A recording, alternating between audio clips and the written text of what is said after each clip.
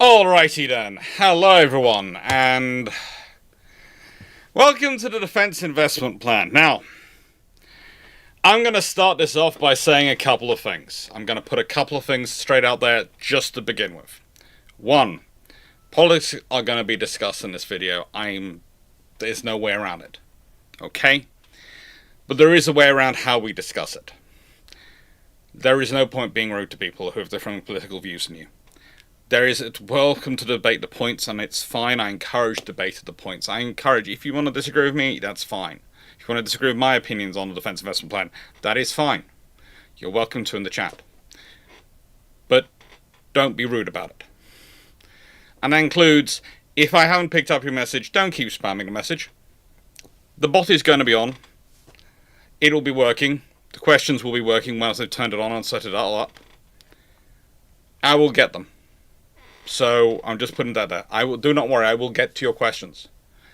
I do not expect this to be a short video. I do not expect this to be one which is going to be over in a couple of hours or even 3 hours. I have a lot of Iron Brew stored behind that curtain. Over there, you can't see it behind this lovely sort of symbol. But I am prepared to drink it all in the pursuit of going through this. Now, also, what should I say we're going to do? We're going to go through this through the full 90 pages of it. So, you might be tempted to put in questions and put forward questions which we haven't reached yet. I would ask you to save questions till we reach that point. Okay? We're going to get through this whole thing. I would also point out that the version which I have in front of you is the fourth version I downloaded from the website, because they've kept retracting it and editing it and changing it. And even though it's the current one, which is, I think is still currently the version up there, and I have currently printed it out and added on my notes and added on lots of notes of previous ones as well, it still has got spelling mistakes in it. It was noted quite appropriately at one point that Battus was described as having 2,700 meters squared area rather than 2,700 square kilometers. They managed to fix it in one position. In another one, they have still got it listed as 2,700 meters squared. So, yeah, there are spelling mistakes. There are other things in here that are going to be interesting. And that is the other point I want to get to before anyone starts to get really worried or wonders why, Alex, why are you not so bored about these things? There is another general election in 2029. There'll be another one by 2034. We have to have an election every 5 years in the UK. So, basically, when Keir Starmer's government, because that's what we currently have that have produced the DIP, produces this defence investment plan and tells you what's going to happen in 10 years from now. In about 4 weeks from now, they have sold the company. They're basically, if you consider they were homeowners, it's handed over to the home ownership of Andy Burnham and his cabinet. It's a change of government. In 4 years' time, who knows in 2029, which is less than 3 years away, in August 2029, just a little over 3 years away, we're going to have a complete change of parliament with another general election. And could have a complete change of government. Again, we might have another change of government between now and then as well. We don't know. So, some of the big things that have been causing a lot of trouble in the Defence Investment Plan, and we're going to get to, they're causing a lot of upset, are things about projections of 10 years ahead. Decisions that are going to be made in 10 years' time. Those are 2 general elections away. Those are goodness knows how many governments away. The answer is they can do nothing. Their words on those subjects are worth nothing. What is worth is what they're going to be spending on in the next 6 months, a year or so, and that's what we're going to really be looking at. We'll look at everything through, we'll see what their proposals are. But the reason I'm not worried about things like them saying they're cancelling the Type 83. The Type 83 is going to be built in the same yard that's building the Type 26 and wasn't ever going to be ordered till the Type 26 program's at the end. At the moment, we haven't even finished the first ones of the 13 we're building. That means that was well over a decade away. Okay? So, Who knows what's going to be by the time we get around to having a slot to build destroyers. When they start talking about things like the Type 45 being taken out of service in 2030s, again, that is a long time away. You know, there is enough time between now and then that the boring but competent party could have finally actually be set up, because we could get so fed up, could win the next general election, and decisions could be being taken by myself and Drakenfell. Which could be both better and more scary, depending on your perspective. Okay? Dr. Freeman, Dr. Dan could be our health minister. That is how long we're talking about. Between now and 2035. So, don't worry too much about the long-term proposals and plans, because they're like every government producer. They produce a 10-year plan. They very rarely ever come to existence. We're not going to get a Navy version of GCAP. Sorry, we're not.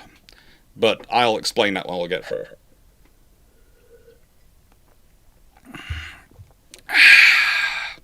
So, well, as many of you will see, it's listed as 81 pages.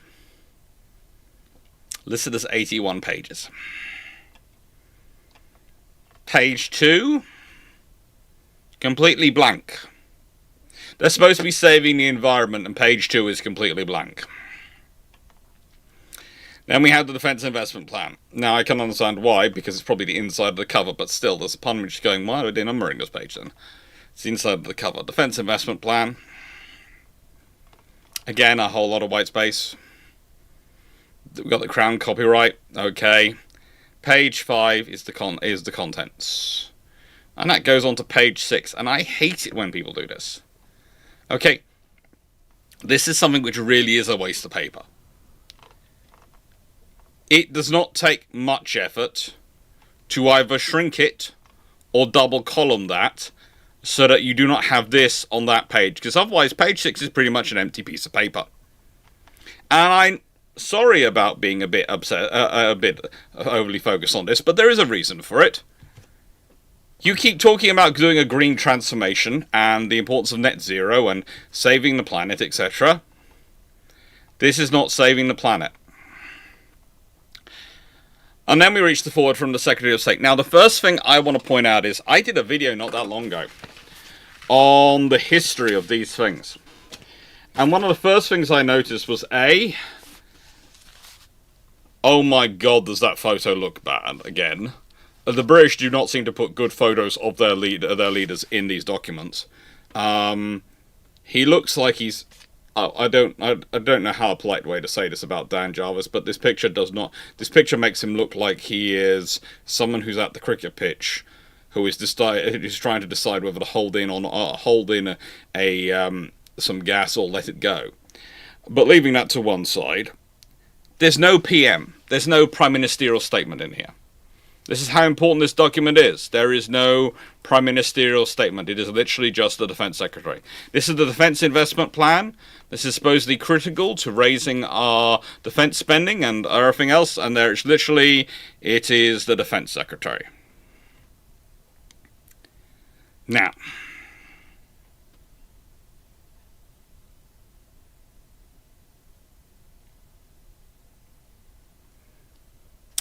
so, there are some interesting things here. The first start off, and the point he really wants to make is, the hard truth is that government inherited a defence programme that was underfunded, overcommitted, and insufficiently attuned to the threats we now face. 47 out of 49 projects were delayed or over budget. Now, I started off with a question. When I first read this, I put in a comment, because I was thinking, oh, hang on, you're going to need to check this. And I did. And of the 47 out of 49, I could find 4 which I could put down to bad project management. The rest were either not funded or had insufficient funding, definitely. They had suffered from mission creep or scope creep, as it seems to be called a lot, and that more often than not came down to the political level and decisions being taken by ministers than it came down to the work of the civil servants or the uniformed professionals. Now, the uniformed professionals and the civil servants weren't blameless in this. They were not. They're the ones putting the options in front of the ministers. But decisions were taken by the ministers. Now, you could go, well, you know, they shouldn't have put the statement, the question in front of the minister. But the whole point of democracy is you're supposed to put the questions on these things in front of the elected official. But the elected official is also supposed to go, no, I want this delivered, or is this really necessary? They didn't. And I'm just going to quickly say hello to all the people, because a lot of people turned up and said hello to me in the chat. Hello, Steve. Hello, Stephen. Hello, Knight. Hello, Malaga. Hello, everyone. Jerk. Hello, everyone who's in there. Kevin. Goodness gracious. Volunteer Peralta Sullivan. Pred. Hello. Goodness gracious me. There's a lot of people here. Lions. Saneed. Hello, everyone. Hello, everyone in the chat. Hello, Runon. Hello, Inkjo.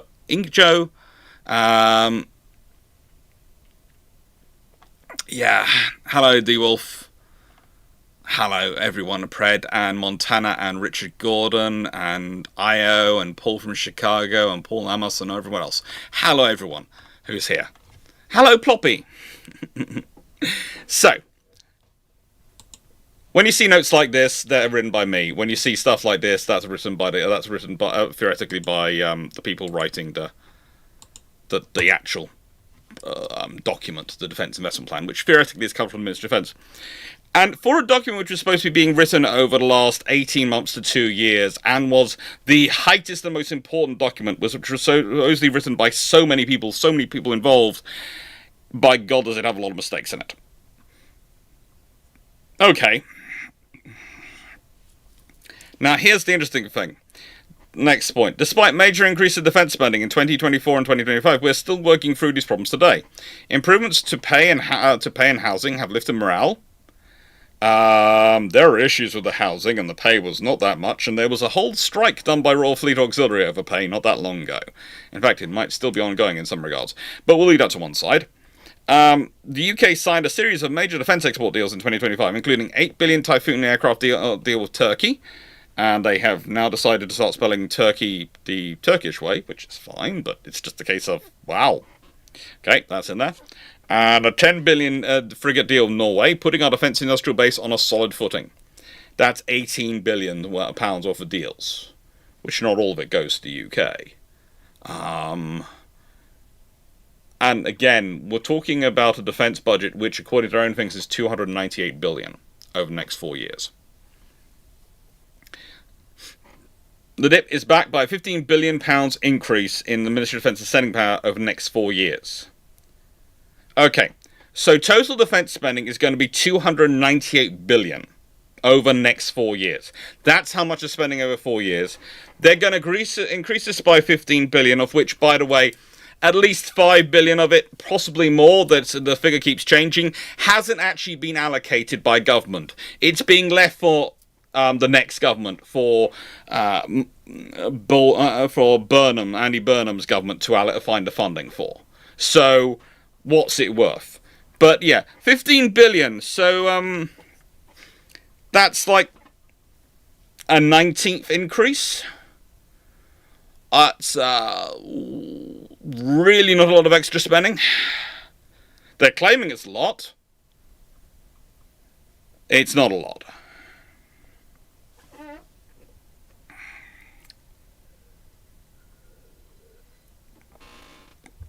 Now, are they doing more than the previous government? It's hard to argue against that because there are the facts, and they are. They are doing more than the previous. Are they doing enough? Is Britain's spending matching its commitments? No. I can tell you that before we even get any further. And there is a question session at various points. I'm going to start taking questions. Basically, about every 40 minutes, I'm going to break to take questions.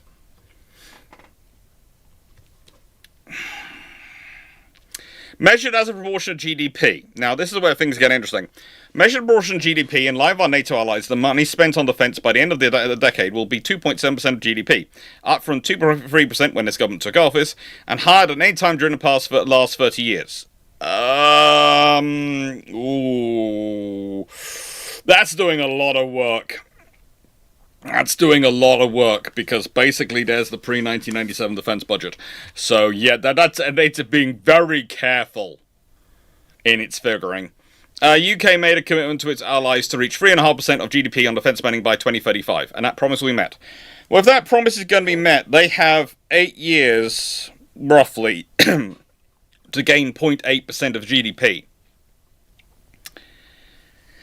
And so far, they have managed to get to 2.7%, they claim.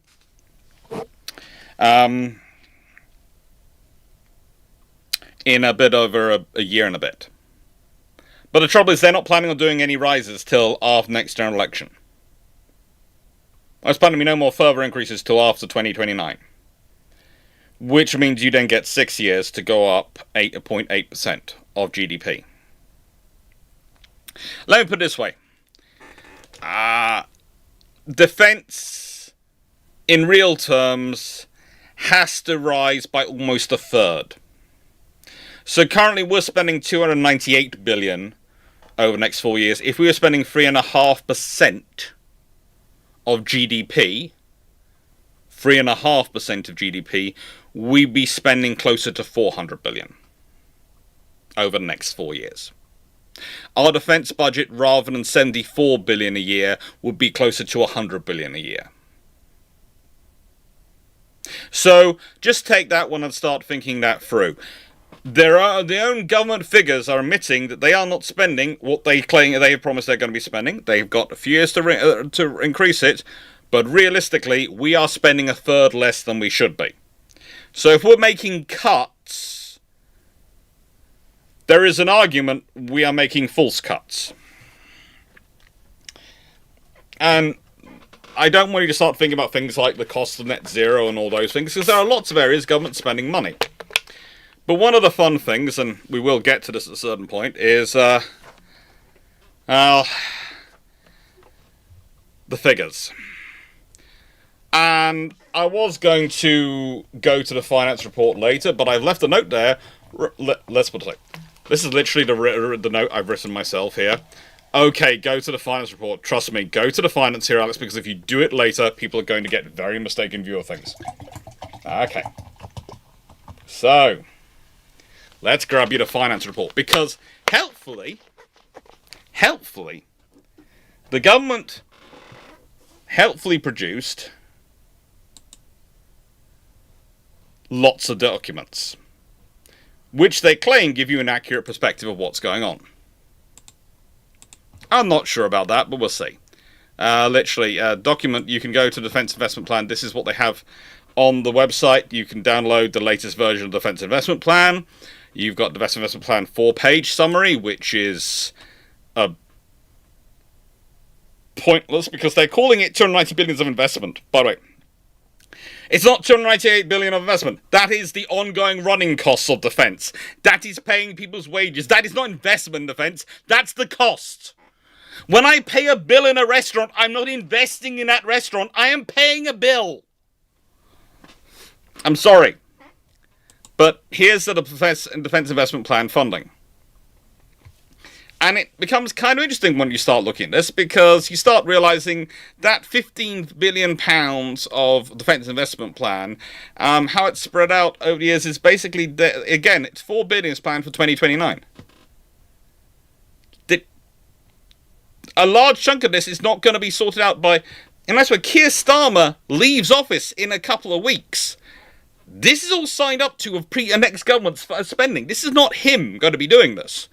So we have to, hope that they keep to this at least. But then you start looking at where the funding is coming from. Okay. Reduce departmental capital budgets by 1%.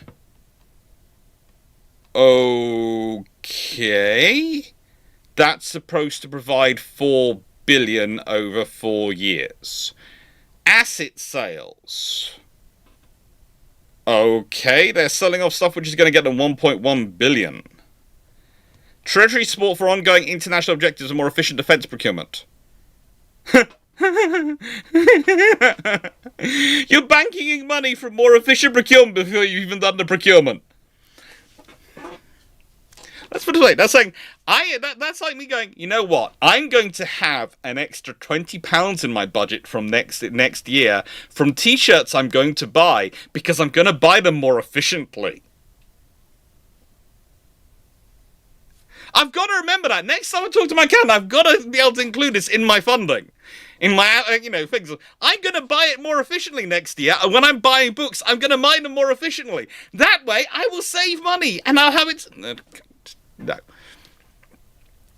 Because, of course, defense is well known for being one of those predictable circumstances where you know exactly what's going to happen. So you can do long-term procurement of lots and lots of things and buy them at the cheapest and best time.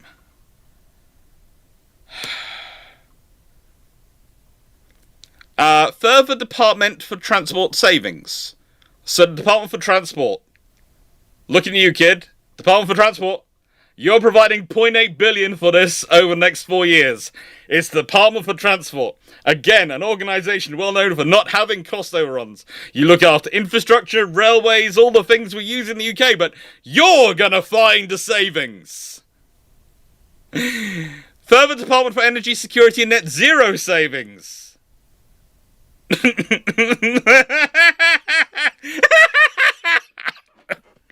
Good. God. Yeah.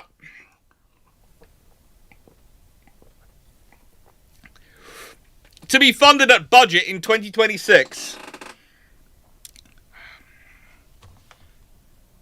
4.7 billion.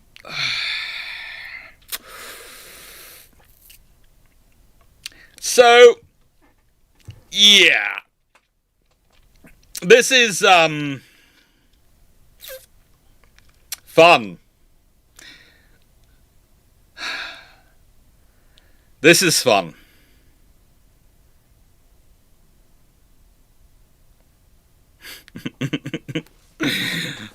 This is what we've got making defense policy in the UK, okay? And yeah, I'm not getting into the rest of this. I'm going through the full 81 pages. This does not help. And yeah, there is a phrase which I've got coming up where they say about what they're supporting for veterans, and the point I make, and I please want to remember, is if you have to shout from the rooftops that we support veterans, you probably don't. It's kind of like when you have to tell people you're the king. If you have to go around telling everyone you're the king, you're no king. People should know. If you have to tell people as a government of a country that you support your veterans, they probably don't believe you do. And that's more of a problem than anything else.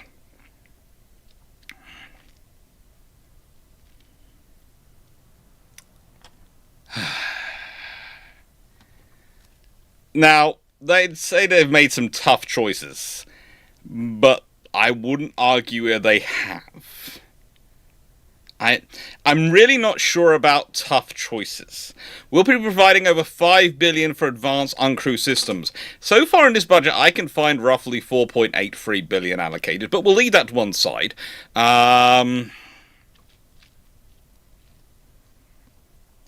This is gonna be a fun time.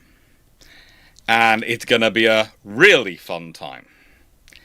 Now, you'll notice throughout bits I have highlighted some bits so I can link sections together, but yeah.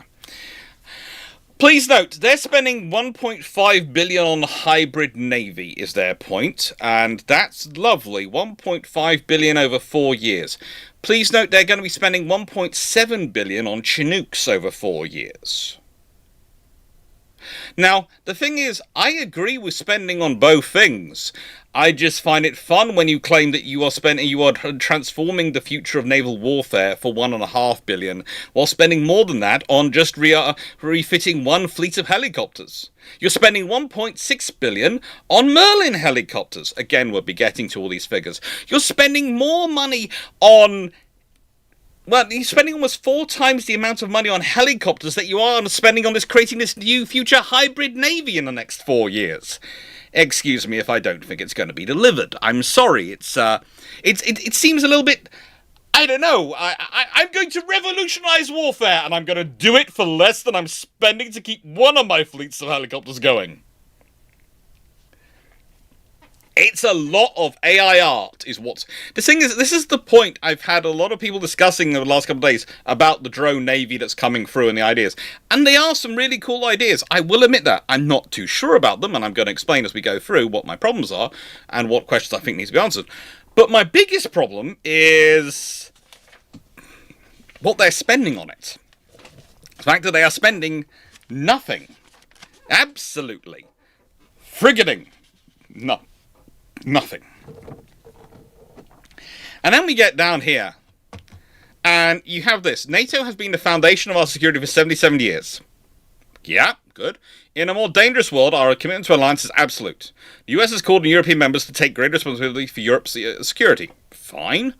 UK will support this objective by bolstering NATO's deterrence and defense to counter Russia's growing aggression. This plan provides significant funding to renew our nuclear deterrent, the ultimate guarantor of UK security, and to purchase F-35As and join NATO's dual-capable aircraft nuclear mission. We are purchasing 12 aircraft. 12. Consider even if you're charitable and you give them a 66% availability rating, that's going to be 8 available aircraft. That's going to make a big difference. 8 F-35As is going to really spin the tide. But here's the other problem, okay? So the British have the F-35B as our main aircraft, and we've been buying most of them because that helps with our carriers and our strike role and all the other things. The A's are going to be taken, instead of B's, we're buying A's, and they're going to be for some of the conversion training, etc. So there's going to be a training squadron, which is going to have a constant go-through of pilots, who are also going to be dual-rolled as being a nuclear strike squadron, which is a role which famously doesn't require much training or proficiency checks, does it? Oh, no, it does. And we're only going to have 12 of them out of a whole wider group of aircraft, which are all going to be F-35Bs. And by the way, the thing is, when you only have 12, it becomes very interesting because the very fact you have to buy stuff which is slightly different from the A's from the B's, because whilst there is commonality, there isn't 100% commonality. And there's also the fact that the B's, the coating, etc., and the stuff they have the Predator on is which we've got for the vast majority of aircraft, is the stuff which is for saltwater operations, because they are supposed to operate from our carriers quite often, and the A's don't use that similar coating. I think there's some difference in the coating. Again, this is one of the things which is interesting when you start reading the National Audit Office's report and various other reports come in. They start getting very weird over this subject, and they don't want to get into it because it's probably some form of classified, but you sit there and you go through it and go, yeah, it's fun. It's going to be expensive. It's going to be expensive. And also, please note, we are not buying our own dumb drop nuclear weapons as part of this. They're going to be from the American stockpile, which is supplied to NATO. So, we're not going to be providing the nukes. We're going to be potentially providing the aircraft. That's going to add on to the burden of those aircraft, which was going to be a training squadron. And by the way, when we were getting those 12 aircraft, they were going to be for a training squadron anyway, as for the F-35Bs, because we needed them for that. They were important enough in that role, they were going to be got anyway. Adding this in, look, if they turned around and said they wanted to start up an extra squadron and buy extra F-35As and extra F-35s, A's, and set up a wing, I'd have looked at them and gone, why aren't you buying C's? They're the longer range strike variant, and that's fine. That makes sense. I will support that. But they won't do that because that would be a threat to Tempest, politically and diplomatically. So they've done this, and I am... Look, I'm not sold it's actually going to be a helpful figure. I think it's the greatest example of tokenism going on. Because if you're buying enough, okay, 24, 36 aircraft would be enough. 48 aircraft would be preferable. And still combine the same number of Bs, I would be perfectly happy. I have no qualms about it. My qualms is the way we're tokenizing and mucking it up. I just see it as a whole lot of expense you don't need.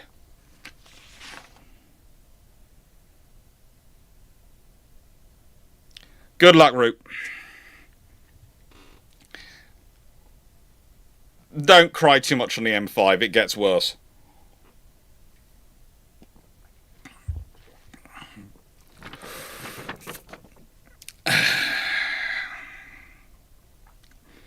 And then you have this section. They've been talking a lot about British industry. If we fight together, then we should build together. We will accelerate deep precision strike weapons and close artillery, support artillery with Germany. And we will seek to build and create a new amphibious combined fleet with the Netherlands. We always used to have one. By the way, that's a program which we've opted in and out of twice. We are also inviting more joint expeditionary force nations to join our Northern Navy's initiative to build our hybrid capabilities together.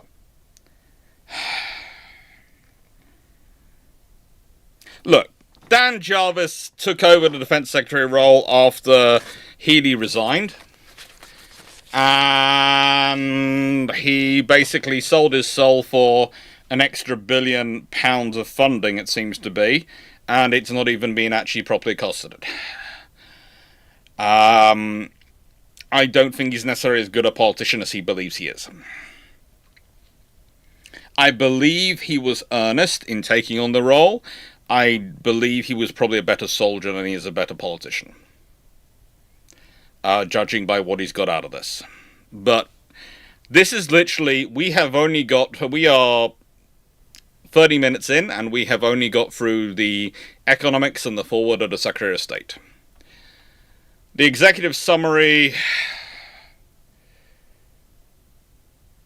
well, I hate to say this, but there is this classic boilerplate paragraph here. In this new era of rising threats and rising demands on defence, we need a new era for defence investment. And this is what this plan delivers. This is the first duty of this government, to provide our armed forces with what they need to keep our country and our citizens safe. You know you're underfunding to the tune over the next 4 years of £100 billion. You're making a big fuss over a £15 billion investment. You were originally promising and supposed to be supplying £28 billion, so a little over half what you were originally promising, which still wouldn't have been enough. Yeah.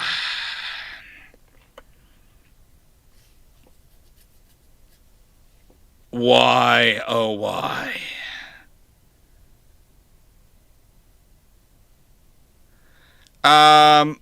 Top prop 20.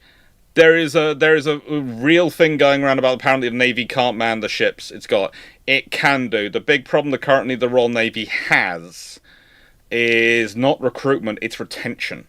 And retention is due to the housing problems, because we have noticed that most of the people leaving at a key point in their careers are leaving when they're married, they have kids, and they don't want to continue living in armed forces housing. The problem the British Armed Forces have, especially in terms of crew numbers, in terms of personnel, is not recruitment. Recruitment is actually doing quite well. Not as good as we'd like it to be, but it's doing quite well. The big problem is actually retention. And that's why the news about housing, etc., and all these things is an issue. And yeah, NATO squadrons, there are various squadron figures for how many airframes are supposed to be in a squadron. The British usually try and skate by with 12 at the moment. We used to enforce 18 and 24 in previous times. It's a fun thing. And, yeah.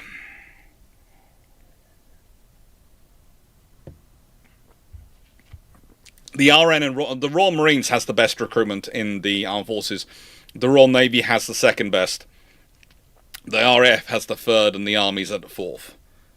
And yeah, uncrewed ships still require a bunch of people ashore, by the way. They worked out that for every uncrewed ship, you're going to need about 40 people ashore watching it, and probably extra personnel aboard the local crewed ships to be act as extra maintenance teams. It might actually end up costing more in personnel than the crewed ships. Because the uncrewed ships only mean there aren't crew present aboard as a rule. It doesn't mean there aren't people involved watching it. And once you add in all the specialties, you need the weapons engineers, the engineering engineers, the communication, the specialists, etc., and the other things watching it. Suddenly issues start to build up. It's quite a gloriously fun thing to watch. It's basically, oh God, oh God, we didn't think this through, did we? Now, This is why it's kind of interesting when you see this one as going restoring morale and fixing recruitment. Free and above inflation pay rises. Okay. And a generational renewal of military housing backed by $9 billion over the next 10 years on our defence housing strategy, with 9 in 10 military homes upgraded or modernised. A new defence housing service will put forces families first, new property standards, and accelerated delivery of new homes on the surplus defence land. Defence is supporting its people who are central to delivering the transformation of the armed forces. Now, here's the interesting thing. Some of those sales, by the way, of Ministry of Defence land is land that's being theoretically sold by the Ministry of Defence to the Defence Housing Team to build houses on it for defence personnel. But that's apparently generating money. One government department selling it to one other government department is apparently generating money somehow for the Ministry of Defence. I have no idea. If you're confused, I'm confused. I'm sitting there listening to going, so basically you're paying past the parcel with money, but in a department, and according to your budget, that's generating a profit somehow. Yes. Is it because you get to spend that £1 billion twice? Yes. But think about all the people you're employing to actually... Couldn't you just transfer it without... I don't get me started. It's nuts as anything.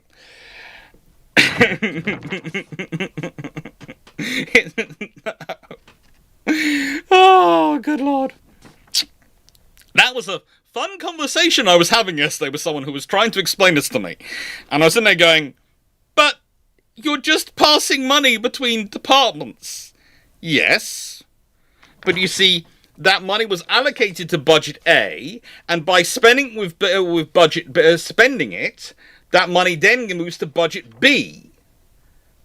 Why didn't you just put the money in budget B in the first place and just hand the land over and sign it? No, we couldn't do that.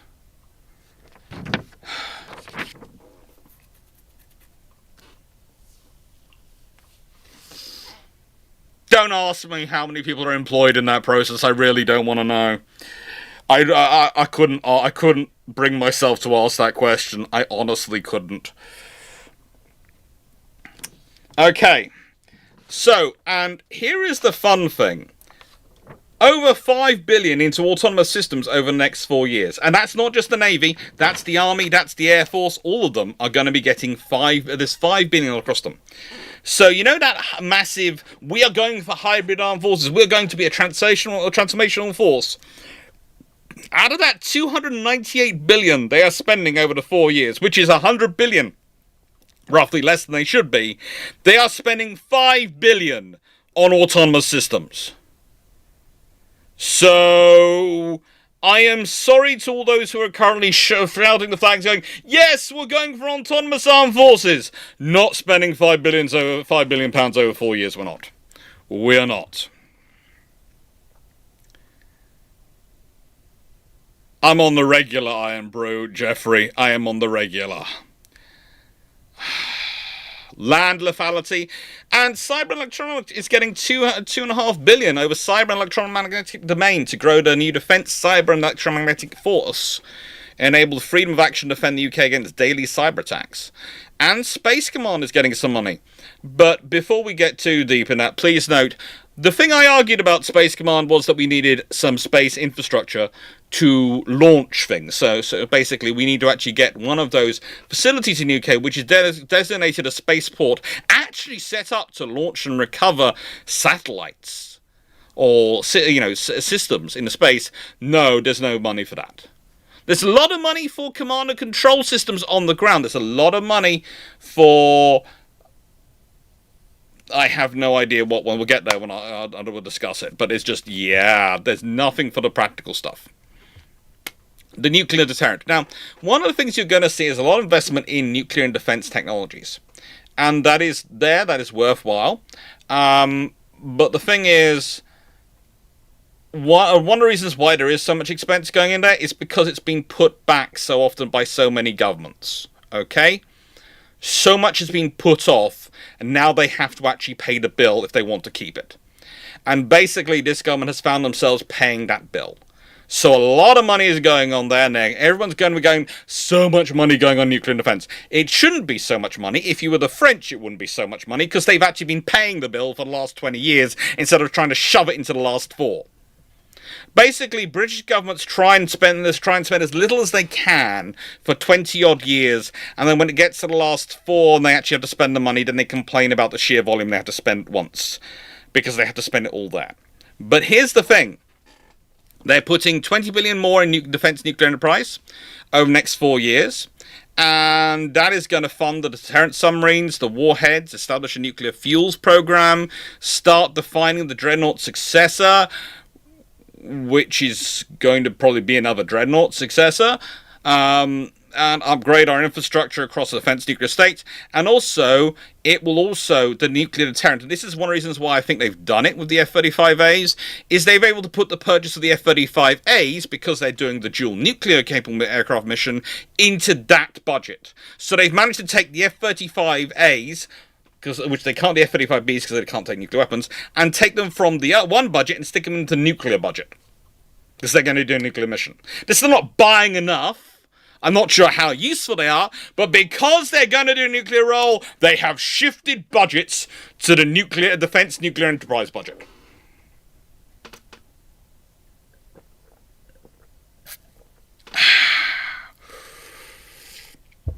Right. It is roughly 40 minutes, but I'm going to get to the end of this section before I open up the questions. Supporting veterans. Yeah, we'll get to that. I've got a whole section later on in this whole thing. Once we get through this, and that's even more. But here's the fun thing I find: innovation, AI, and quantum. 1.6 billion investment in UK defence innovation over the next 4 years will accelerate development, scaling, and adoption of advanced and dual-use technologies across defence. This includes embedding and expanding AI and quantum across the armed forces, from GCAP, Collaborative Combat Aircraft, that's CCAs, autonomous fighter jets, and Project Asgard to the hybrid navy, supported by a new 200 million investment in Task Force RAID, AI Investment Fund, and Project Frontier.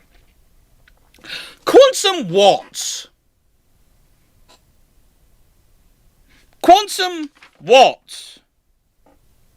Okay? I don't want to sound like I'm an evil person, but quantum what? Are we talking quantum computing? Are we talking quantum elastic bands? Quantum is a word, not an actual descriptor. This is a buzzword paragraph, and frankly, I would like to see more in discussion to actually make sense of it. And when we get to the actual section, trust me, it doesn't provide any more illumination.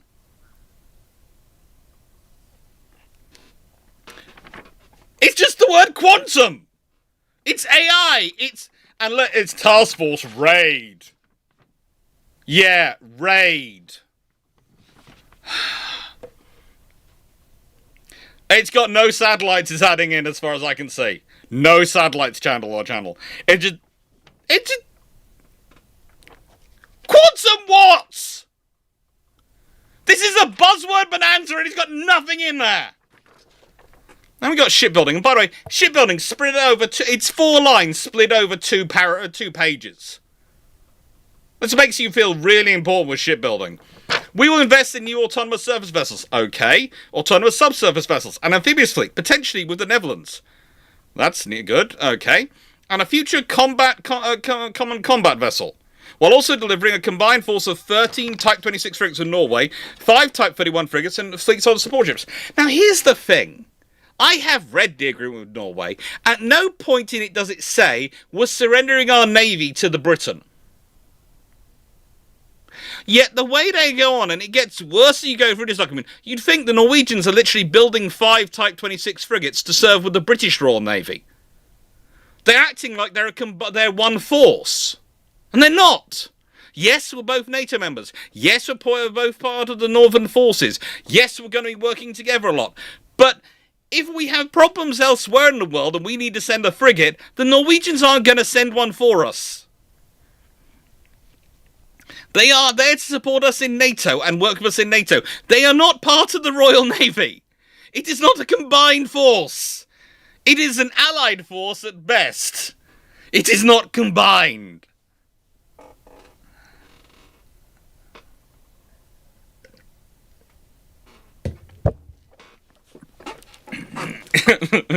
Top prop. Top prop 20. Quantum AI sustainable green game changer. Their report complete.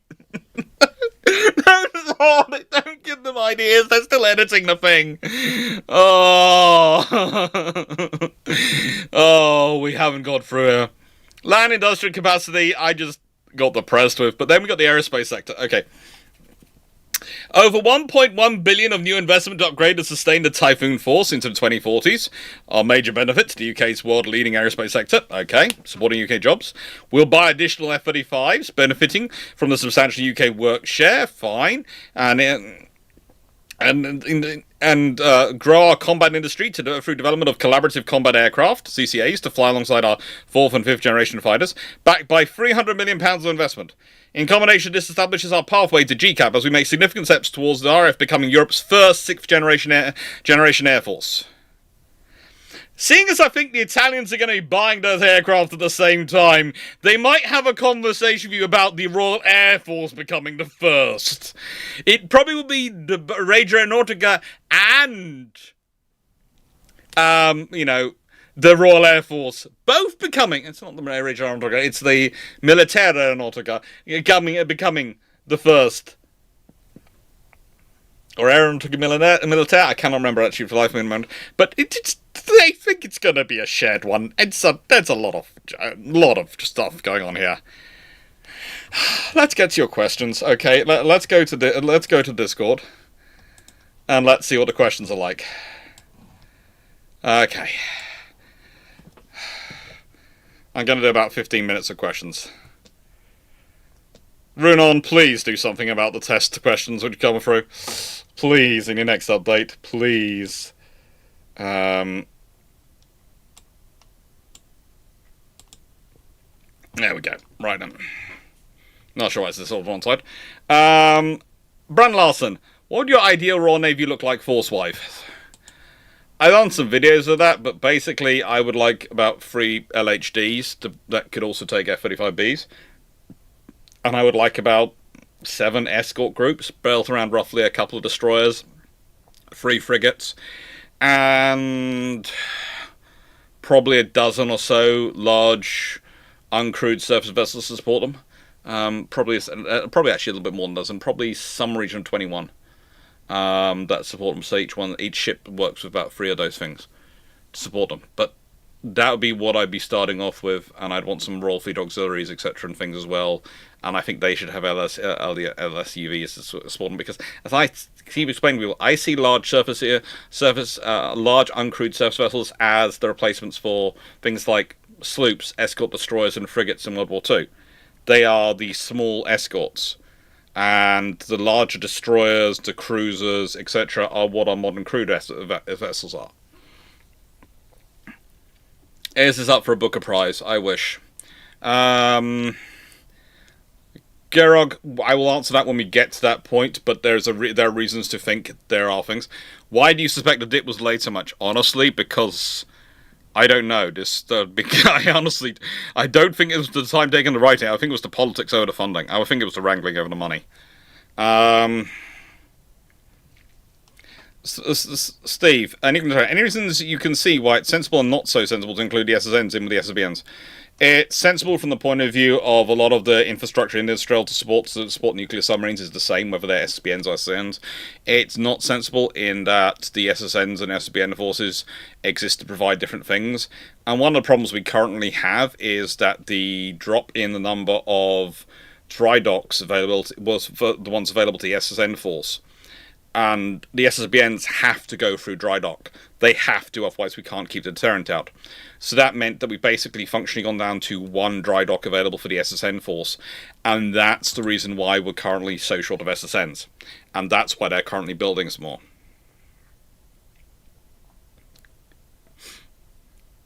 No, it's JCRT 66. It's Drac who wants to bring Warspite back. I'm more worried that we're bringing Warspite back as a ballistic missile submarine.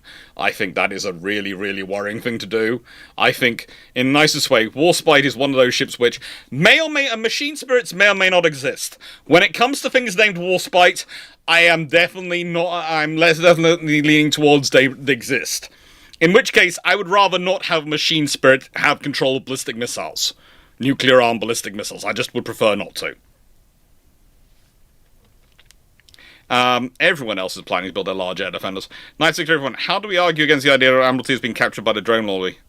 I don't think the Admiralty has. I think it's the Ministry of Defence and the politicians who have been at the moment, but we'll soon read why. What is your favourite guided missile frigate? Ooh. Quite like the Megamis, but my favourite frigate at the moment... Quite like the Canadian version of Type 26. But for current frigates in service, it would probably be the Italian Frems. I prefer them to their French counterparts. Sorry, just do. Yeah, most people agree. SSBN Warspite, not good idea. And yes, SSN Warspite did ram a Soviet submarine, a Soviet SSN as well. It's one of those names which goes on in history as, it has a personality. I don't want something with a personality in charge of nuclear weapons. Kenray, why does it require a specialized CCV ship to manage drones? That is a whole debate. We're going to be building that capability of drone management to manage them into the Type 26s, into the Type 31s. We're going to be adding them in retroactively. And they would have going to be part of the Type 83 from the get-go.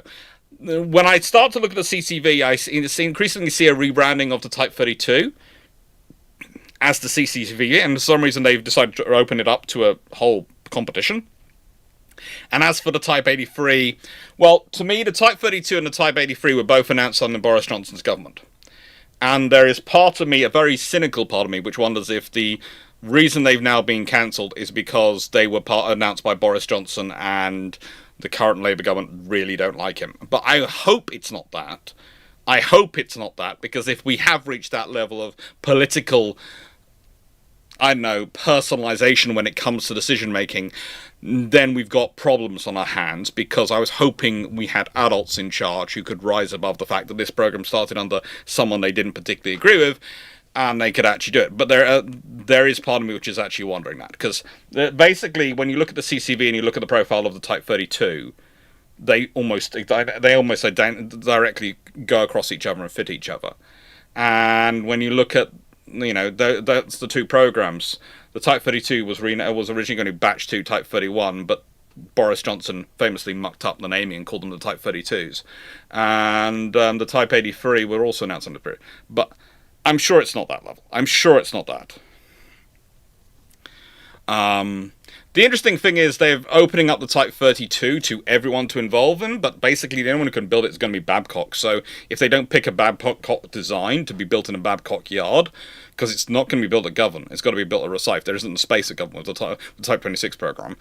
Then they're going to be in trouble. We'll get to this. As I said before, I'll get to question when the topics are coming up further on. I'm not going to answer the question before we get to them, because we're going to discuss that then. It's just going to become too repetitive and constantly cycling backwards and forwards. I think the new admin will change things. I honestly do. No, Steve, I don't think they have been the idea they must pay back its investment in the lifetime of Parliament. We're at page 11 at the moment, Steve, so I am not going to talk about page 15. Hey, Brother Monroe. Is there a... Thanks for watching. I saw your video. It's cool. Is there a use case for air-launched nuclear weapons for the RAF? There is if they have sufficient numbers of aircraft. This is my main point. If they're just having 12 aircraft, it's not... Fourth generation, if I'm being nice, they're going to have 8 aircraft available. The odds are they'll have 6. The odds are you'll be looking at 6 aircraft, maybe even as little as 4 aircraft available at any one point, considering how busy that squadron is going to normally be, to actually be available for the role. And even if they have got air-launched cruise missile nukes, that's like what they carry 2 each.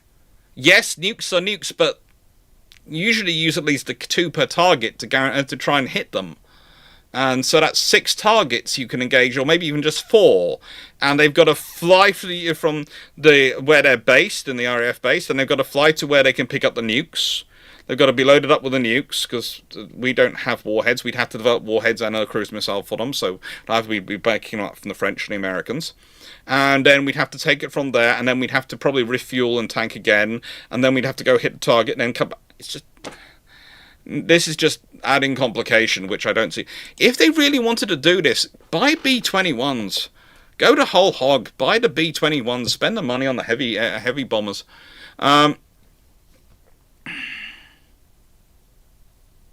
Honestly, at the moment, Monroe, the fact is the budget allocated for it, I don't think is enough to purchase anything. When we actually see a decent budget allocated to it, we can work out. But the Daywin Enforcer is an option, but there's got to be something. And that's the problem. They just haven't allocated virtually any budget to it.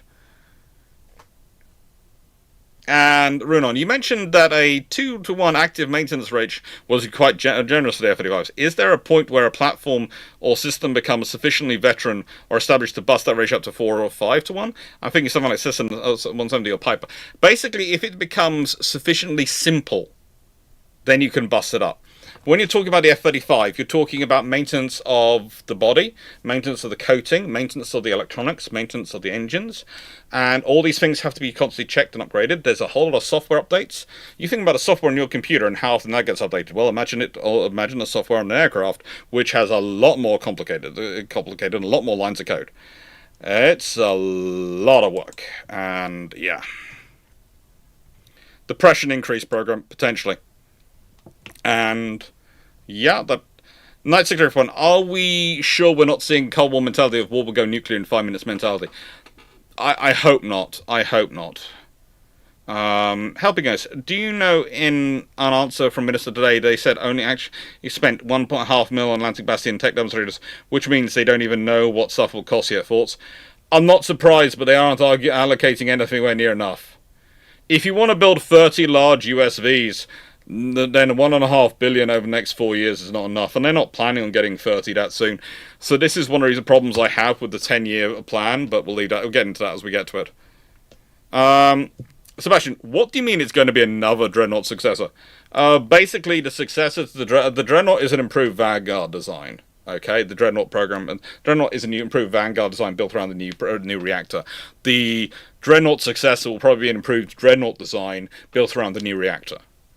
Why? Because that's the most cost-efficient, least problematic way to deliver it. And until we get to the point where either ballistic missile submarines aren't the thing we're using for deterrence, they're going to be what we'll be replaced it with, because Britain doesn't have really the landmass to hide land-based and ballistic missiles or to properly secure them. In the UK, we could do it, but it's going to create a huge amount of trouble.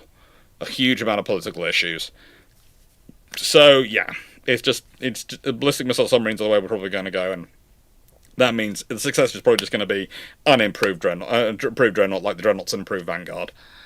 Sinead, why purchase into the NATO DCA mission? We already have a deterrent. Yeah. Nuclear is part of the DEF budget, and its known label hates subs wants rid of them. Is this the first time? Potentially, you could argue it is, but if it is, it's the most pitiful step. It really is. It's maybe creating another option on the nuclear triad for the UK. It's maybe the RAF getting back in the game, but I honestly don't think it's much. My suspicion is because, again, you remember, these aircraft are just about to potentially be ordered by the end of this Parliament. They're not going to be ordered now, they'll be ordered by the end of this Parliament. So, whichever government's in power then, they might not be ordered to the next Parliament, which will be after 2029. They're not going to be taken delivery of till the 2030s, and stood up till then. This whole thing might cease to be a thing in the next couple of months or years. Paul Amos, 1962. Why does the DIP consider having F-35A as a nuclear strike force when for the past 40 years they said that it was safe for crews to just hit on water? Then, yeah, it's them trying to jump. There's also the idea that you can use weapons like that as a deterrent by actually doing a strike. You carry out a tactical nuclear strike to show your intent, to show your level of preparation. I don't agree with tactical nuclear strikes. To my mind, that's just going to hasten up with you getting the strategic nukes involved.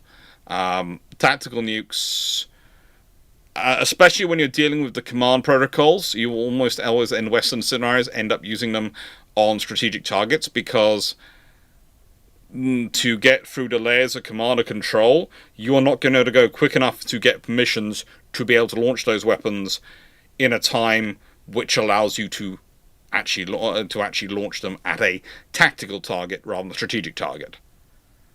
But yeah, it's fun.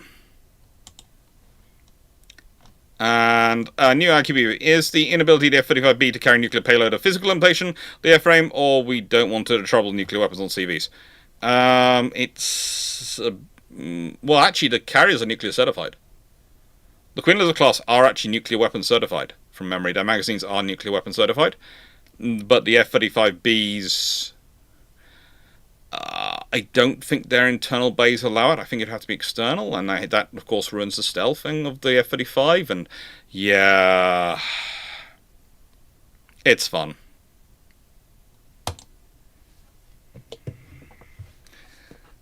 How many liters of Iron Brew have you drunk so far?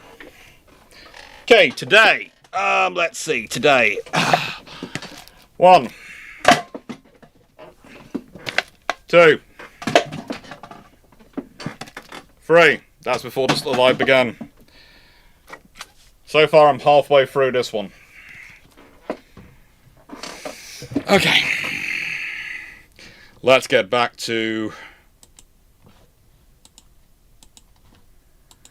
this lovely document.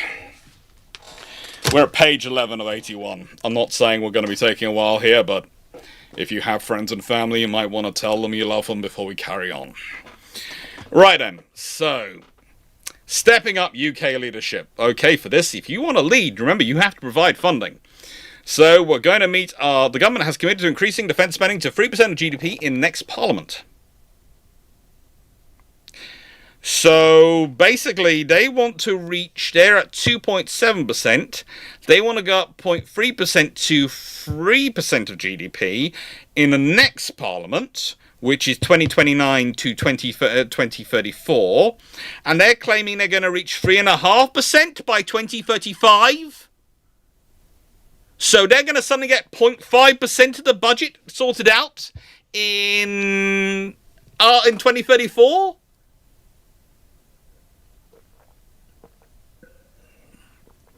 It's not sugar-free Iron Brew.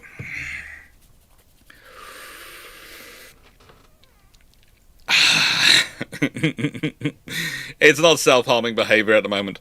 It could be self-harming, but it's not that bad today. It's just a lot. It's been a lot of stuff getting through this, and I plan on going cold turkey on the Iron Brew for a couple of days after this. So don't worry. Replenishing munitions. 11.1 billion on munitions and weapons to increase UK stockpile. Okay, so we're putting twice as much on munitions as we are on the hybrid weapon systems. That's fine. Makes sense. Integrated air and missile defense. Now, this is where things start to get interesting. Because remember, there's been an announcement that don't worry, whilst it's 2 general elections, multiple governments away, the Type 45s are going to be retired in 2035. But don't worry, they're spending $790 million to enhance UK homeland overseas bases from air, drone, missile threats. And this is going to include directed energy weapons, upgrading Sea Viper for our Type 45 destroyers, and building a new integrated air, space and missile defense operations center.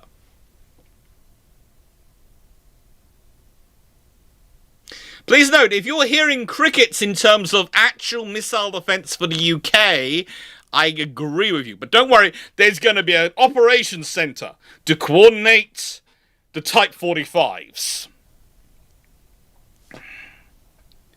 We're going to buy new radars and sensors as well, and some short-range counter-drone systems. Yeah. Yeah.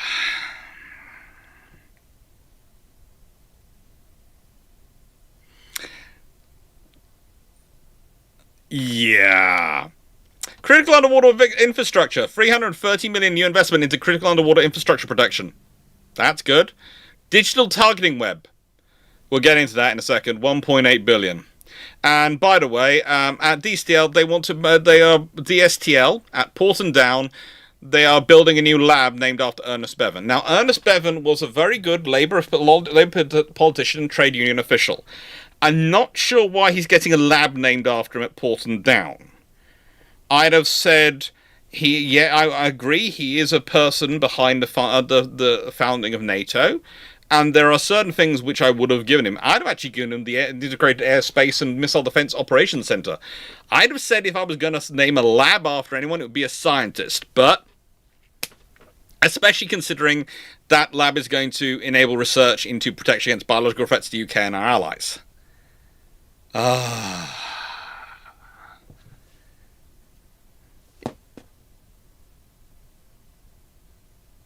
Brett, no.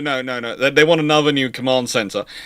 Look, what I have learnt from dealing with Royal Navy officers is that currently when they're at sea in waters around the UK, they may or may not have about 4 or 5 different people who claim they're in charge of them.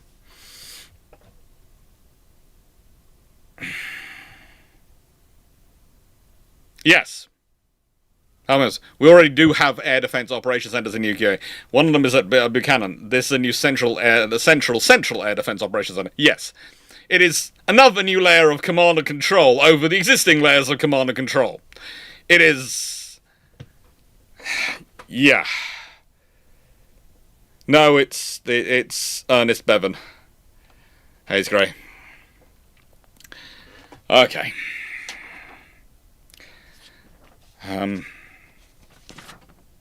Oh, there's page 10. Alright. So.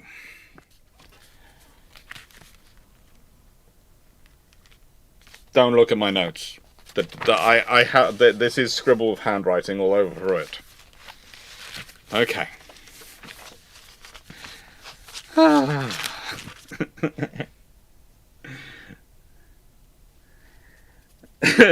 Engaging strategy. Question: is any of this new command and control infrastructure going to be buried in deep bunkers, or is it all going to be in regular buildings on the surface? Because I'm betting on number 2. So am I, but we'll leave that to one side. This is the actual defense investment line. Actually, this is it. Printed out. Okay. So, point 1, basically a whole load of gumph. It's word salad. DIP provides a unique opportunity. It's more political word salad. Now, point 3. The SDSR is a 10-year blueprint for national security.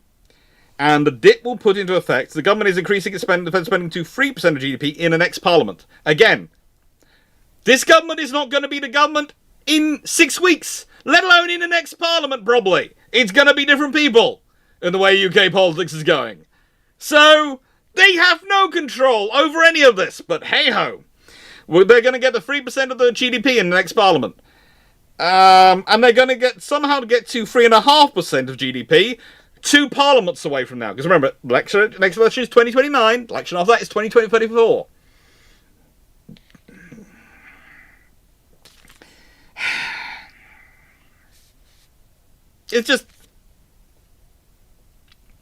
It's fun. And then you get to point 5. This government is committed to a fundamental reset in the financial management in the MOD, building on wide-ranging reform on how defence operates that was set out in the SDR and is already being implemented. This includes simplified and more streamlined financial accountability within the 4 areas of defence. Okay. Underpinned by clear responsibilities and budgets, the area budget holders are accountable to the Permanent Secretary as Principal Accounting Officer on financial matters. The ring fence for nuclear spending established in 2023 remains in place, with the Chief of Defence Nuclear as Additional Accounting Officer for this budget line. MOD will be required to provide an annual delivery update against this plan, reporting on progress and changes in financial investment plans, which will be reported to Parliament annually before summer recess. Why before the summer recess? Well, let me tell you, if they report it before the summer recess, then the other MPs can't deal with it till they get back in work till autumn. Here's the thing. If you're doing proper accounting, you do not report something before people go off on their summer holidays. You report it, I don't know, in springtime or in autumn statement when you're making the budget spending. There are lots of times when you can report it. But you don't report it before people going off on their summer holidays. It sounds like, yes, we're going to be making an annual report. Yes, whilst everyone's packing their buckets and spades. The first of these will be published in July 2027. I'll look forward to it. I will be watching. I might even set a calendar for it. And who knows, I might have fun with a video. But still, I doubt it will have any frigating impact, because everyone will be just about to get onto their easy jet flights to their rendezvous in Spain for a few weeks of peace.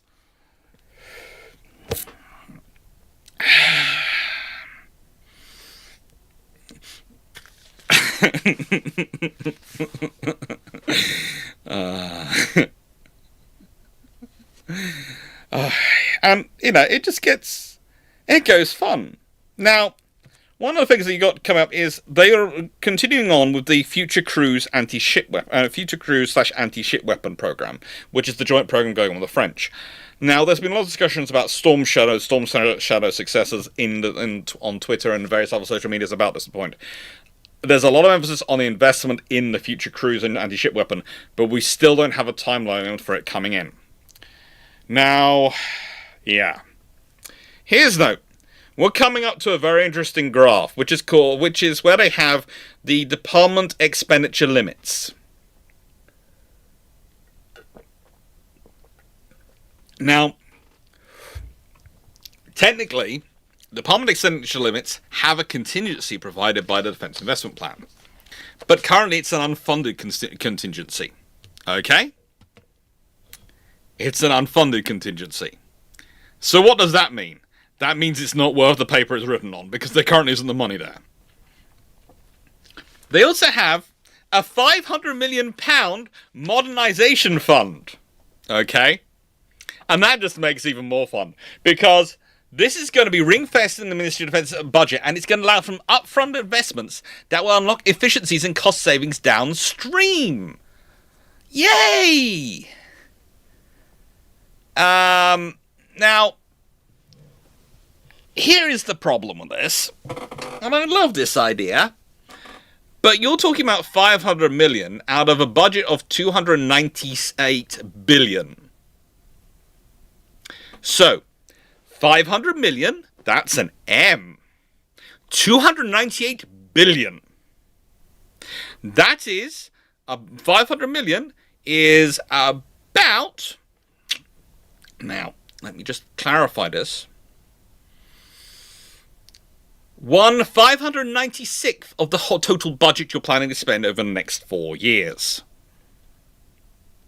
If you're planning on doing upfront costs, and you're listing these as civil service exit costs, process streamlining, contract breakage costs, and modernizing systems, I have a feeling that if you were doing this properly, you're quickly going to find 500 million isn't enough money to be doing this with. So, yeah.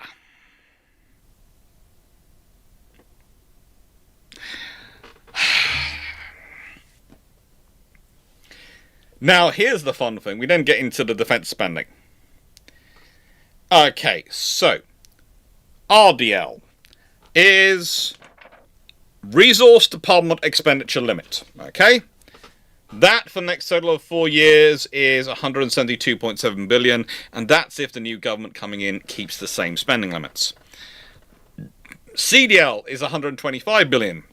Total department expenditure limit is 297.7 billion. Now, remember, I keep saying 298 billion. That's actually the actual figure is 300 million less than that. Okay?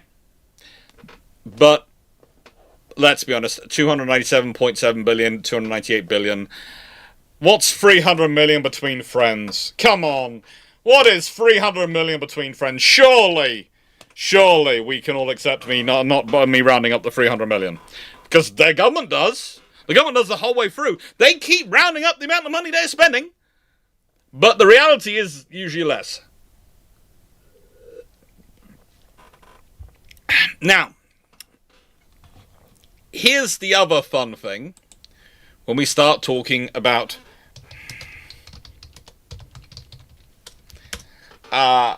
defense spending as a percentage of GDP. Now, I'm going to use that famously biased against the British government organisation known as the World Bank. Okay? They have a data site which does include the defense spending as a percentage of GDP since 1960.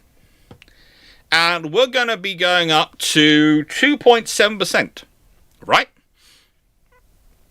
Now, the point they're making is that this is higher than any time in the last 30 years of the end of the decade. And realistically it is, because in 2009 we reached 2.6%. 2009 we were at 2.6. And in 1996 we were at 2.7%. So quite literally 30 years ago, we have got back to the funding level we were at in 1996 and 1997, roughly, with 2.7%. In 1995, we had 2.9%, and in 1994, we were at 3.4%. So if we get back to 3.5%, we'll have got back to where we were in 1993, 1994. And yes, if people want, I will put the link to that particular website in the chat, so everyone can go and see it. So in simple terms, yeah, they're making a lot of claims. They've got a pretty graph. They have a pretty graph.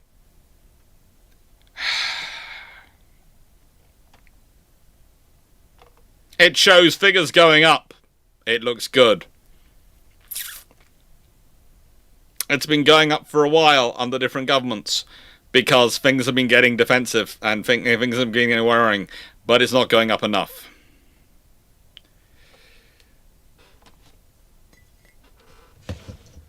Hey, it's great. No, don't worry about my blood pressure. My blood pressure at the moment is fine. Disturbingly enough, yeah. My heart rate's a mere 96 beats a minute. I'm doing alright. It's been fine. My resting heart rate, I have to admit, recently got down to 61 beats a minute before I was doing this. Last 3 days have been fun, but I'm taking tomorrow off. I'm taking. I'm going. Well, I've got consultancy in the afternoon, but in the morning I'm going to take the dog for a very long walk.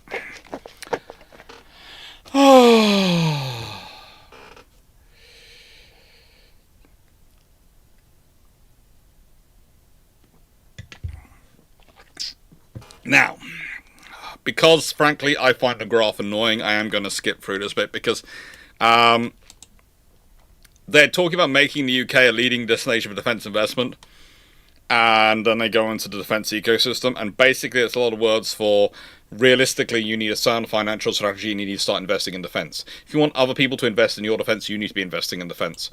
And they keep talking about trying to get other people to invest in defence without actually doing that. It's a load of silliness. It is absolutely silly. A lot of this stuff is stuff which has also been put out for ages, and we are also working closely with the Treasury and with Finland, Netherlands, and other like-minded allies on the establishment of a multilateral defence mechanism. This independent and international financial institution will address our collective challenges in defence procurement by aggregating demand through procurement to achieve better value for money. We're going to try and get more people involved and hopefully reach a consensus about what buying.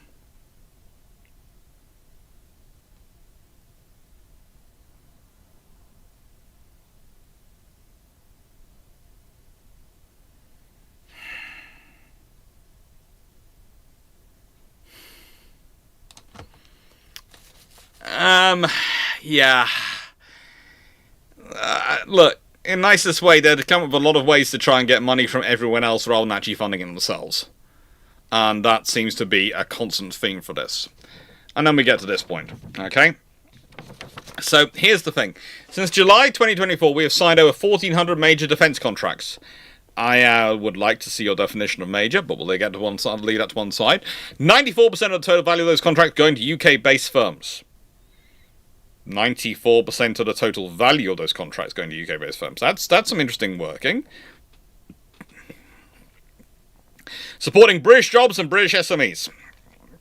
So between sites in South Yorkshire and the Western Midlands, we have brought the artillery manufacturing back to Britain for the first time in a generation. In Barrow, we have created significant numbers of jobs since the last election in submarine building.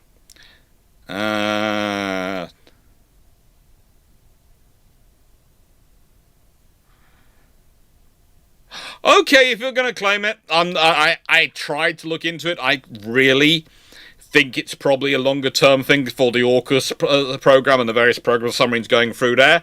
And the fact that the jobs have been recruited since then is just incidental that you've been around as government. But okay, fine, you can claim it. I'm not going to get into this one of you. I'm not going to fight that one out. And Shotton shipyards on the Clyde will be full for years to come, thanks to our historic frigate deal with Norway. Okay. What about Rosyth? You're talking about the Clyde here, but what about Rosyth? The other shipyard that's building in Scotland. The one that's building the Type 31s at the moment, you know? It's where we send our aircraft carriers to be refitted and dry docked. It's a kind of an important place for us for strategically. Why is it not getting a mention here? A refreshed combat air strategy will demonstrate the UK's commitment to world-leading aerospace sector for at least another 50 years, and protect the nation and enhance national prosperity through aerospace partnerships and exports. And by the way, if you want me to have some real fun, if I type in Rosyth, there are 0 mentions of Rosyth in this document. Not once does it mention Rosyth. Okay? Not once.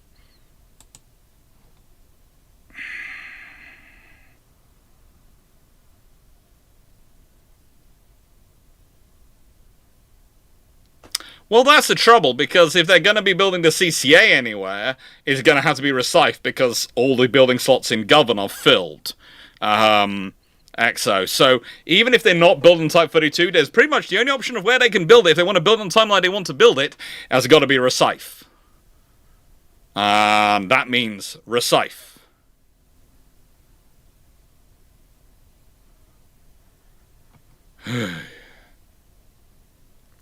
So, which basically, by the way, one of the other phrases which we're using to describe the Type 32, actually I found this out the other day, is the CCA, was the common, the CCA. It was it. It was its role.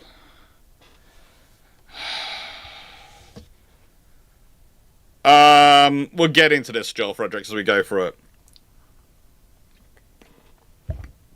Partnership with industries. And one of the things I do love about this document is that they've made it as interactive as possible. And you can open up links and you go, yay, we've got this, and it's been published, and you can go see our lovely document. By the way, the reason they've got a quote from Brigadier Tony Lambert rather than the head of UK Artillery is because the head of UK Artillery is basically complaining all the time they aren't giving them enough guns.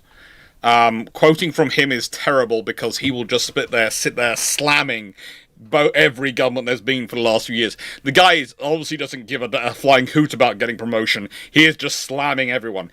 If you want to track down, I forget his name now, but if you want to track down the brigadier who's in charge of UK artillery forces and find his quotes, the guy is scathing. He is absolutely going for blood. It is fun to read. But let's put it this way, the government are doing everything they can not to quote him and not to give him airtime because he is just being rude to everyone.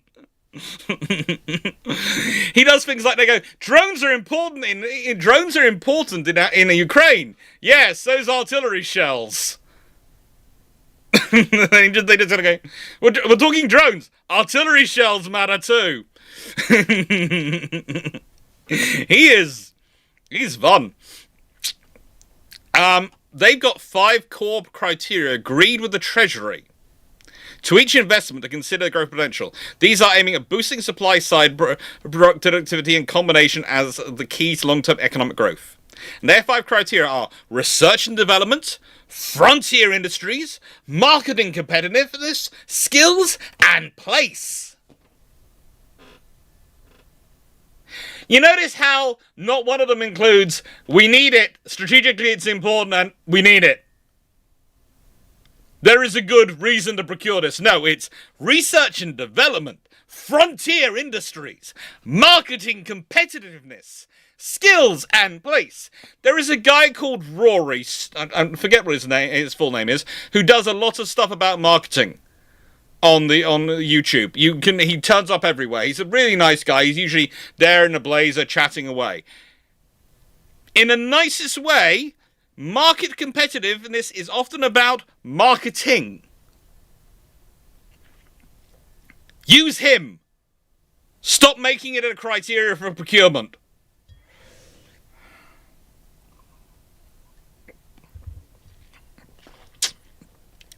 Who woke up, Nightbot? Who woke up, Nightbot? Be honest. Helping, guys. You woke up, Nightbot.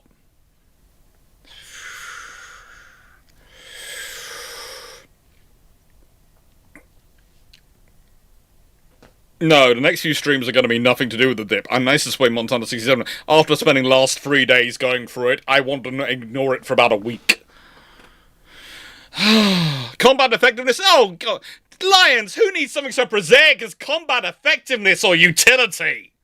We want skills!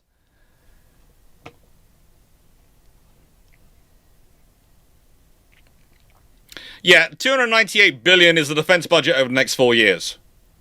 That is the defense budget over the next 4 years. 298 billion is what they're spending over the next 4 years. Again, and we realistically, to reach 3.5%, should be spending roughly 400 billion over the next 4 years. So, there's the problem. We're spending roughly 75 billion a year over the next 4 years, and we should be spending roughly 100 billion a year.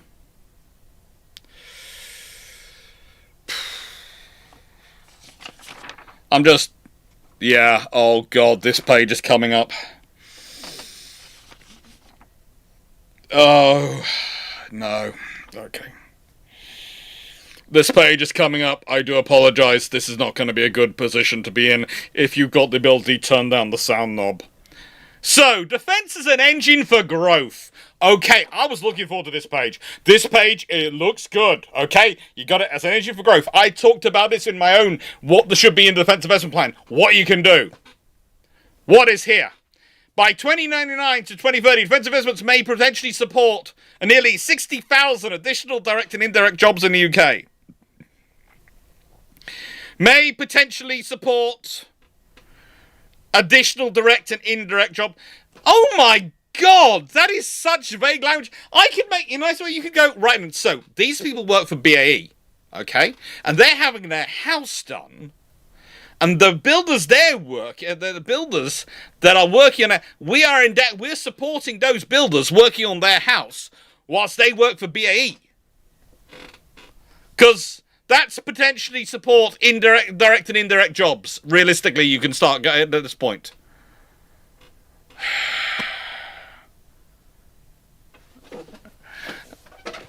Oh. Yeah, I'm looking to pass the next couple of days. I want some peace. So, we've moved the defence and security exports from Department of Business and Trade to the Ministry of Defence last year, and combined with existing international collaboration export teams to create the National Armaments International. Recent landmark deals include those with Norway, which was being worked on for 10 years, so this is where, again, came in a little bit before your time, but, okay, so you're get worth 10 billion, a strategic partnership under the Lunar House Agreement, again. That doesn't mean their Type 26 frigates belong to you. If you're selling them ships, they belong to the Norwegian government. They get to decide what to do with them. Alongside the Defence Office for Small Business Growth. Oh, great. Has been established to help small and medium-sized firms win more defence work, reverse the decline in small medium enterprise spend, and deliver the government's commitment to increase defence spending with SMEs. Again, this is supposed to be the Defence Investment Plan, and whilst this is defence investment, I'm starting to wonder, there's a lot of words, but not a lot of actual things. Government's committed to increase defence spending with small and medium enterprises by 50% by 2028. Okay, so now I have some advice. Okay, if you're a small medium enterprise and you do anything that can be defense adjacent, call up the big defense contractors and tell them what you do. Because when they're bidding for jobs, they're going to be able to show that part of the spend that they're working on is going to small and medium enterprises. So if you are a consultancy firm, if you are a firm that provides paper clips, stationery, you can make a real killing by allowing them to account for their spending by being included in their number of subcontractors and people they're spending with. Okay? Just a small tip. I'm not saying that's 100% accurate, but from what I understand from having read all around, etc., I'm fairly certain that's the way it's going to work. As long as they can tick the box that you are a small or medium enterprise, and that definition of a small medium enterprise is very interesting and very loose, and you are employed at either the contractor, subcontractor, or direct supplier level of the large company, they count you in their figures. Have fun.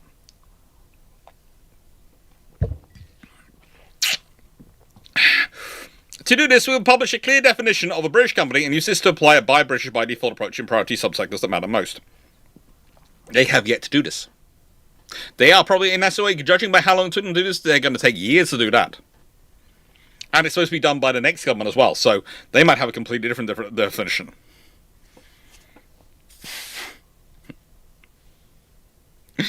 Oh, it's gonna be fun. And yes, so defence investments, priorities and balance. We'll prioritise our delivery of our nuclear deterrent for the UK and our NATO allies, including investment in both current and future warhead and submarine programmes, as well as critical infrastructure upgrades and new fuels programme. In addition, we'll purchase more F-35 fighter jets, F-35As, and join NATO's dual-capable aircraft nuclear mission. They are literally procuring 12 aircraft. The current order is for 27 F-35s that we're going to be pushing through soon. That's going to be 15 F-35Bs and 12 F-35As. Originally it was 27 F-35Bs to provide enough F-35Bs to actually fit out a full wing on one of our carriers when we needed to. Currently we're short aircraft. We're still going to be short the ability to put a full air group on our carriers. And by the way, just before people turn around and go, hang on, Alex, but what about the uncrewed drones? Don't worry, we'll get to that project. That's included in here. And what can I say? It's beautifully undated. The meme channel on Discord is going to be full of my face doing various forms of gurning, isn't it, at this rate? Literally. By the way, and also, those people who are on Twitch, if you're doing that, if you see any clips which are good, please do the clipping thing, because I keep getting messages from Twitch going, you don't do enough clipping. And I'm going, that's because, honestly, I haven't worked out how to do it myself. I do apologise, but I've had other things going on, and I still haven't learned how to do the clipping myself, so please, if everyone else can do the clipping for me, please clip away. I have no qualms about being used by clip channels if it works. I really don't care. Homeland Defence. We will support Homeland Defence, cyber and resilience as critical elements of deterrence and delivery of NATO Article 3 commitments.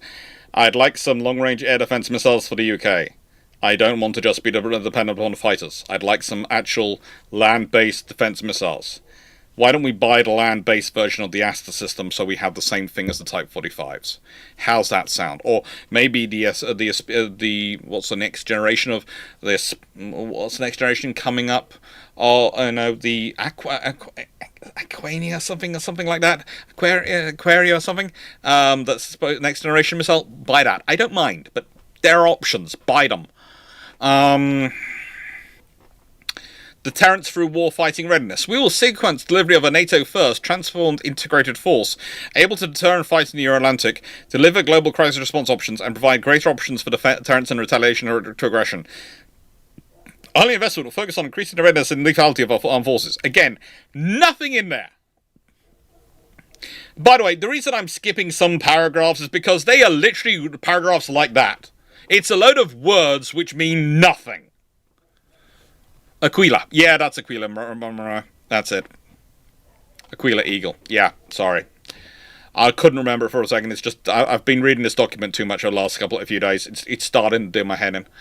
Support to Ukraine. We'll stand to Ukraine along the way. We continue to spend $3 billion on military support for Ukraine every year. Next time someone tells you that you're spending on Ukraine is gutting UK defence, look at them honestly and go, no. What is as far as gutting UK defence is that we are spending £74 billion a year on defence. We should be spending £100 billion. £3 billion is nothing compared to what we aren't spending. $3 billion a year would not even make a rounding difference to the issues that we are underspending on. So, yeah. They do repeat themselves a lot in this document. You can say that again, Brother Monroe. They just do repeat themselves a lot.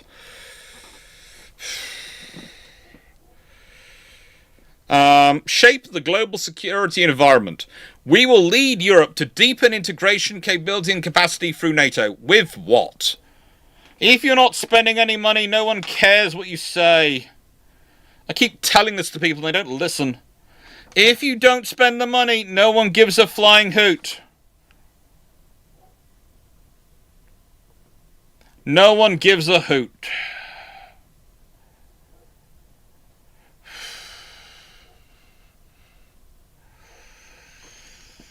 They really don't.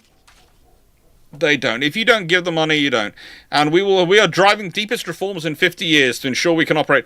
Do you know what problem is going to happen? Okay, so let's say this government does implement its reforms.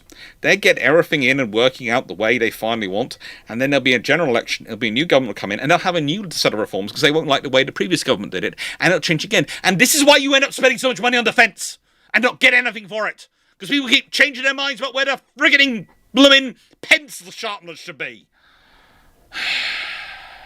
Yeah. To lead something like Europe, you need to spend money. So here's our planned spend by chapter over the next 4 years. People and veterans come top, $78.5 billion. By the way, that covers everything from paychecks to accommodations to veterans to pensions to the lot. Okay? Defense nuclear enterprise, $63.6 billion. Air is getting $27.8 billion. Defense infrastructure and estate gets $22.7 billion. Land gets $19.2. Maritime gets $18. What's interesting is they need to start going through and looking at the discuss going, well, for a for a nation which is an island nation, and I don't want to use that too much because other people use that as an overstress point, who depends upon the sea trade for 90% of their goods to transport by sea, as they say in their document itself. And then we've got, of course, all the fact that a lot of the airborne trade, the airborne transport, also travels over the sea because it crosses the Atlantic and it crosses, around the world. We really do seem to be underfunding things. Now, the nuclear enterprise, the reason why it's so expensive, as I've said before, is because we are cramming 30 years worth of spending into 4 frigating years. So that's why it's so much money.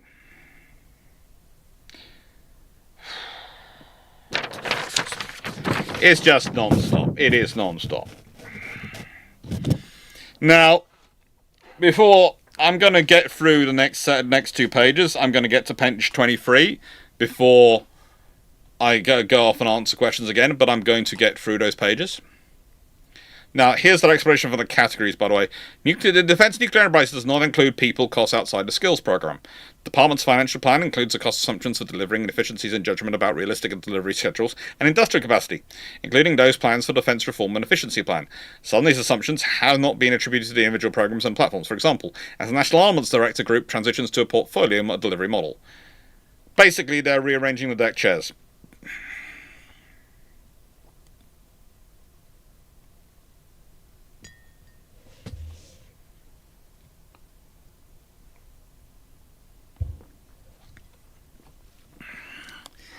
Yes, I am a voting systems nerd, but I don't believe changing from first past the post will change this in any meaningful way.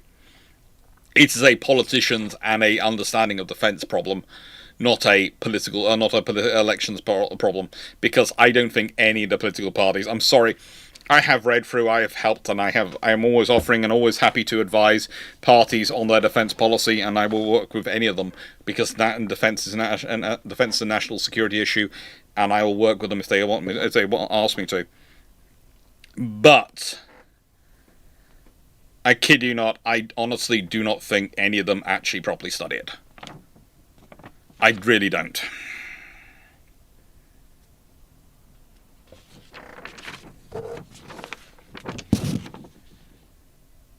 Musical deck chairs, yes. So this is the international partnerships section, and this was something I kind of enjoyed because US remains the UK's closest defence and security ally and will continue to strengthen our collaboration with European allies. This section, you can tell, is supposed to be written to reassure our allies. Apart from they keep using the phrase Euro-Atlantic, which is one of those phrases which you hear and you go, oh my god, you're trying to combine theatres into one theatre and claim you're relevant. Okay. Though we are focusing on the Euro-Atlantic and prioritising NATO first as a policy, we are not NATO only. Have you seen what your building plan looks like? In the nicest way, easiest way to tell if you're NATO only is you look at the structures of your forces and see if they can stand independently.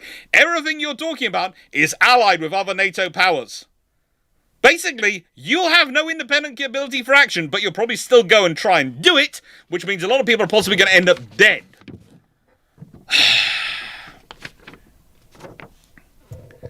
Yeah, the SSNs are in the nuclear budget, and so is the nuclear deterrent and everything. This is the trouble, the way the budget's being allocated out.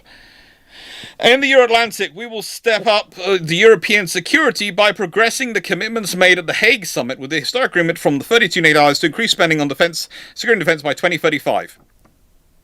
You're promising you're getting to 2.7% roughly with this spending. You're still short by roughly 25 billion a year. You're going to get to 3% of defence, 3% of GDP in the next Parliament, you say, which is not till after 2029, and you won't be government at that point. So who cares? Who knows who will be in charge at that point? It could be another Labour government. I doubt it's going to be Keir Starmer and his team, considering you're not going to be in government in the next 6 weeks. And even then, you're promising to get to 3% by 2034, when there's the next end of that Parliament. You want to get 3.5% by 2035. That is that's 2 parliaments and nearly a decade away. Yeah, somehow, I am less than reassured by you. In the Middle East, we'll maintain and build key relationships for our persistent military footprint in the region. You've withdrawn the ship we normally have out there. The minesweepers were withdrawn just when they were going to be really useful. You're now deploying them back and other stuff back. But yeah, you've been really sensible with that one. In the Indo-Pacific, we'll focus on capability and technology collaboration and military training exercises and intelligence sharing with key partners, including making the most of our membership of the 5 power defense arrangements. Again, currently the things we have forward-based are some OPVs of the River class, which are getting older and will need to be found. Oh, good lord.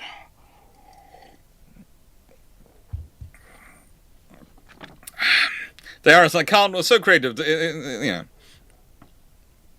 know. So how you said, well, sometimes said something about secret document. Oh, help us. Can't wait till you get to the pages of the hidden text saying it's a secret document of government policy. They haven't done that. Not this one's the one published by the government, as said. Goodness gracious me. In Africa, we will support our strategic partnerships and promote peace and stability and address upstream threats to UK and allies' interests, securing NATO's southern flank. In Latin America and Caribbean, we'll maintain key relationships with regional partners and allies. The activity contributes to our ability to protect our overseas territories in the region. And the South Caucasus, Moldova and Central Asia are strategically important to the UK as a contested region with Russia and key east-west corridor, where targeted UK engagement can counter Russian influence. Oh, lovely, that one is there, and it carries on. But don't worry, it gets worse. Because this page leads to dip. The commitment to the Global Combat Air Programme with Italy and Japan. We will invest $8.6 billion in the programme with Italy and Japan to develop next 6th-generation combat aircraft. Okay? About time. And AUKUS. Building up to 12. This is why you do not trust people's funding things when they're telling you they're going to be building up to 12. Thank you, Night Heron Productions. They haven't told you how many they're actually building. It's just up to 12. 4 is up to 12. 3 is up to 12. 11 is up to 12. You said you're going to be a maximum of 12. You've not told me how we can build building. So how can I cost this? Building up to 12 next generation SSN AUKUS. SSNA nuclear-powered, conventionally armed attack submarines. They'll be the submarines that Australia will also build, and we will cut steel on the first boat next year. I'm looking forward to it. I'll be happy when I see it. Investing in weapon systems and sensors for underwater drones is the signature project under AUKUS Pillar 2. Okay, then I said look at the next one. Building a new combined 13-strong fleet of submarine hunting frigates as part of our strategic partnership with Norway under the Lunar House Agreement. Again, they're going to be Norway's frigates, not Britain's. 5 Norwegian frigates. Yes, they're allied. Yes, they're going to be working with us in the North Atlantic and in shared areas. But they do not belong to us. It's not a combined fleet. We're getting 8. They're getting 5. If you want to have access to 13 frigates to cover all those areas and claim you're also doing outside NATO as well, you're going to need more than 8 ships. And claiming the Norwegians as yours doesn't help, because why aren't you claiming the Canadian Type 26s then? Why aren't you claiming the Australian Type 26s? Why aren't you claiming the Australian SSNs as part of your up to 12 force? Oh, because they're building them themselves. Do you think, because we are building them, they're building them in the UK, that we get to tell them what to do with them? Because I think their last ships were built by Spain.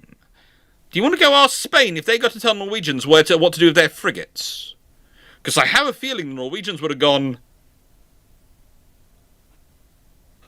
Schwibble.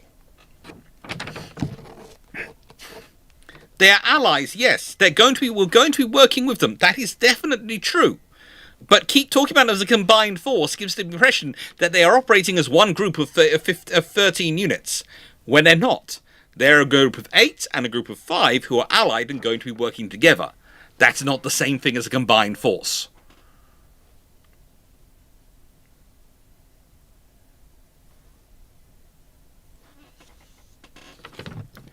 Yes, we are replacing 8 frigates with 16 with 8. Assisting Turkey in generating its own Typhoon force. Okay. Accelerating deep precision strike weapons and close support artillery with Germany. Okay. Exploring a new amphibious combined fleet with the Netherlands. Again, when we get to this, please note the British have left and joined, and the Netherlands has left and joined it twice. It's going to be fun when we get to that one. Exploring a new, inviting Jeff nations to join our Northern Navy's initiative to build our hybrid capabilities together. Be interested to see how many Jeff nations want to join it. Maintaining overseas bases and overseas presence in Tenerife. Has anyone told them, because their current, I believe the Keir Starmer's Attorney General is still trying to sell off the Diego Garcia, so, or rather give away Diego Garcia and actually pay someone to take Diego Garcia. So has anyone passed this on to them? Because it says maintaining overseas bases and our presence in overseas territories. Investing more in global defence diplomacy network of defence attaches and military staff around the world to support our military exports and diplomatic missions and the government. And founding the Military Intelligence Service. Founding the Military Intelligence Service?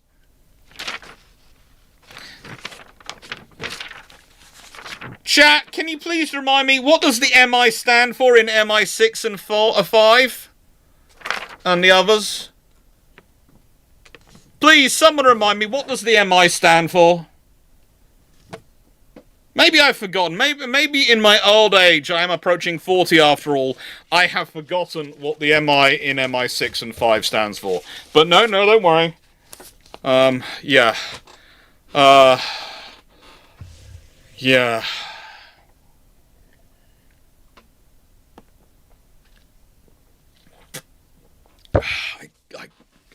I have no. I'm going to questions. I need a break. I need a break. I'm going to questions. I'm going to open up the Discord questions. I'm going to see what's in there. Yay! All right, and let's get a few questions right for the next 10 minutes. Garcia de Padra. Since Type 32 has been cancelled, will we lose the yard, or do you think OPV will be ordered to keep the yard going? I think the CCV, the new combined ship, will have to be built there. If they want to build it in that timeline, they want to build it, then it's got to be built there. And this is part of the problem we'll be getting into, talking about it, because basically that's the only yard which is going to be available in their timeline. Own a yard. Unless they're going to build it abroad. In which case, I can imagine they're going to get potentially hurt by their own labour union movement. What bottle am I on? I'm just about to start the second bottle. This is why I'm drinking so much iron brew. What's your view on the RN's culpability for the hybrid Navy stuff, which is hard not to see as a fiasco and waiting in the budget? Honestly, I think the Royal Navy was talking about these things as things they were planning on adding onto the force. They're planning on growing the force with them. They're planning on adding it on. And the government's decided it's a replacement system. I think the Royal Navy made the mistake of going, look, these are how we're going to integrate drones in our force. And the government went, oh, that's really cool. If you're going to integrate drones in, you don't need the units you're going to integrate the drones with. So what I've heard from a lot, and the one reason why the Navy isn't as prepared for it, and there's been some very weird AI graphics come out and videos come out with stuff and put out by Navy, it's because the Navy was planning this over the next 15, 20 years as a force growth integration and building basically a crewed, uncrewed Navy, kind of like the stuff I've been talking about. And suddenly the government said, no, you're going to be doing it in the next 10 years and it's going to be a replacement. And I think that's the problem. I think the government's basically sped up the timeline by cutting it in half and going, yeah, you're going to do this immediately. I don't drink whiskey. I gave up alcohol at 13.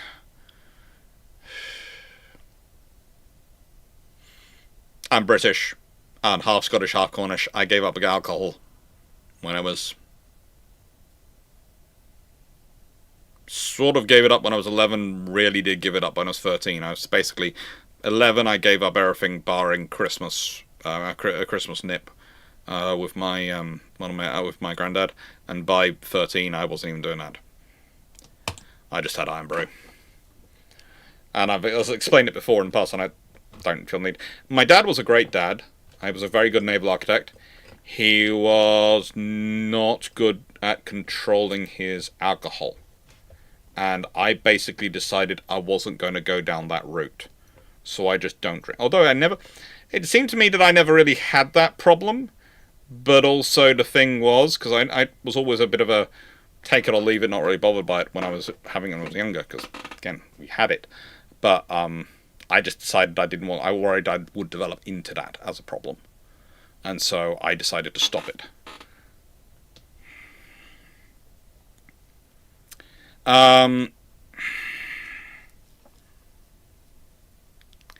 Brother Monroe, Babcock will probably build CCV and maybe the Type 91, 94 as well. When do you think the deadline is to put that order in before the yard is economically viable? Soon. It's got to be, the order's got to be in so they've got clear blue water. They've got clear orders after the next batch of Type 31s, which they're still building, it's got to be that. I would also say Appledore and a few other yards could be potentially getting some of those orders.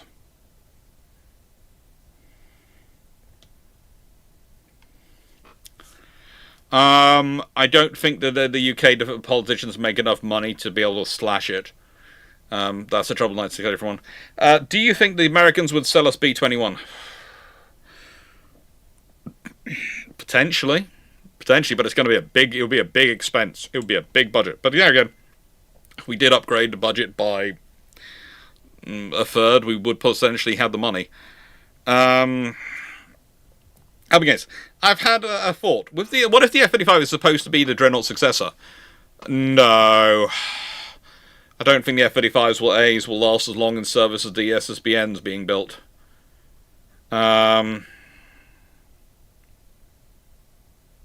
don't think they're trying to go the German route. I think, honestly, for Britain, the nuclear deterrent is such a big part of our status. If we got rid of that, we really would have nothing. At the moment, if we didn't have the nuclear deterrent, we'd be in real trouble defense-wise. It is the foundation of our security, and trying to muck around with that, they do know, is an issue. Our IC-75 RSN, how much of the current situation is a function of lack of defense journalists in the mainstream media? Honestly, this is one of the things I used to talk. I do still talk a lot with Jamie Seedall, who is Armoured Carriers, and who was on the Bill Trumps with myself and Drac. And he is a science and defense journalist. But he couldn't get a posting as a science and defense journalist. He had to get basically a feature writer job. And that's a problem. There is considered to be not enough interest in defense to have specialists. And that does mean you get a lot of uninformed stuff. There's also a lot of scenario where you get, and I hate to use the phrase, you get a lot of people who come from, broadly speaking, a light infantry background, who've left the army, go into journalism, and they are very good journalists when it comes to Afghanistan, Iraq, and those things, and the army stuff. And they are the defense journalists. And you sit there and listen to some of the stuff they write about aircraft carriers or the Navy stuff, and you go, okay, from a light infantry perspective, you understand things. But I mean this in the nicest way. You need to you can't rely, whereas you can rely on your experience for that side of the stuff, and for the army side, to an extent, you have to go and study it to understand, to get the other sides. And some do go and study it heavily, and they are very, very good, and I have a lot of respect for them. But some will literally sit there and go, well, you know, from my time in the services, I would say this. And you go, yeah, you were in the army, light infantry.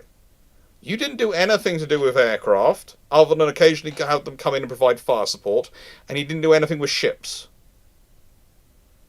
And you're now writing an article about them, and you're basing it on your experience, not on actually having gone and studied.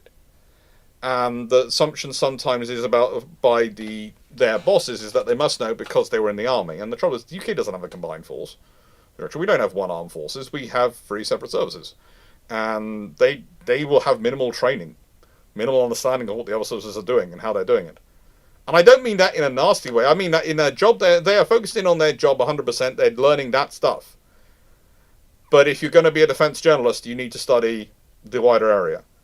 And there is a problem when you come in, when you've got a background and experience, is that you can be tempted to think that your experience covers everything, and you haven't actually studied it. And you need to go study it. And I don't mean that in a nasty way. There is also some from the RAF and some from the Navy who are exactly the same. But it's far more common with the Army infantry officers that they do that, because let's be honest, most RAF officers who leave get a very nice paying job in either a defense engineering company or an airline, and most naval officers who leave seem to get picked up by tech firms or banks. I have no idea what it is, but yeah, that's the way it goes.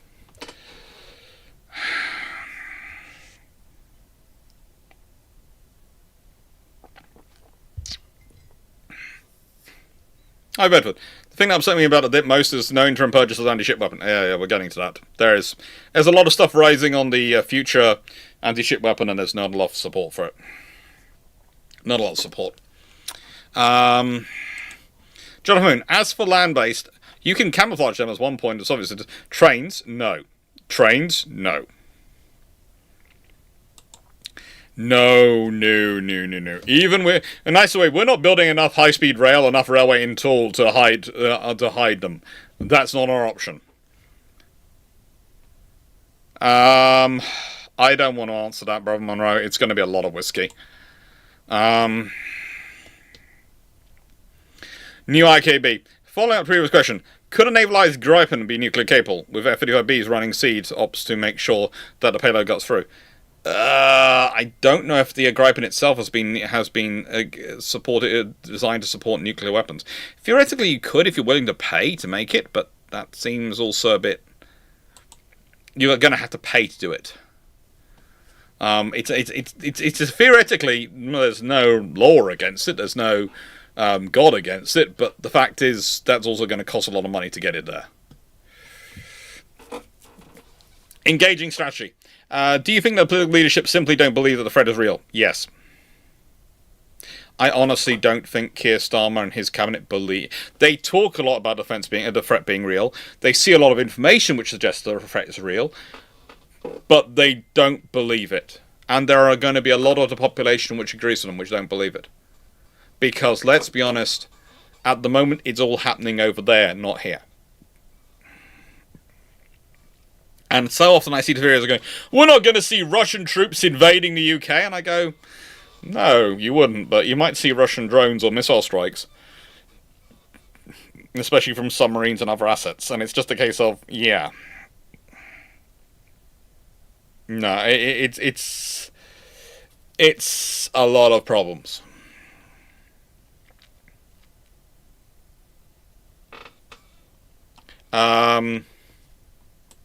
Pred, I know it's not in your warehouse, but how important do you believe Britain? I think there's a part of that question missing, Pred. I'm sorry if you're still in the chat. Pred 796. I apologise, but there it is. This is not exactly weird, but how important do you think of Britain's commitment to the unarmoured brigade to Estonia? Would you maintain it if you had the power? That literally, I was talking about that, and it came up as the next one. That's something.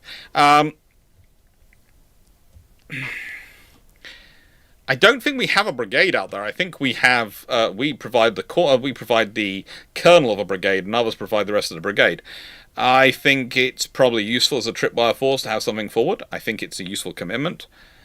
I would probably continue to maintain it, but I'd also want to see it actually better served. I tend to see deployments like that as a way of training with NATO allies and of carrying out extended training with NATO allies and actually building cross-force integration. And I see it as useful from that perspective. I think it's also useful as a visual commitment, and sometimes you need to make these visual commitments to things. But I also would like to see it better sustained and supported. Aiden Clarke, is this 1957 white paper levels of catastrophe or better, worse than that? We're going to see, because as I said, the government changeover is happening very, very quickly. Very, very quickly. There's a new government coming in. So, unlike the 1957 paper where they hang around for a bit and could actually introduce stuff, there's actually this one's quickly getting out of the way. So, here's the problem.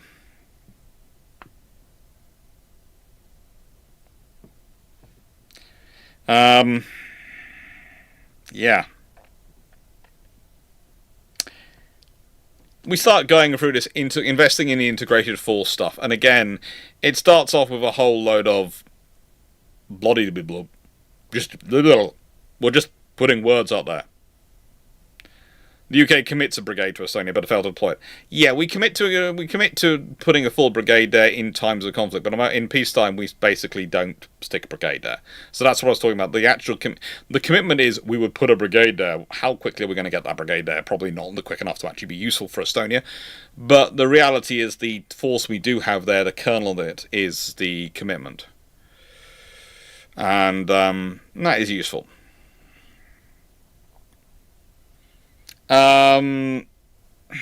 Okay. So, the significant investments in the integrated force are backed up by this government's commitment to rapidly increase defence spending, which is due to rise by 27% in real terms between financial years 2023 and 24, 2023-24, and 2029-30. Again, they're claiming they're going up by 27% from 23-24 to 20.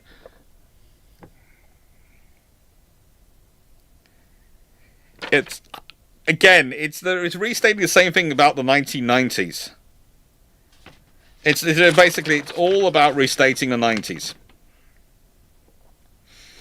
and it just carries on like that. But it does get to spending on the integrated force, and this is one of those tables which I actually like to have because I love a table. You know me. So over the next 4 years, between that's financial year 26-27 to financial year 29-30, so this year to the last year of the before there's a general election, defense nuclear enterprise 63.6 billion, digital backbone and targeting web 7.5 billion. Again, 5 times what they're spending on the hybrid navy. So digital backbone and targeting web is getting that, and digital backbone and targeting web is all about basically having an integrated command and control network, targeting systems for the UK to assist with defence of the UK, but also worldwide operations.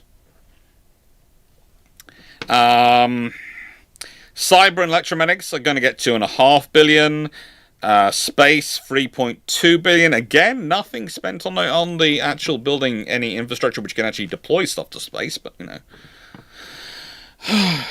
We sit there and go through it all. And 2.9 billion on joint support, enablement, and defence medical services. Again, the hospital ships have disappeared. The hospital ships which turn up again and again and then disappear and again and then disappear and again and then disappear. Yeah.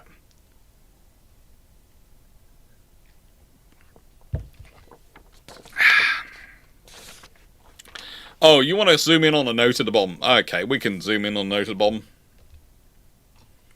So, on note, the figures in this table are mutually exclusive between rows but are not comprehensive of all funded spending on the integrated force. Most workforce costs are included under the people and veterans section of the One Defence chapter, and some readiness support costs are excluded. The mod also has assumptions built in its plans about delivering efficiencies and judgments about realistic delivery schedules and industrial capacity. These have not been fully attributed to subsections. Yeah.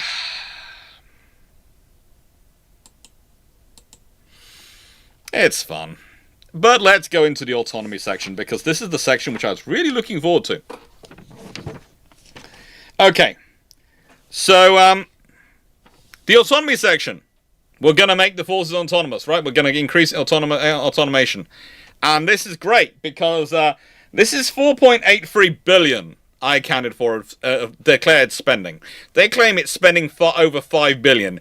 In here, they actually enunciate where 4.83 billion that's going. So there's over 5 billion. I've got it 4.83. Yeah, no one's going to put Typhoon on Catabar, or no one's going to put Typhoon on an actual aircraft carrier. Shred Joe, they just won't. They have a short load. They have a STOL variant of the Gripen, which they've actually worked on for the Indian Navy, which could work off British carriers without the catapult. But that still hasn't been actually developed to a working example. It's just been a theorized technical development.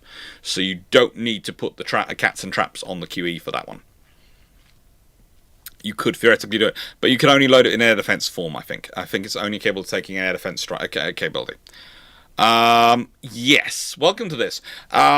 We did just talk about how they are spending 7.5 billion on digital backbone and targeting web, but don't worry, they're hybridizing the whole Royal Navy for 1.3 billion in those 4 years. There is actually less being spent on the entire autonomous systems across all three services than is being spent on the digital backbone. And they want to have a uncrewed missile platform, the Type 91s. They want to have uncrewed underwater sensor platforms, Type 92s, extra large uncrewed underwater vessels, the Type 93s, and uncrewed radar platforms, the Type 94s, and a future class of common combat vessels, and that's all been given £1.3 billion worth of funding for the next 4 years. All been given that.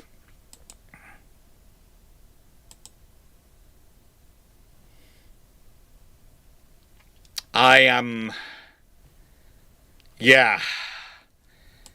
It's not happening. Calvin Gasberg, I'm not sure why you have the Circle of Doom. I don't think anyone else has it at the moment. We've got the hybrid Navy carrier wing, which is Project Pantheon now, which is 250 million, and is trials of a jet-powered drones to work alongside the F-35Bs. Okay. If that doesn't work, maybe we'll go for the Gripen. Seabed warfare, 230 million for autonomous seabed warfare systems. Autonomous mine hunting capabilities, 1.1 billion. Almost as much on autonomous mine hunting as there is on the hybrid Navy fleet. Uncrewed Systems Center, 310 million in the new Uncrewed Systems Center, including the recently opened Drone TX facility to coordinate all output of industry and partners' allies. By the way, there's a huge movement apparently going on in Swindon to actually say they don't want the drone center in Swindon. In UK NIMBYism, there is an actual movement of people going, we want drones for the UK, we don't want the drone center in Swindon. Church 256, 1.3 billion for 5 entire classes, so they'll come up with the idea and that's it. I doubt they'll come up with anything for 1.3 billion. This is my main problem, people going, the drones are going to take over! I don't know. We need to fund it. For the drones to be able to take over, we need to do a lot of funding. A lot of money. AUKUS Pillar 2, investment in weapons systems payloads for underwater drones as the signature project under AUKUS Pillar 2, which also sort of fits with the Type 93 of the XLUUV. So that one is something I actually see a lot of work going into. Uncrewed Systems Task Force, investment to bring together people, data and machines to solve real operational problems quickly, at scale and at lower cost. It's always nice to say it's scale and at scale and at lower cost, but those are phrases until you actually deliver anything. Project Corvus, to provide a new investment in the Army's long-range surveillance and reconnaissance capabilities, including next-generation uncrewed aerial systems, to replace legacy Watchkeeper drones. They only recently got the Watchkeepers actually working. They're now already replacing the things, and if it's anything like the last Watchkeeper program, that cost is going to rise dramatically. Project Nyx, $220 million for armed autonomous drones to operate alongside existing capabilities, including upgraded Apaches AH-64E Apaches. And this will need up to 24 armed autonomous drones by 2030. 24 by 2030. 24 drones by 2030. I've seen some people claiming that, by the way, the hybrid fleet will introduce 30 ships by 30 vessels on this system by 2030. They'll need to do a lot of funding if they're going to get there, but also, in the nicest way, that's not going to come in for $220 million, and that's not going to come in for $1.3 billion. Look, for the missile vessels, okay. Anyone in the chat wants to look up, I'm not going to say anything, want to look up what the price is of a single 8-cell Mark 41 VLS system. Anyone want to look it up? Anyone want to look up what the cost is for an 8-cell Mark 41 VLS system? While you're doing it, I will carry on, but when you're back, I will talk about the cost of those vessels. Because trust me, if you consider the missile vessels keep being pictured with 96 cells, i.e. 12 such VLS systems, you are not getting many ships for $1.3 billion.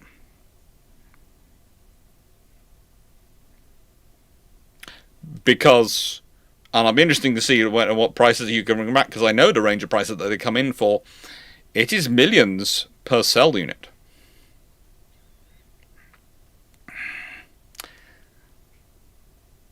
$5 to $10 million US apparently. Roughly that and a bit more once you have the sensors. 18 million with integration. Roughly, yeah, that's where we're at. Roughly, you're talking 18 million per cell. So if you have 12 of those, that means the VLS alone for that vessel, the VLS alone, is going to come in at some region of £200 million. That's before we have engines, hull, computer systems, command and control systems, all the systems you need to make it work and actually run. It's gonna, the VLS alone is £200 million.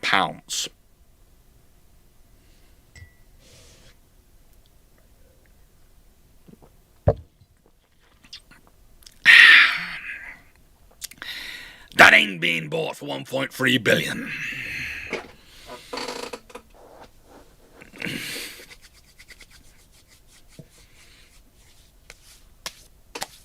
So, Project Nyx, $220 million for armed autonomous drones. Talked about that. Uncrewed ground vehicles. They're getting $150 million to commence rapid development and production of uncrewed ground vehicles. $150 million. One-way attack drones. At least $210 million on low-cost, long-range, one-way munitions and attack drones.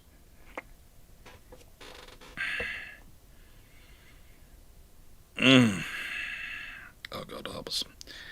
Land lethality pipeline. Oh, good lord. $400 million to deliver a suite of inexpensive, expendable autonomous systems and weapons to rapidly enhance the lethality of Army, Commando Force and Special Forces. This includes a $50 million boost to the Army's RAPSTONE, Rapid Lethality Program, over the next 12 months. British Army Training Unit Suffield is now 2,700 kilometres squared of training area. Wait, later it'll be 2,700 metres squared of training area. Investment to allow it to operate uncrewed systems. Okay. Air launched effects, $50 million on variety of novel payloads. swarms of small drones, okay, and collaborative combat aircraft. So, in terms of figures they've actually put in, I come to 4.83 billion. They say they're spending over 5 billion. There are a few things which aren't listed in terms of the funding that they're going to cost. So, yeah, they could be getting there, but also that's out of 297.7 billion spending over the next 5 years. They're spending 5 billion on this. This is not about the rapid automation. This is a lot of press about automation to cover what they are projecting, but it's not rapid automation. It's not coming in. And this is where we getting the problems, though, with the ideas of cutting things like the Type 45 destroyers. Because once again, integrated air and missile defense, okay, you've got the command facilities, they're building all these systems, okay, new level command facilities. Okay, and instead of adapting the existing ones, they're adding on a whole new level. That's fine. The RAF Combat Air Force provides the core UK IAMD capability, Typhoon and F-35 defending UK NATO skies against air and cruise missile attack, supported by Voyager, tankers and Wedgetail early warning aircraft.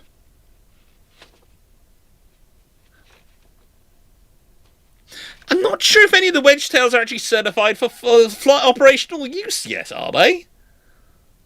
And we've only got 3 of them. And the Typhoon F-35s, okay. The Royal Navy also contributes to UK IMD, primarily for the Type 45 destroyers. With upgraded missiles, we are strengthening the Army's air defence capabilities through investments such as the expansion of Sky Sabre. Sky Sabre is a lovely system. It is still pretty much a point. It's the CAM system, which is a point defense system. It's not an area air defense missile. It's a point defense missile. It's a very good point defense missile with an extended range, which benefits something which is also going to be dealing with potentially with hypersonics, etc., coming on targets. But it is still point defense. There it is not an area air defense system. Helpings, they recently began final fit out of the Wedgetail's initial flight cert testing for one of them. Okay. So, yeah. But they're talking about in the present tense. Supported by Voyager tankers and Wedgetail early warning aircraft. They will be. It's the future tense. It's not the present tense.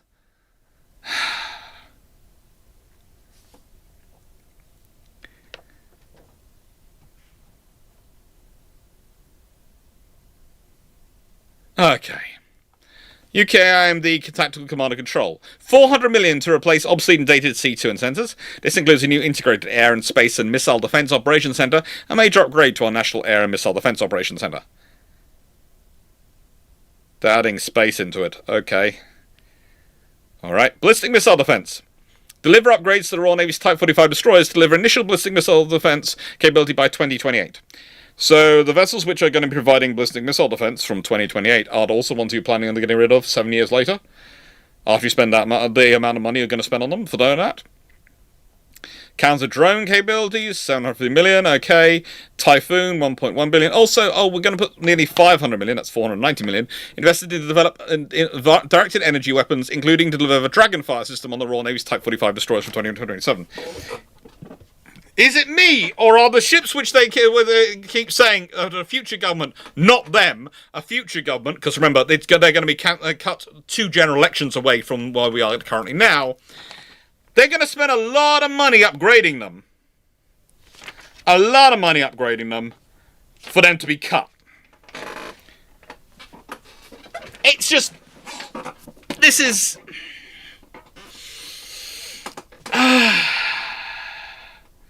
The YouTube questions are going into Discord. So basically, there is a question system that if you put it, loads into a system and they go from the Discord server. And then they come through. So that takes questions from Twitch, that takes questions from YouTube, and doesn't actually take questions from Discord.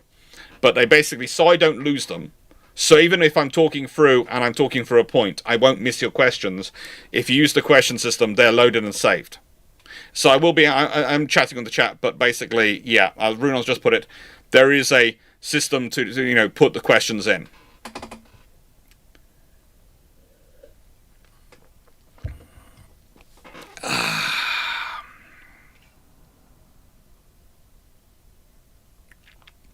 That's us. Okay. So, to clarify the point on the Gripens. A few years ago, Gripen put forward, the people at Saab who are making Gripen, put forward a STOL variant of the Gripen, which they said was possible to the Indian Navy. At the same time, when they were looking at its stats, it could have actually operated from the Queen Elizabeth-class carriers. It was never put forward to Britain for the Queen Elizabeth-class carriers, because we were going down the F-55B route.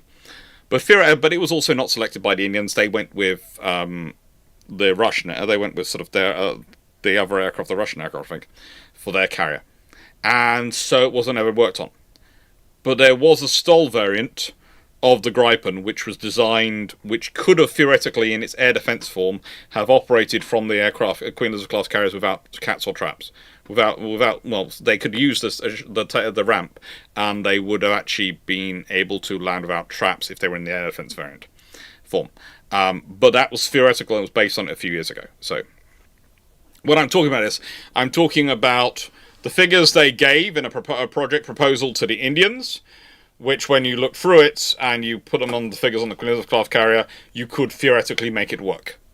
There was never any actual direct work to look into that.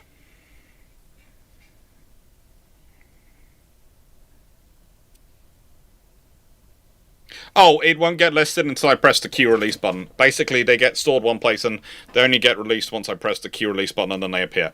So I don't have I don't miss which questions, so I will only get the questions as they come through. So don't worry. And there are currently 28 questions in the system. And I'll get to them again in about 18 minutes. Okay, Defense Nuclear Enterprise. Oh my lord. Oh, yeah. So, Defense Nuclear Enterprise is focusing a lot on real defense spending and real budget. And the thing is, the SDR made clear that a modernized nuclear deterrent is essential for defense of the UK. If you look at the budget down below, you'll see what the budget is being spent on. 47 billion is being spent on submarines, maintenance and infrastructure.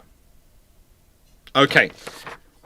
So, I saw someone do a comment that, you know what, I've just run this through Claude, I think it was. I think it was Claude. It might have been one of the other AIs. And we UK submarines could be rebuilt for £1 billion. All our submarines. So why are we spending 47 billion maintaining them? Let me start off with A. The submarines would cost you a lot more than £1 billion to rebuild. I'm sorry, they would cost you a lot more than £1 billion to rebuild. Plus, we don't have the facilities to rebuild them all at once. So we have to maintain them to keep us a unit in service. Secondly, maintenance and infrastructure includes new components, because again, when something's below the water, out at sea for months at a time, you don't want things to go wrong. So usually, when it comes in, and its systems are going to run out of their certification within the next 12 months, you'll just replace them. Maybe you'll recertify them if they're fine, but you just lean on replacing it, because it makes it fun. It's the short takeoff and landing variant of the Gripen Shred Joe. It's the short. They worked on a version. I'm not sure if it's ever been actually put in production, but it was that. But with the submarines, they are expensive, but they are a very useful piece of kit. But they're a very useful piece of kit at warfighting and intelligence gathering. Okay. But again, the reason it's costing this much money is because we have been short, and are still short, dry docks. And a lot of that money would have been spent previous years if we'd had enough dry docks to do maintenance when we were supposed to, instead of delaying the maintenance because we don't have enough dry docks. Because we haven't been investing in infrastructure. So the reason why this bill looks quite so traumatically massive at the current time is not because the things are normally that expensive. It's because someone had a bright idea to save money by not investing in enough dry docks. And when I say investing in them, they actually already exist as pieces of concrete. They just have to be upgraded and maintained. And someone thought they'd save a few million by not doing that. And that is now costing us billions.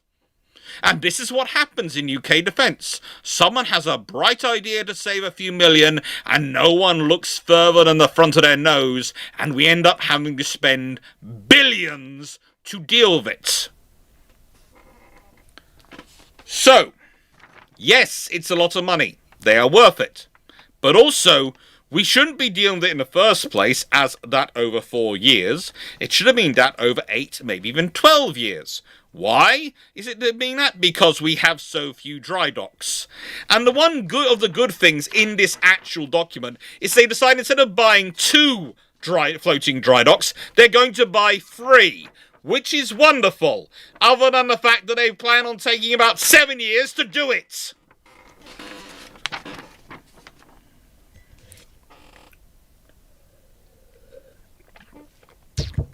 Helping against to explain the reason we don't have a successful Trident test is we tend to use old missiles for the test. And we're not actually testing the missile, we're testing the launch system on the submarine. The missile tests, like the missile certifications on new missiles, are carried out by the Americans. Why? Because they're prepared to spend the budget to test a new missile. The British aren't. We spend the budget instead we save money by using a missile which is just about to be deactivated. So usually it does go wrong, because it's pretty much at the point of its life where it's going to go wrong anyway, and there's a reason we'd be deactivating it. So that's why our missile tests go wrong, because we're doing the bare minimum testing again to save pennies. So I know that is a catchphrase which comes up going, we haven't had a successful Trident missile test in a while. But the reason that we don't have a successful Trident missile test, in terms of the missile, is because we're being cheapskates, not because the system doesn't work. And because we're doing the bare minimum of testing the submarine system, not testing the missile system. Ay, caramba, the morons I have to deal with. And not talking about you, please, no. The morons are not the chat. It's the morons are the people who are saving this money. They are saving pounds and costing billions. And I find them so annoying. But we'll leave that to one side. Now, it gets fun. Hello, YouTube Minecraft watcher. This is the thing, is anyone who's ever run a project in their life would look at this expense and go, oh, that's stupid. Currently, there's all sorts of stuff I'm doing on the house. And there was an actual discussion at one point going, oh, do you want to save money by not doing the electrics till later? And I went, you could save money that way. I went, yeah, but later, won't they have to dig out everything to put the electrics in? Whereas if they do it now, it'll cost less. It'll cause less disruption. Well, yes, but it also mean we'll have to not be building for a day because they'll be fitting the electrics. And that'll cost you a day of us not working on it. I went, but it will be less damaging to the house and make the whole thing more sensible than rather than having to drill in and put in later. Yeah. It's more sensible to do it this way then. I'm not bothered by that. The phrase is from penny wise, pound foolish.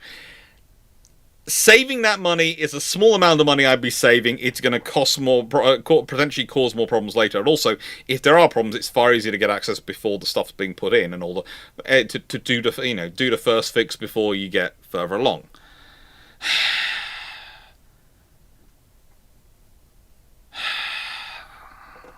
Anyway. Government and project management are really good. Now, this page is actually a fun page.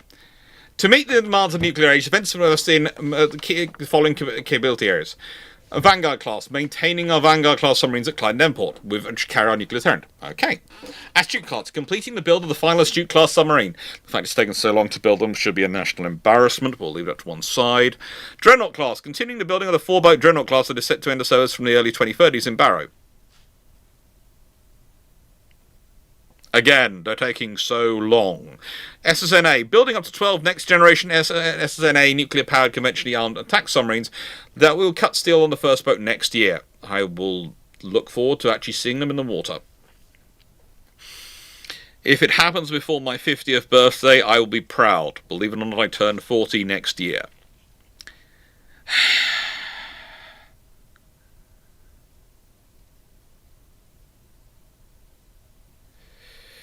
By gum.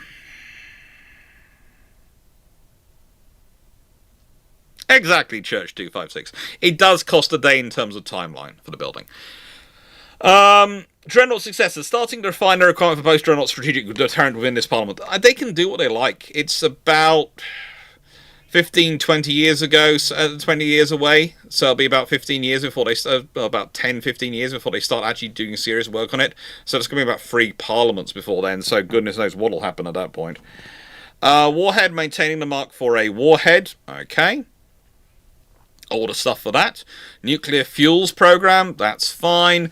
Clyde infrastructure, again with the Clyde. A multi-decade, multi-billion-pound infrastructure program to transform HMM Naval Base Clyde, improving working conditions and ensuring readiness for Dreadnought and SSNA submarines. Floating docks, acquiring 3 floating docks in infrastructure at Fast Lane, enabling resilient out-of-water engineering for all submarine classes. Okay. Devonport infrastructure program, upgrading docks to submarine maintenance, investing in submarine recycling, and securing the long-term support for the Royal Navy operations. Okay. Submarine build modernization. Oh, by the way, later on they start referring to the Royal Navy as the UK Royal Navy, as if they are talking about something, the navy of another nation. It happens later in this document. It is just, sit there and go, oh good God, who wrote this? Was it written by AI or something, not humans?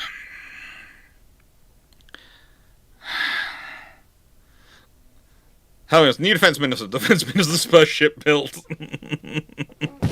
Oh, I love it. Submarine build modernization. Expanding and transforming submarine manufacturing capacity through new capabilities, technology, and industrial investment. I'd like space. I'd like more space allocated to Barrow. And that's part of the problems. Barrow is a kind of confined space. We need to improve it.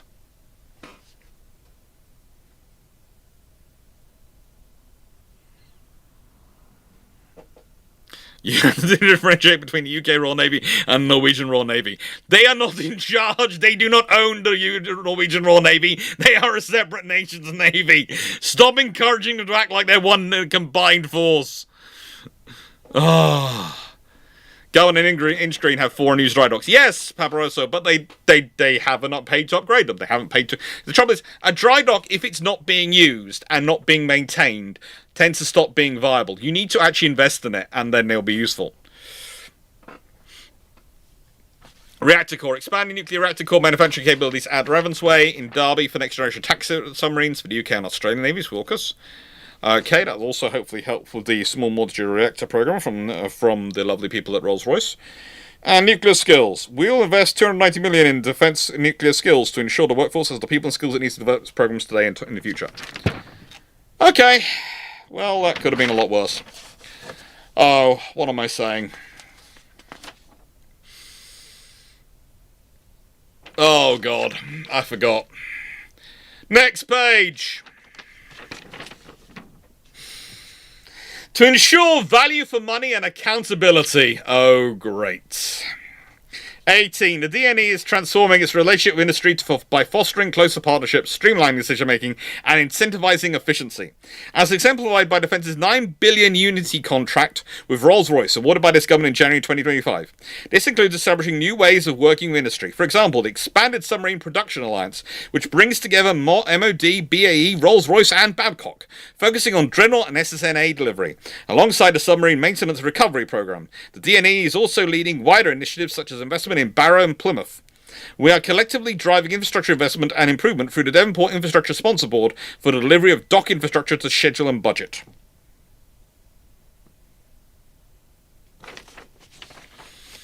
Now, I would say that this page gets better, but I know what's lower down this page.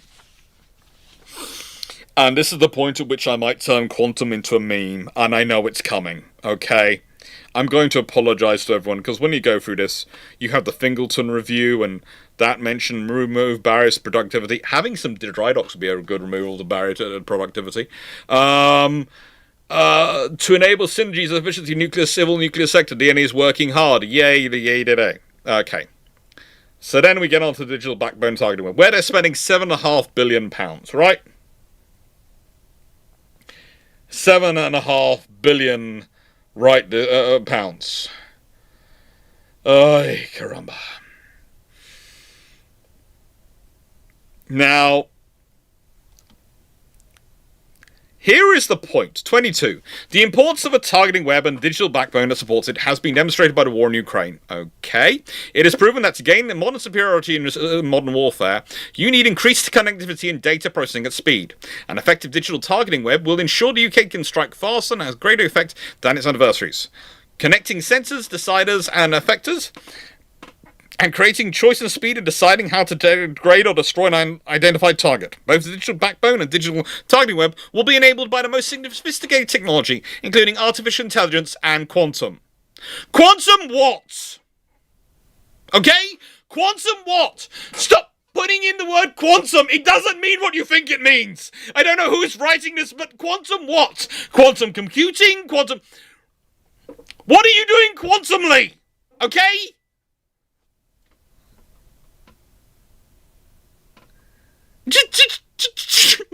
What are you doing? And also, that is a full paragraph of buzzwords. Okay, here is the small point. And I just mean quantum of solace. Now, you guys are trying to kill me. You're all trying to kill me at this point.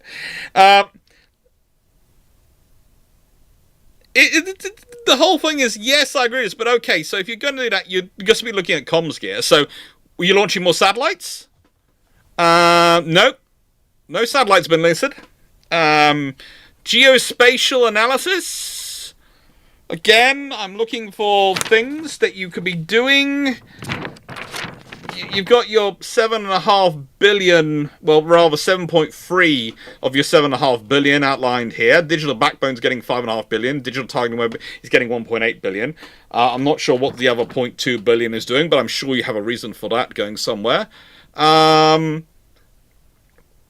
want to use space-based capabilities, AI-powered systems and drones. Oh, that's fine. You want to use all this stuff, but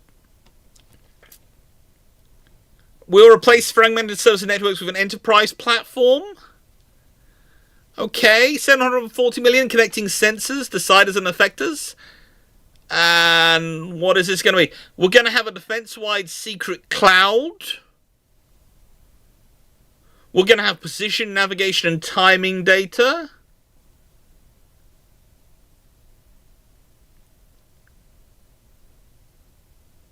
Satellites? Comms? What do we...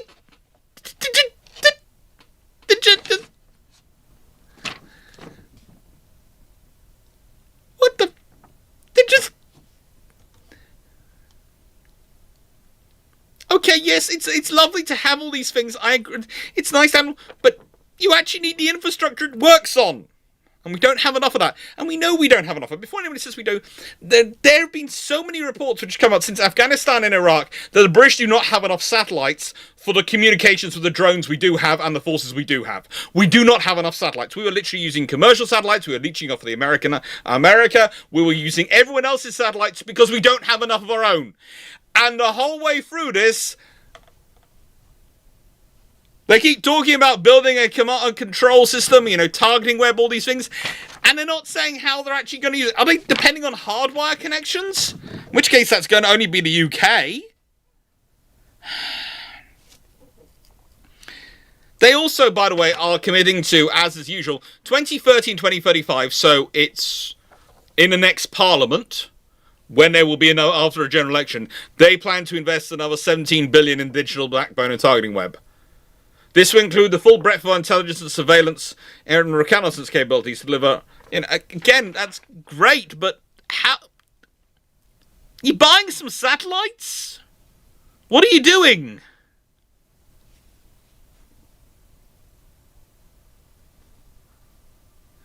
And as Matthew Keelings pointed out, many enterprise platforms require connection to servers to be operated by companies supplying it to run.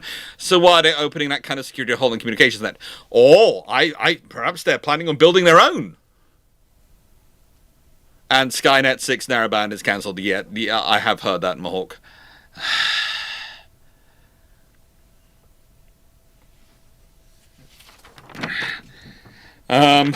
Yeah, it gets worse. We've now got on to the artificial intelligence section. Okay. Let's go to Task Force Raid, and I am honestly, look, this is, just look at this page, okay? This page is just Ukraine and words. And words.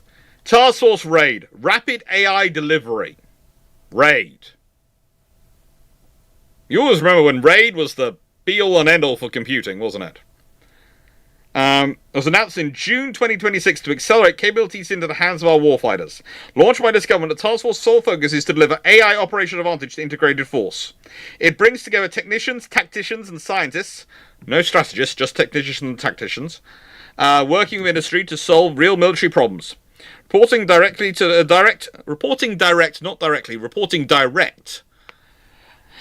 the Chief of Defence Staff. It has permissions and operation freedoms which will allow its delivery to match the speed of development.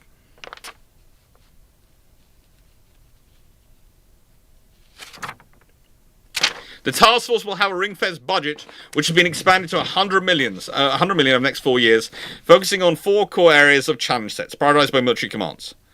Improve planning for automation, integrating AI into the planning process. Deliver operational impact through AI-enabled swarms. Enhance understanding through machine-augmented intelligence fusion. Inform operational effect by delivering advantage in denied and degraded environments. Support a real-time understanding of the electromagnetic environment, drawing on information from multiple sources to deliver operational effect. It's the Keir Starmer wing, Joel Fredericks.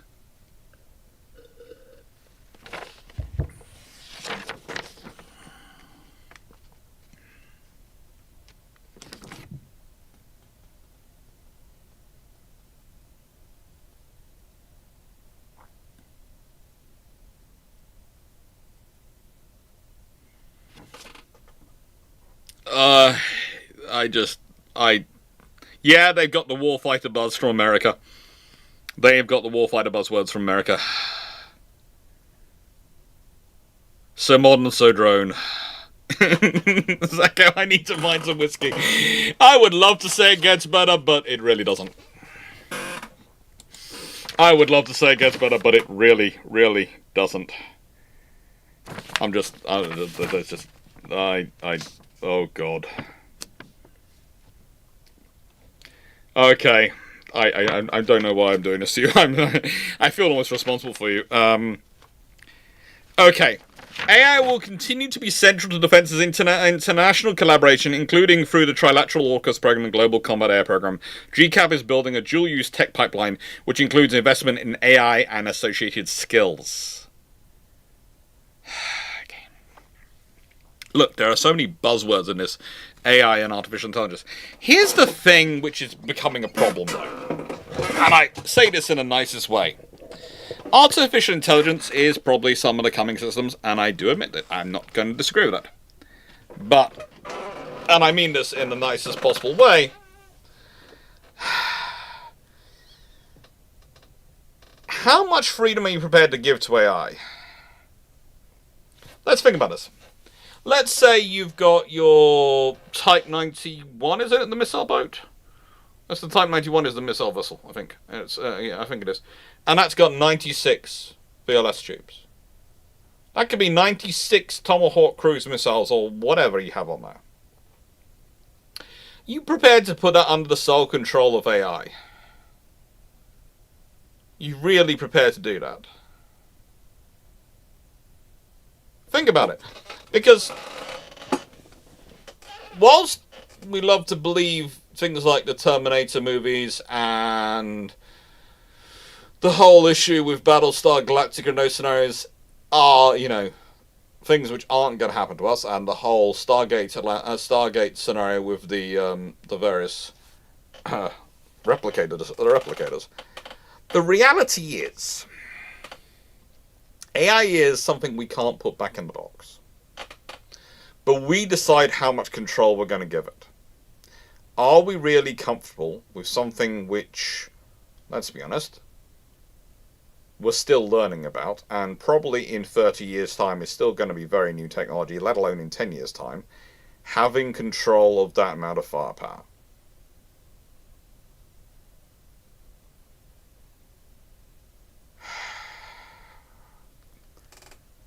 And also, in this scenario, what are they even talking about there? Are they just talking about logarithms to help assisting, mapping of logarithms and these sort of things? Are they basically talking about, with the planning system, a defense specialized version of Google Maps?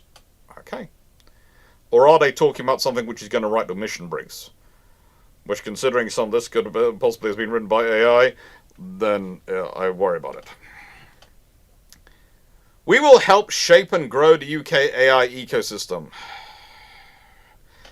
Right, and before we get onto the maritime stuff, I'm going to go back to the questions for a second. And let's see what questions we've got. And I'm going to do a few more minutes on questions. Okay. Give me a break. Give me a bit of a break until we get into before we get into the maritime. Give me a few minutes to have about 14 minutes off it. John Moon, alt history. As I mentioned, HS2 and other high-speed rail happen as a result of rail-based deterrent.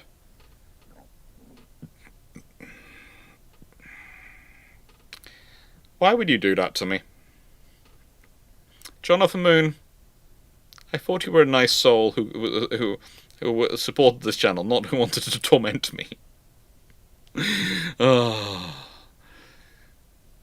Zaka, my degree is in computer science. I don't trust it controlling going for an RC car. Realistically, yeah.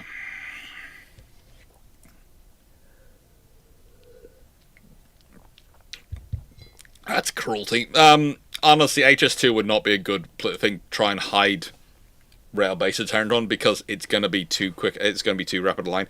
Realistically, rail-based deterrent, you want to be able to hide on long lines which have medium levels of traffic, not frequent traffic, because then you're going to muck up timetables too much when you have it deployed along there. But not so little traffic that when a train's running along, it's kind of obvious it's something. You want to have medium traffic, and you want to have a long line which basically goes through nowhere. That doesn't describe pretty much anywhere in the UK. Mr. Master, I'm worried about the cost of the Type 91 and other drones. Won't the cost of the VLS skyrocket? Also, with the cancellation of future destroyers giving up on new naval hypersonic ballistic missile defense. We're going to get into that now, but yeah, it's interesting. My view is the Type 83s weren't going to be ordered till the end of the Type 26 program anyway, so it doesn't really matter. It's not really something we have to worry about. It was basically going to be... They were doing the initial planning and working, but actually a lot of the work is still going to happen on it, because basically the missile programs and the sensor programs had just been transferred to the drone units. So we'll see what happens. But it's going to be fun. Brother Monroe, assuming Type 94 has a radar capable of detecting missiles, how much do you think it would cost? A lot. But also, here's the thing. Are we really comfortable with having command and control of radar unit on one vessel, command and control and humans on another vessel, missiles launched from a third vessel? And how much is that going to add to the communication time and decision-making loop? And how much... When we're talking about things coming in at greater than Mach 7 speed, and where every millisecond counts, is this really the sensible route to go down? Now, if you were telling me I'm building a actual full destroyer, which is going to have the radar and missiles on, and then I'm going to add in drone, uncrewed ships which have more, bring them more missiles and bring them more, have radar so they can stick their radar on and be a bit further away. That sort of starts to be. I'm starting to think about. Well, that's potentially a possibility, because you can be using the drone. You can be using the drone vessel as a bit further off of his missile, so you're broadcasting a different position for your destroyer, and you're firing your own missiles if you're dealing with. So data comes in. It makes a little more sense. And okay, if you choose not to run out of missile, you're probably using your missiles to intercept things like ballistic missile threats and those threats coming in, the hypersonics. But if you see an air attack coming in, well, that's going to be coming in at a slower pace, or a drone attack. You can use the missiles from the missile barge. That all makes sense, but it's a case of, I think, throwing all your eggs in one basket of having a distributed systems means that what happens if the radar craft gets sunk? If you were going to build enough, but they're talking about building 30 of them again, so how many is that really going to work out of the missile vessels? And suddenly, if I'm a submarine, I'm going, hello. I don't have to try and get close to the crewed vessel. I just have to take out the radar vessel, and it's gone.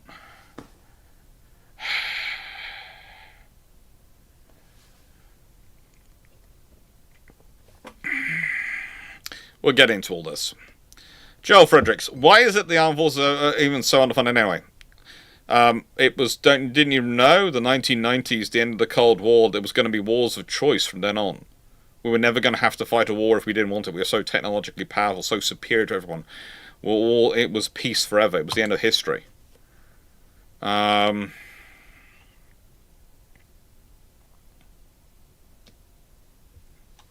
Where's the money?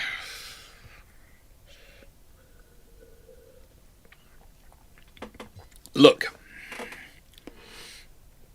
There is a joke often said about the Scots that they prefer to have an argument than to have an actual solution. I think British government policy is it prefer to have a consultancy than something actually done. And also there are a never-ending lineup of people wanting to talk about everything. And everyone's got to have their opinion, and every time you have a new politician, new leader come in, they want to change things to fit themselves up.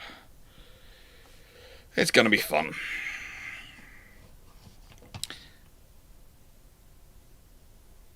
I've done a video on that Night Home production. What the Type 83 would not be. How much is actually allocated to true infrastructure from AG dockyards and infrastructure? Not a lot. But there again, a lot of this money isn't actually allocated. The more time goes on, the more we realise less and less money they have actually allocated to it.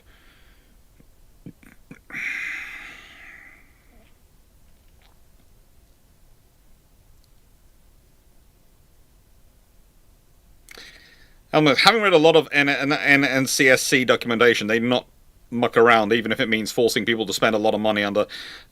being under GCHQ gives them a lot of cover, so they stay away from this. Yeah. UK Sovereign Defence Dome? Oh, good lord. Wish... Anthony, I don't think that's ever gonna happen.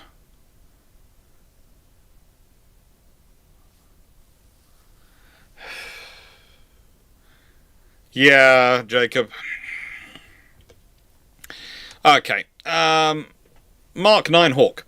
Could you talk a bit about the theory of the Night for 24? We'll get into that in a second. We're getting that because we're just about to get into them, so I'll be talking about that in a bit when we're talking about that. So I'll park that for the moment, but I will do that rather than that, so I know I'm going to have to talk about them. 6831. Yes, Type 32 won't be a general purpose guided missile frigate. Now, won't it be forced into that role? We'll see what happens with the CCV, as it's now being called. Helping its due to the incoming government foreseeable financial crisis. What do you think in this is getting cut first to fund others or fund non-defense items? I am I don't know. I want the F-35s to be... I think if you're going to procure just 12, you procure F-35Bs, you don't procure the As, and you don't go down that route, because you don't need the extra expense. But, that's the thing of... This is full of so much tokenism. It's just a case of, okay, we cut this, but is that really going to save any money? As said, it's already critically underfunded.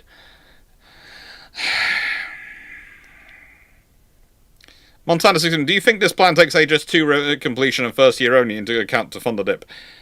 I have no idea where they think the funding from the Department of Transport are coming, but I don't think it's that good. New IKB, why do our politicians not recognise that the threat is real? Because ultimately most politicians believe they can talk themselves out of problems, and they believe they're smart enough and capable to do it enough. Spike to play, is in your opinion, is this a Dreadnought or Chinook Coal moment naval technology, or can we tell yet? Okay, so, if they were going down the integration route, it would be a flotilla defense, i.e. something along the lines of Dreadnought policy. If they go just charging willy-nilly into this, I think it could turn into a Juno Coal one, but I hope it doesn't. Sebastian Crutchfield. I appreciate 1.3 billion isn't going to get us anywhere, but where does all that money go to get us so little? Honestly, a lot of it goes on maintenance. One of the things you realize you have to remember with armed forces is they do a lot of exercising, a lot of practicing to make sure things to be ready for conflict. But the trouble is that that actually damages things when you're using them that way, and so that requires maintenance to fix them. And we use the ships. So the ships are constantly used at all the time. This is the thing with the submarines and the ship. As I said, the submarines. The problem is that they hasn't been a facility to do the maintenance in. So it's built up and up and up. the cost, because they haven't been able to get into dry dock. And the thing is, the longer you wait, the more expensive it gets, because other things go wrong and other things need to be fixed. And the reality is, salt water especially is not nice, and it destroys things. And again, if you're doing air operations in the desert, desert air has similar impacts on aircraft as salt water does on ships, because the sand is literally chips away at them all the time. So it's a constant thing to fund these things. And the other problem the UK has is we keep changing our minds about things. So we'll spend money on something, and we'll get it to the point of delivery, and then we'll cut. A good example is the Type 45s, actually, as I said before. Okay, it costs us £6 billion to get 6 of them, which people then go, well, that program was £1.3 billion overspent when it spent. Yes, it was. But the remaining 6 would have been probably got for, well, depending on your sums, you could go for 1.8 billion, anything up to 2.4 billion. Or even 3 if you really want to go for it. You wanted to fit them with Mark 41 VLS. So we got 6 for 6 billion. We could have got 12 for, let's say, 8.4 billion. One gives you £1 billion destroyers. The other one gives you £700 million destroyers. And that's the problem. And what does 12 units give you?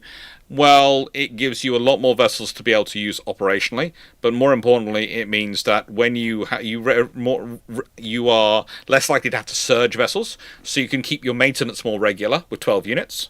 So you usually, with 12, you usually have between 4 and 6 units available for operations. So that means that you're unlikely to be in a scenario where you're having to surge or skip maintenance to provide a vessel for an operational scenario. In which case, the maintenance happens more often on schedule, which is cheaper and easy to keep. So actually, you have the more ships, it's actually easier to maintain. And cheaper to maintain the whole force. And also it's easier to crew them, because, for crew retention, there are now 12 positions for captain. There are 12 positions for senior NCOs, etc. 12 executive officers. So you've got more lines of promotion going up. So you've got more lines to keep the people involved. But you saved money by cutting 6. Yes, you did. But ultimately, would the UK have been in a better position if it had had 12 Type 45s to run around for the last since 2000s? Yes, it would have been. And the thing is, the last 6, well, we'd already worked out the problem with the diesel generators, so those 6 could have been built with more diesel power built into them from the beginning. And that would have probably fixed those problems and would allow us to slowly fix the remaining 6 as well.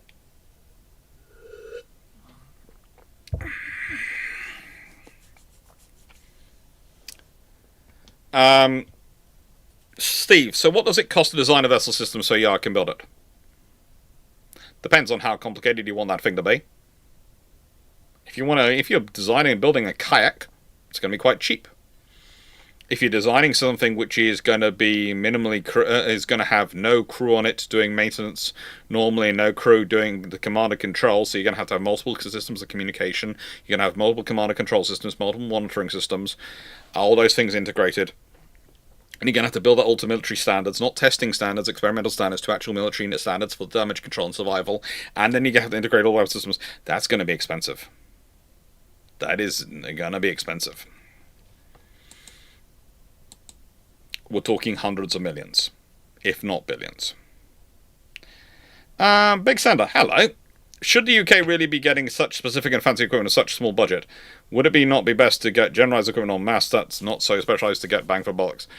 Potentially, yes. Honestly, also as well. Here's the thing. With warships, it tends to be inverse, because the bigger the ship, the easier it tends to be to maintain, because you can do more maintenance internally. Again, if you think about that, this is the example I tend to give if I just quickly do this and this. So, okay, let's say my chair is what I'm maintaining. Here. If I can only approach it from one side, and it's a big thing, and I have to do something on there, I have to lean over and do this and this and this through it, which is not fun and going to be difficult and going to take a lot longer. But if it's a bigger ship and it's got enough space, I can probably fit through here, walk round, and go there, And that's a lot quicker, isn't it? Well, if it's a bigger object, it might require 2 or 3 people to do it. If it's in a cramped space. So actually, bigger ships tend to be easier to maintain. And before people ask, yes, I am working on my belly to try and get it down. But it's one of the things when I had double pneumonia, I was put on the high protein, high carb diet to help me get over it, which was fine. But my weight did go up to 140 something kilos. I'm now down to 116, which is nice, but I prefer to be around about 90. So yes, a little bit of way to go. The chair is not maintained. We hear it squeak. Yes, you do. Anyway, with that being said, back to the report. So,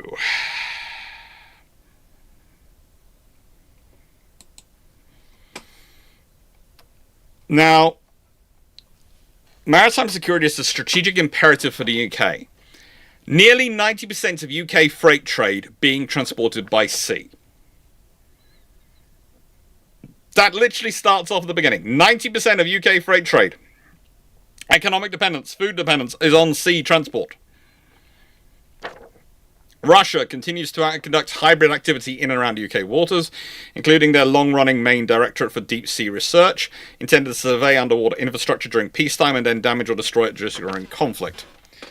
The Royal Navy must be ready to deter incidents such as pipeline or undersea cable sabotage, adapt to new geographical realities and rising demands on defence, including a more accessible high north, i.e.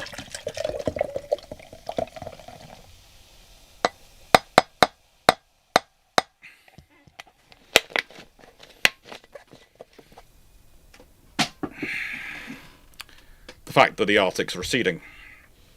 Okay. So, the defence has already begun the process to transform its maritime capabilities. The foundations for a hybrid navy are underway after the Atlantic Bastion was launched in December 2025. This is alongside the continuing work on Dreadnought and SSNA submarines, and the development of cutting-edge warships and new autonomous vessels to patrol the North Atlantic and beyond, enabled by a strategic partnership with Norway under the Lunar House Agreement. Goodness gracious me, Norway partnerships are doing a lot of work in this video.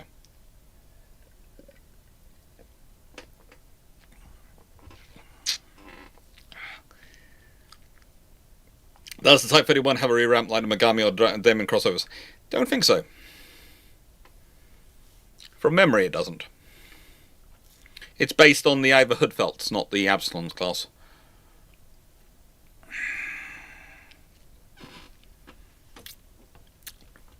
So, let's start looking at the funding. And I'm going to give you a let you guess. What do you think is the lowest funded thing on this list? Are you talking about funding? Well, do you think the lowest funding thing? If you said Type 23 frigates, you are right. They're getting 190 million. Second lowest funding, offshore patrol vessels. They are getting 200 million. The third lowest is amphibious shipping with 240 million. So, yeah. The fourth lowest is the strategic roll-on-roll ships, 290 million pounds of funding. The fifth lowest is the Future Commando Force with 450 million. So basically, it's 790 million being put towards amphibious warfare. But no, it's not much. The sixth lowest with 460 million is Wildcat helicopters, Lynx Wildcats. They're getting 460 million pounds of funding. The Army ones are getting got rid of. The Navy ones are getting more money. Seventh lowest funding, Queen Elizabeth class carriers. They are getting 510 million. Eighth lowest, getting more than the carriers, Type 45 destroyers, 600 million pounds worth of funding over the next 4 years. 600 million pounds for modernisations and works going into them. And then we're looking for the ninth, that is wider underwater warfare, which is getting 1.2 billion. Okay? And then 10th, 1.3 billion put on the mine hunting capability. Joint 11th, hybrid navy, and of course the future fleet solid support ships, both getting £1.5 billion. £1.5 billion. And 12th, getting joint 12th again is the Merlin helicopters, getting 1.6, and the Type 31 frigate program getting 1.6. And then coming in top of the funding charts with the most money is the Type 26 frigates with 4.1 billion.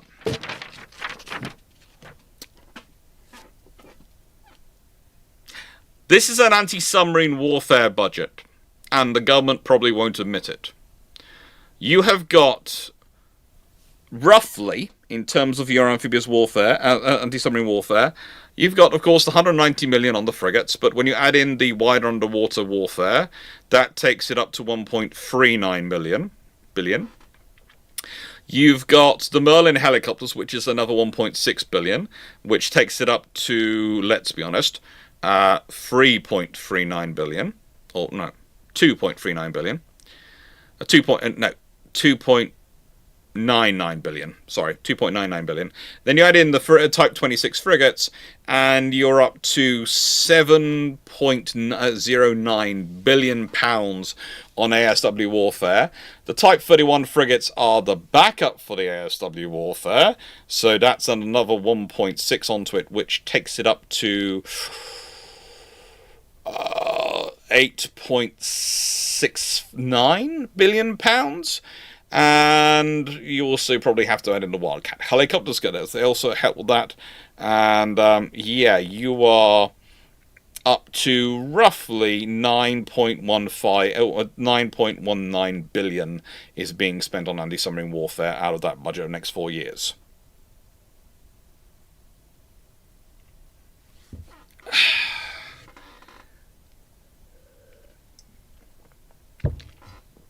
The reality is there's even more money than this being spent on the Type 45s. Type 45s are part of the missile defense plan. The Type 45s are part of the maritime spending plan. There's lots of budgets of money spending off on the Type 45s. So, and there's the Dragonfire, which is a separate money as well, Church 256. So, this is just money coming from the naval budget towards it, not the missile defense budget, not the drone defense budget, just the naval budget. So, excuse me if I don't think the Type 45s are going to be got rid of that soon. Now, I think they probably will see Type 45s still in service of the Royal Navy into the 2040s at this point, especially the amount of funding going towards them. I might be wrong. And there are, but as I've said before, there are 2 general elections between now and when they are due to start going out of service according to the government. So, yeah, that's a lot of changeover in politics. And who knows how many governments. We're on our 2nd government of this parliament. Who knows how many will be by the end of it. Hybrid Navy. That's 1.3 billion now. It was 1.5 billion above, but it's 1.3 billion. And that's supposed to be talking about the uncrewed missile platforms, the Type 91s, the uncrewed underwater sensor platforms, Type 92s, the extra large uncrewed underwater vessels, the XL UUVs, Type 93s, uncrewed radar platforms, Type 94, and future class of common combat vessels. Now, I think this whole idea, the hybrid navy will be connected by a maritime fighting web, the maritime edge to the digital targeting web. Again, you're going to need a lot of communication systems to make this work. A lot of comms, and you're going to be incredibly reliant on those comms working. They're going to have to be hardened. And that's a problem. And the idea is, by 2030, we aim to have brought the first large autonomous vessels of the hybrid navy into service, including a prototype uncrewed missile platform and XL UUVs with payloads developed through AUKUS. So they're aiming to get to prototype level, actually in service by 2030, and being tested, with a budget of 1.3 billion over the next 4 years. I don't think that's enough money. I honestly don't. The amount of research and development they're going to have to do, it's going to be expensive. You're not going to be getting CCCVs, the quickest production line we can get them on, is going to be the Babcock one at Rosyth. And that becomes a problem in that, well, I love Rosyth. It's a good yard and it's building pretty darn quickly. But the remaining Type 31s have got Mark 41 VLS. The next two, the two built without it, are going to get it added back in, so that's going to take time in that yard. And the British yard at the moment, the first steel hasn't been cut on Campbelltown yet. That's expected to be soon. But they've got Formidable and Bulldog under construction. If we consider it took 4 years to build Adventurer, it took 3 years to build Active. It's probably going to take between 3 and 4 years to build the other ships. They can basically be constructing 2 at any one point. If Campbelltown doesn't start till 2028, which she might not. She might do, but she might not. Considering that there was a 2-year gap between Formidable and Bulldog. She could start in 2027. That's the she doesn't leave till 2031. Bulldog probably doesn't leave till about 2030. And honestly, Adventurer's not going to be commissioned till 2026, 2027. So she's going to be 6 years to go through from building to fitting out, etc., through that process. Simply put, the earliest you can probably put a ship on there, because I was using the launch dates. If Formidable is launched in 2027, that'll be roughly on schedule. If Bulldog is launched in 2029, that'll be roughly on schedule. And the earliest we could see Campbelltown launch is 2030. So realistically, 2020 for Bulldog, as said, it's 2029. So the earliest you can start ship construction is 2029. It's going to take 3 to 4 years. If you want to have them in the early 2030s, that's the only yard you're getting to. So the earliest you could have a CCV is going to be, what, 2033 launched? 2036 in service? And that's going to be one.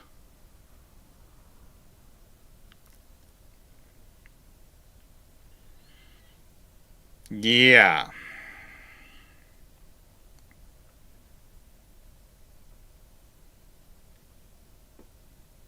Hybrid Navy carrier wing. Almost 240 million has been invested in Project Pantheon, development autonomous jets to start building a hybrid carrier wing, and the early trials of jet-powered drones to work alongside the F-35B program are forced under Project Vanquish. We'll see what happens when it happens. They've been testing things, but again, testing is not in service. Mine hunting. 90 million additional investment in autonomous mine hunting programs. This is something quite good. But they're using 90 million to fund the procurement of offshore support vessels in conjunction with Norway. They haven't ordered them yet.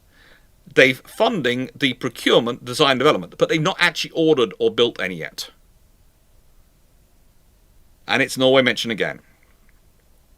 ASW, anti-submarine warfare. Beyond the hybrid investment fleet, investment of 540 million in anti-submarine warfare capabilities, including sensors, AI, torpedoes, and communications.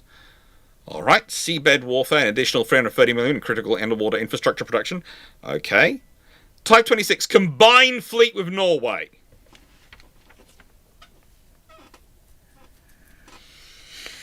Does Norway realise that the Lunar House agreement means that their Type 26 is a part of the British Royal Navy? As far as the UK government's concerned. Has anyone told the Norwegians this? Because I talk with quite a few Norwegians, and none of them seem to realise that their 5 frigates were going to be a cornerstone for British naval security.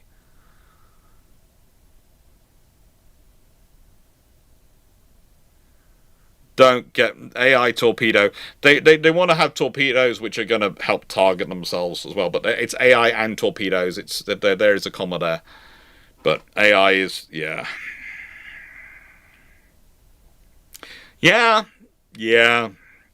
The biggest British warship deal in history and the centerpiece of the Lunar House Agreement. Yeah.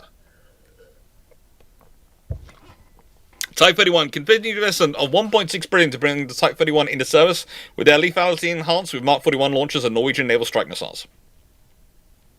Okay.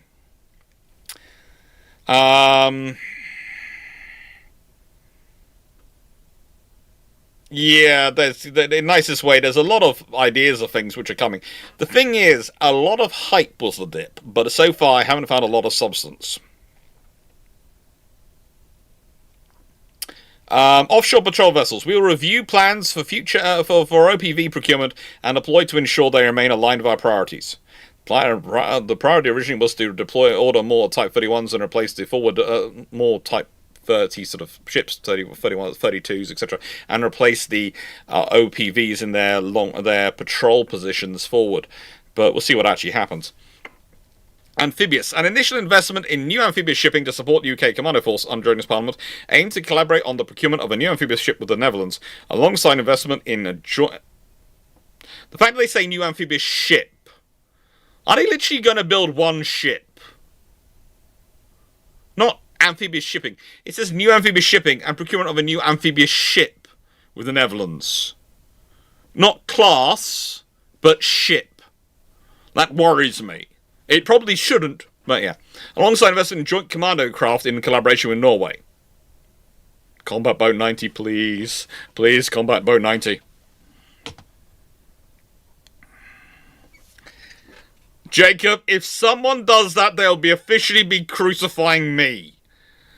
You want someone to design the British Norwegian Royal Navy flag? No. Do not start spamming my Discord server with that.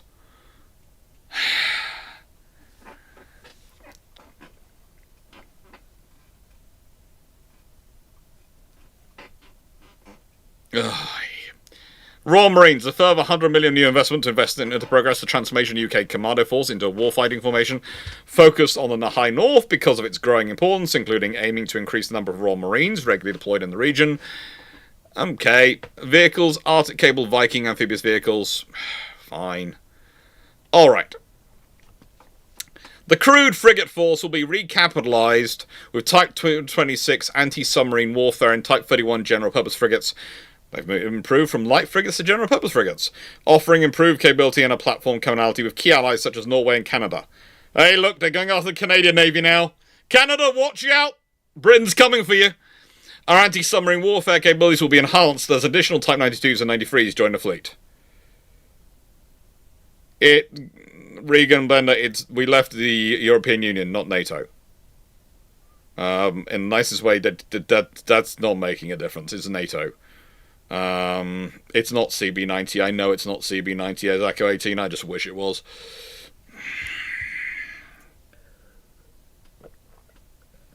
The amphibious shipping. No, the combat boats are coming from with Norway. The amphibious ships are with Netherlands. The mods will protect you. I don't. Runon, I've met my mods. You won't protect me. You'll wind me up. I know you will. Look, and the number 49 is always fun. We'll continue to work with industry and investors on commercially provided solutions for increasing the resilience and protection of critical underwater infrastructure.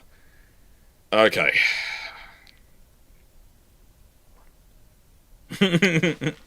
Church 256, is this how we rebuild the empire? We slowly absorb every other navies into our own. Oh, good lord. In a nice way, it's wishful thinking. From the early 2030s, we will bring a new hybrid Navy maritime air defense system into service. It will comprise uncrewed missile Type 91 and sensor Type 94 platforms. They'll be distributed through our maritime task groups with a new common combat vessel as the central brain connecting and controlling the uncrewed elements. This system will eventually replace our Type 45s, which are due to retire from 2035. Okay, I'm not sure how the system can actually be in service. I just gave you the stats. I don't see how we can actually have the ships in service before 2033. And with the upgrades we're putting into the Type 45s, I do not see the Type 45s retiring in 2035, and I'm not sure if I see CCV, as it's currently projected by them, actually working.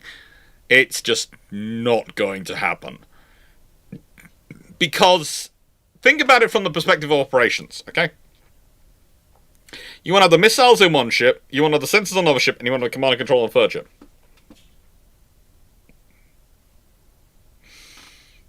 So you're paying for 3 engines. And if you have multiple missile hulls there and multiple sensor hulls, which you should for survivability, you're paying for more engines.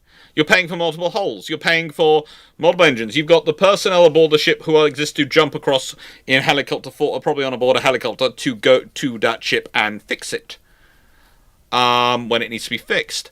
You have... Yeah, I'm not seeing how this is going to save money. I really don't see how this is going to save money.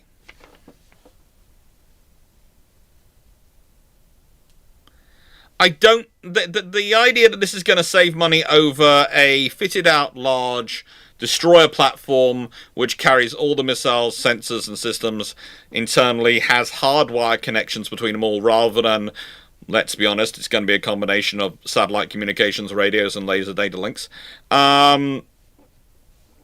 I don't see how this is going to be cheaper or save money or in any way better. And yeah, I have a feeling the Type 45s will have to just carry on for a while until someone someone who looks in and goes, this ain't working.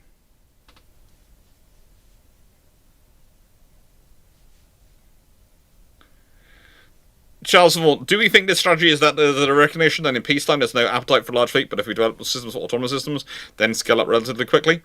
They don't scale up relatively quickly, though, at this size. At this size and capability, they do not scale up relatively quickly. Torpedo boats scale up relatively quickly. These do not. And I don't think they have that level of logic or long-term thinking in it. I wish they did, Charles Thomas, because that would make me feel a lot happier, but this doesn't feel like long-term thinking. Missile barges I can see working. I can see, even if you want to have the extra sensor ships, okay, that's fine.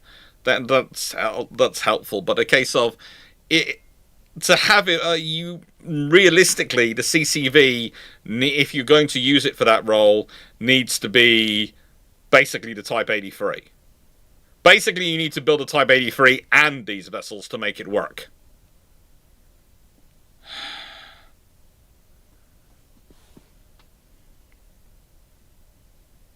And yeah, we haven't... Here is the other thing that's going to happen, and I can tell you this is going to happen. Okay? Because we have this. If you've got these ships operating close together, and there is a storm, and there's going to be mistakes, you're going to end up at least with one time where one of these ships is going to get sunk. Because we lose aircraft in exercise and training. We just had one recently. Sadly enough, we lost the air crew. We lose all sorts of systems, get damaged in exercising because you're training close to warfighting. And it's going to happen to these drone vessels. And if that's one of your very expensive, very few radar drone ships, you're going to be worried about it. Because, frankly, what have you got as damage control aboard that ship, other than the automated systems? Which are fine. But in a bigger ship, if it gets bashed, it's got a chance of having enough mass to survive. If you're building a ship which is big enough to have enough mass to survive, at a certain point, again, you're asking, why isn't it crewed?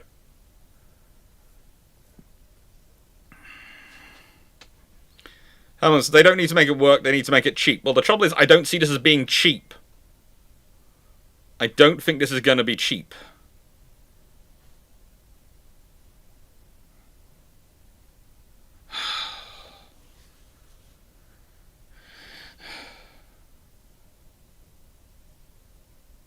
No, the Type 91s, 94s, the CCV is the drone command ship.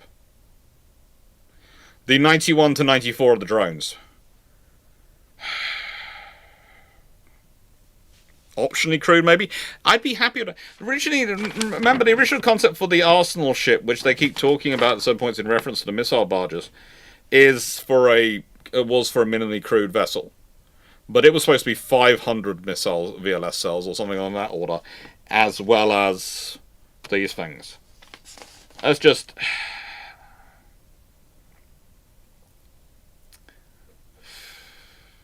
And the thing is, you're going to need a lot of these ships, okay? If I'm building them, then I'm talking about at least... I need at least 3 missile vessels with the ship and at least 2 of the sensor platforms with it. So that means that all 30 of the XLUVs get used for the 6. So I've got no more ones, I need more if I'm going to do them for the anti-submarine warfare vessels for the Type 26 and those things as well. This is just... shouts to me of people not actually thinking things through. They want to build, by 2035, 6 new common combat vessels. Unless they're going with a modified version of the Arrowhead 140, that ain't happening any other way. If they're going for a new design, completely blank sheet design, there is no yard which has built up the jigs and the things they need to build it. The thing is, the reason why Type 32 was scheduled when it was that would be building off the Type, would be basically using the same hull and same structure as the Type 31. It would just be modified weapon systems, which could be quite easily and quickly done. But if you're going for a completely redesign, then things are looking weird. Things are looking real weird. And then we have the multi-role strike ship, which the program has now been defined as being too complex and did not reflect the UK commander force we are now pursuing. So we've reverted, because we originally left the Netherlands Amphibious Transport Ship program because it wasn't able to deliver our needs. Ay, caramba. Right then. Going to be back in a second. I need to pick up another bottle of Iron Brew, and B, from over there, I need to check on something scratching on this door. I'll be back in a second. Hello, what are you doing?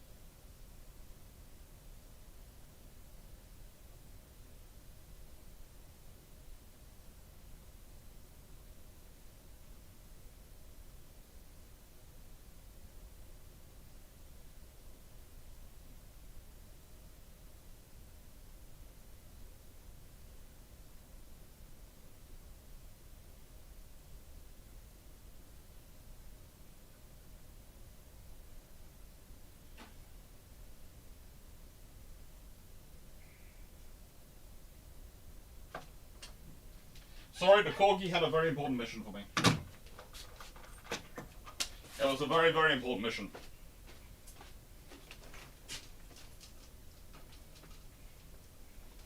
The Corgi's important mission was, Papa, I've been trapped in the kitchen. Will you come let me get a bed, please, Papa?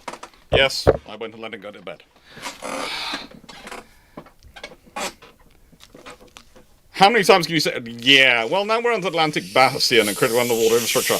And all sorts of things they're going to do and things they can claim, including activities of the Russian spy ship Yantar and converted GUGI submarines around UK waters.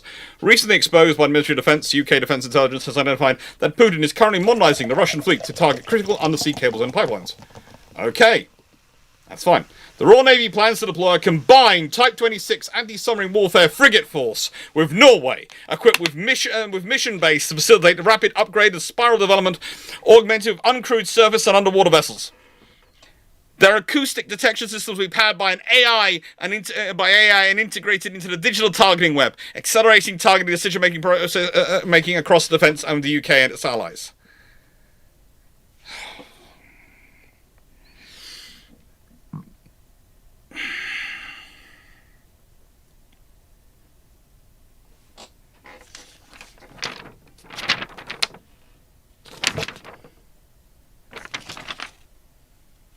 Yay! No, seriously. Look, we're at page 40 now. It's worthwhile admitting this to you. I am finding this increasingly mildly depressing, but we're going to get through it. But all I am pointing out here is, again, it's the Norway force is going to be useful. It's going to be basically Norwegian Navy is going to be backstopping. We're not buying enough ships ourselves, but don't worry, we've got Norway. And earlier they were mentioning Canada as well.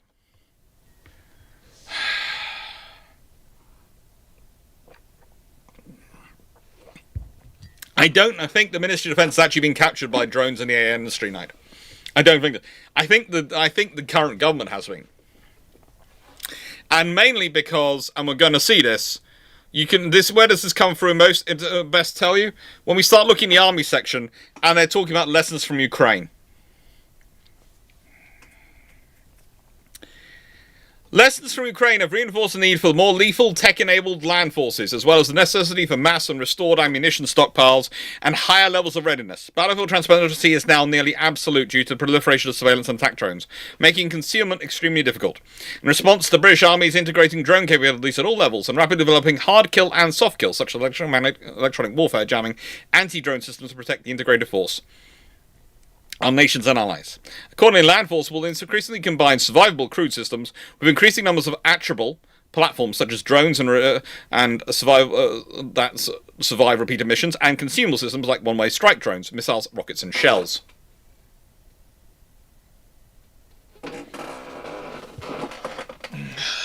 Well, yeah. The Canadian Type 26s are considered destroyers for starters by the Canadians, and they don't get me started. Just in the nicest way, this document is full of a lot of very, very fanciful thinking. I should have brought the Corgi with me for emotional support. The Corgi wants to see the emotional support of his bed right now. Apparently, he's been made to watch a romantic comedy movie in the evening, and frankly, he did not find that nice. And to quote the two people who just looked at me going, "Did he go to you to ask to be let to bed?" Yes. But we're still in here watching this. Yes, you are. The Corgi doesn't want to be in there watching it any longer. The Corgi wants to go to bed. The Poodle has already taken himself off to bed, as wanting to avoid it, claiming probably illness on that Poodle's part. The Corgi was going, "Please, Baba, stop me having to face this." Look. Yes. Ukraine has shown that you need a lot of things. But one of the problems you have coming from Ukraine is you're taking what I would call a very 2024 reading of Ukraine. Not a 2025 or 2026 reading of Ukraine. The reading of Ukraine, which I get from looking at and talking to the Ukrainians, is that what you need is the integrated force. What you need is drones integrated into your force structure. They're not replacing your force structure. They're integrating in. They're being force multipliers. They're not the force in and of themselves.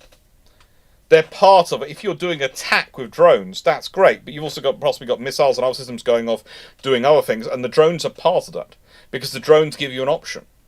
One of the things, missiles you program and you fire them. Drones you can usually have a level of control of, so you can more easily negotiate your way through hostile terrain. But if you've got other distractions going on, that's good to get the drones through.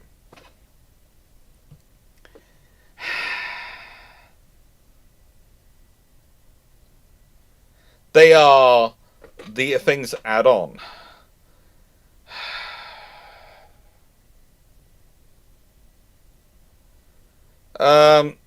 Matt Blom, as a Canadian, calling on the new service to combat as a destroyers to me weaponizing language as propaganda. Look, the Canadians are calling them destroyers, I think, in a large part, and I would argue they're calling them destroyers because of the broad speaking of their capabilities, and also because the Canadian Navy is the original destroyer-focused Navy. Do I consider them destroyers as the equivalent of a modern tribal class? No. But the thing is, if they got the thing I also never understood with the Canadians Type 26 is if they'd gone for the larger version of the Type 26, which they could have got they got the second smallest variant. The British got the smallest variant, but there's none.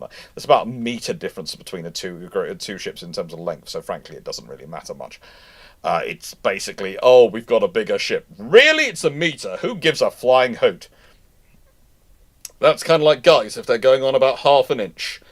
That's really what you're talking about?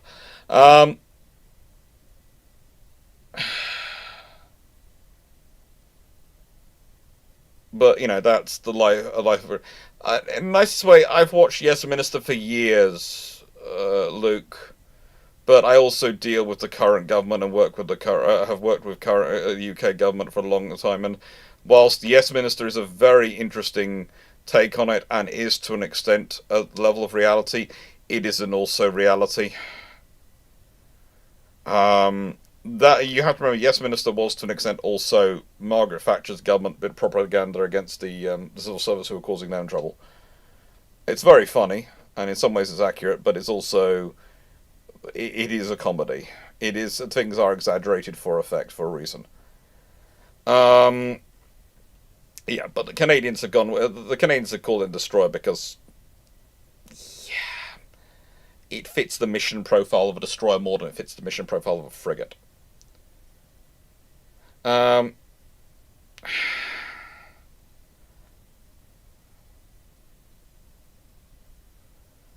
Now, Ukraine have been doing a lot of interesting things, and this is part of the problem we have.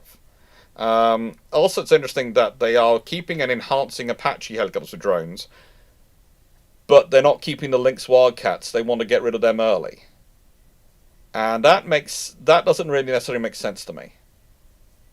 1 billion for the howitzer. I'll be glad to see when that comes into service. Top rock, that is also a problem. The civil service was moderately competent in that show. Everyone was competent in that show. The British civil service are not actually. How do I put this? There are a lot of very competent civil servants in the UK. Also, from experience, there are a lot of people who are basically hop from department to department to department on management track, who really don't build up the level of specialist skills they need to be in their departments. What it used to be prior to basically the reforms done by Blair and Brown, but it was already heading that way a bit. That departments, the people who ran departments were deeply specialist in their departments, and they had a deep understanding of the knowledge in those departments are required to run those departments. Nowadays, as you had a more commercializing of the civil service in some regards to provide it with better management structures, you've lost a lot of the specialists at the senior levels.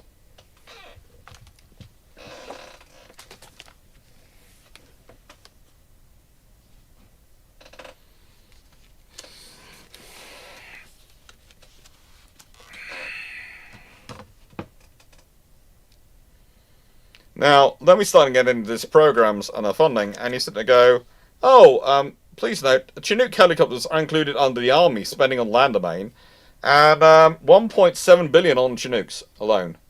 Ground-based air defense is getting 1.5 billion, 2.2 billion on Boxers, close support artillery, Ajax another 1.1 billion, Challenger main battle tanks 1.1 billion.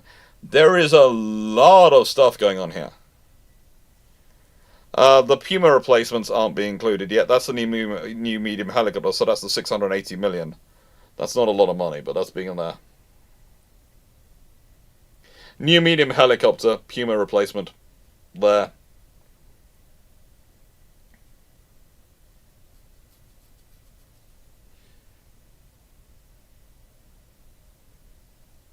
It's 1.1 billion on Ajax. Yeah. CV90s, I'm not going to get into how many CV90s you could buy with that. The whole Ajax program is, we've reached the point where we're just funding it so that we don't get a national embarrassment now. We are just funding it literally so we don't get a national embarrassment.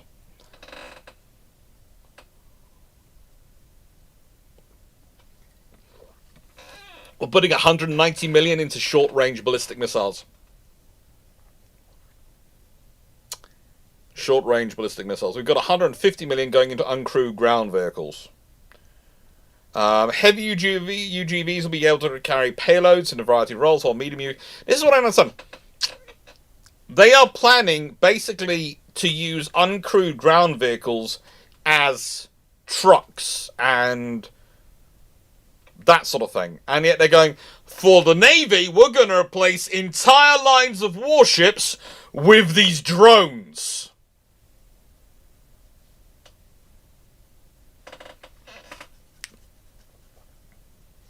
For the Army, they're being integrated as part of the force. For the Navy, they're apparently replacing things. And you sit there and go, okay, don't take this the wrong way. But of the two domains, land isn't often trying to actively kill you.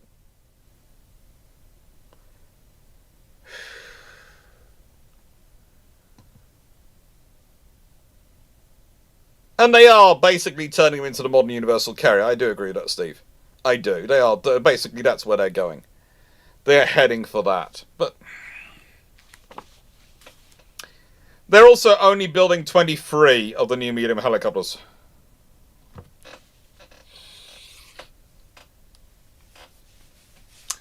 Okay, so let's be nice and presume a 2/3 operational ability with 23.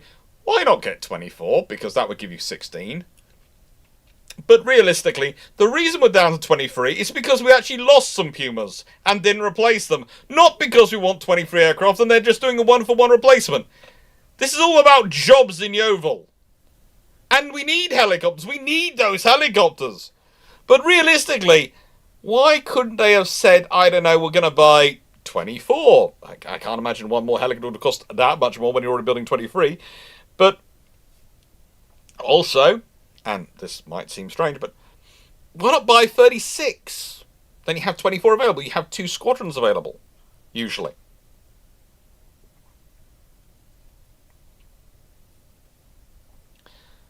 Luke Carlisle, do you see the UK as a US proxy or a nation? The UK is its own separate nation, not a US proxy. In the nicest way, if we were a US proxy, we'd probably be getting better funded for defence right about now. I think that this is...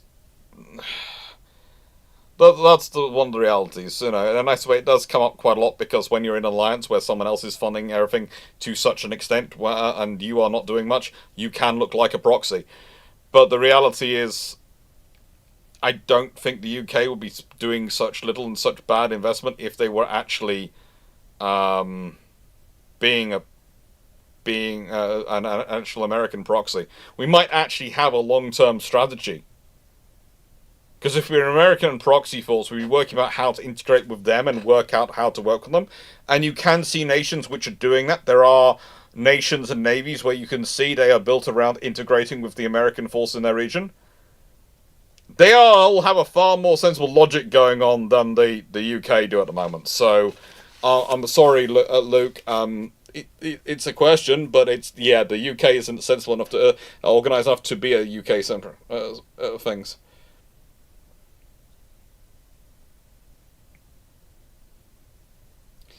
And yeah, I thought we spent 23 aircraft are also not used because they are even stuff like, well, the medium helicopters aren't going to do search and rescue, I think. They're going to do firefighting in Cyprus and all sorts of things, so yeah.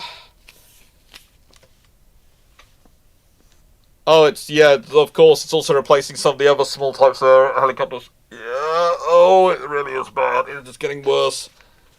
Oh. Again, Topra, again, a vassal will be better organised. Please don't. No, nicest way, no. This is the trouble when people start going conspiracy theory about the UK and who it's run by. No. If there was someone that is smart enough to be running conspiracy theory, we wouldn't be so badly run.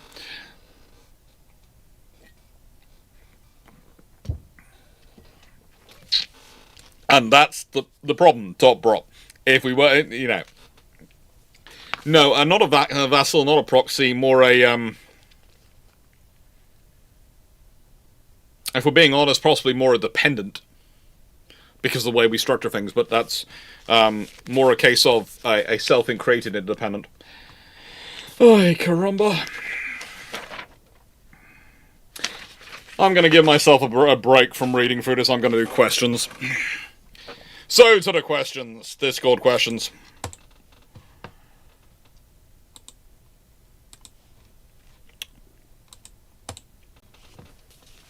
Gonna do a few minutes of Discord questions. Okay.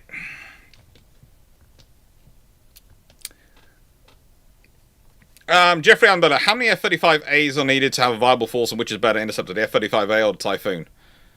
Ooh, Typhoon's probably a slightly better Interceptor. But to have a minimum viable force, especially for the nuclear program, you'd probably want about 48. Because then you'd guarantee to have usually, let's say 2/3 of available, you'd have 32 aircraft available. Which means you'd pretty much have 32 airframes. You pretty much have enough for 2 available squadrons and the force integration group.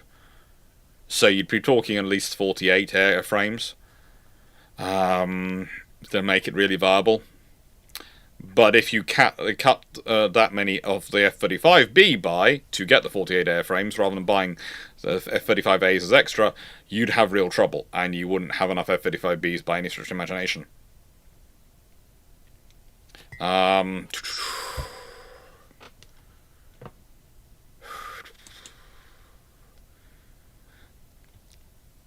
Jeffrey Allen below, couldn't the floating dry docks be bought on the used market?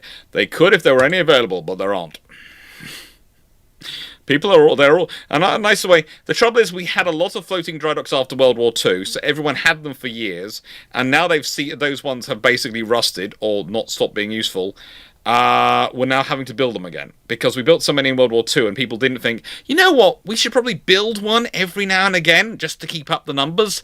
No. And so now, quite a lot of nations are up a creek without a paddle and having to order them. America just built some. Poppy 78, how many building lines can Barrow run at the same time? I think it's about 3.5.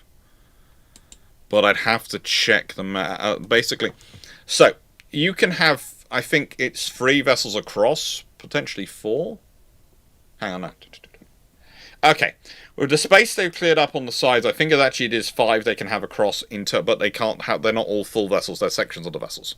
So you have 3 basically vessels in full, and 2 more which are in sort of bits, and you have other facilities which are providing different sections, which are also working on it. So you end up with about 5, 6 basically being able to be under construction at one time, in terms of steel being cut to actually be fully assembled.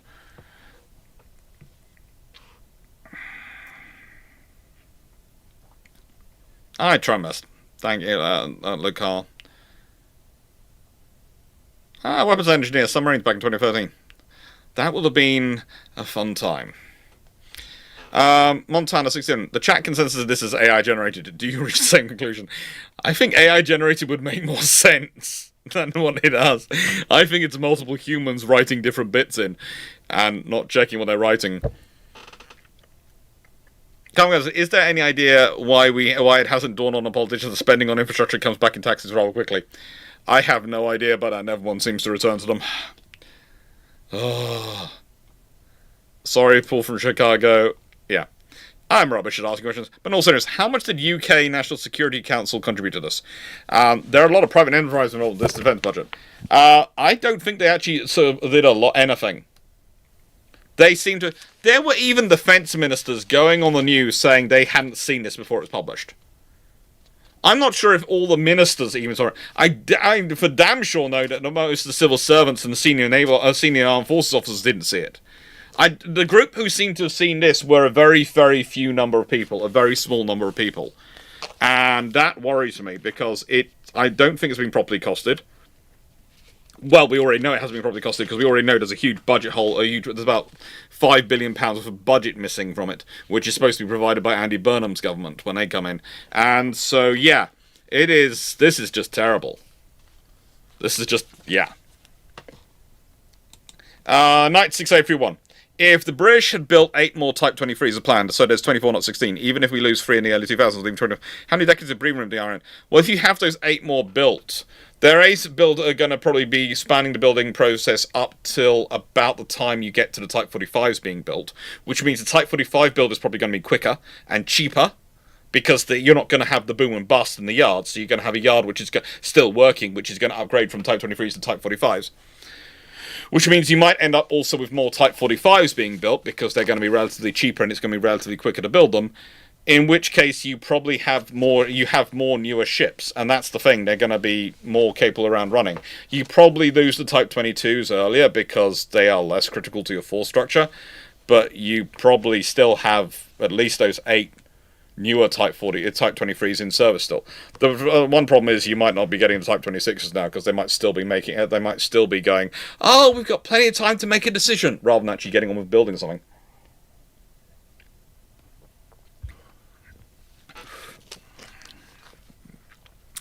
The Defence Armaments Director Group seemingly didn't know what was coming out, either from wording or an article put out today. Oh yeah, they didn't know. They didn't know. None of them. It seems to be they were on the maximum of not inform the people who should be involved in it, which might explain why it's quite so interesting. Matots, do you feel like the Royal Navy is the worldwide guinea pig for hybrid navy, where everyone else learns from our mistakes and saves money while we pay to fix our bad one? Potentially, but also potentially, as I said, realistically, decisions of the Type 45 replacement, i.e. the Type 83 program or whatever comes from it, don't need to be taken till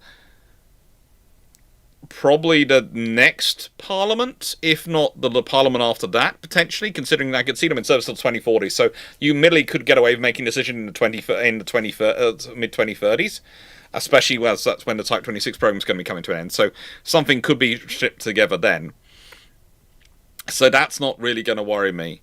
The thing I'm worried about is Rosyth and making sure they get plenty of orders. I hope they do, but they haven't been mentioned in this document once at all.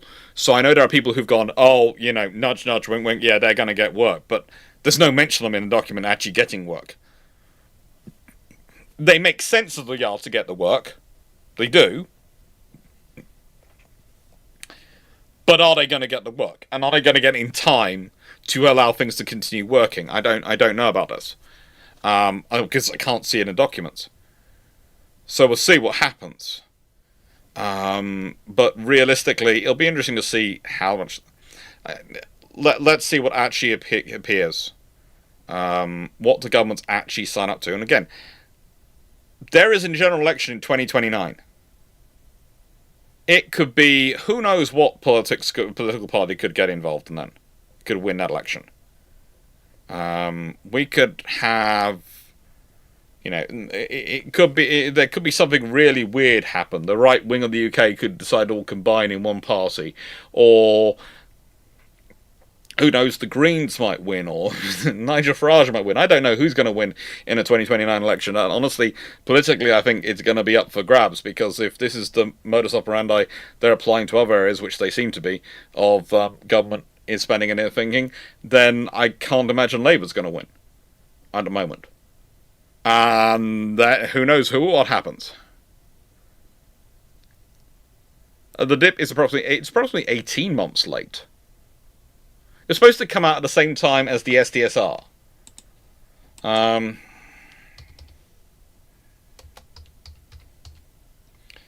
Which did come out in 2025, but it came out in July 2025. So it's 12 months late, and it was supposed to be... That was delayed as well.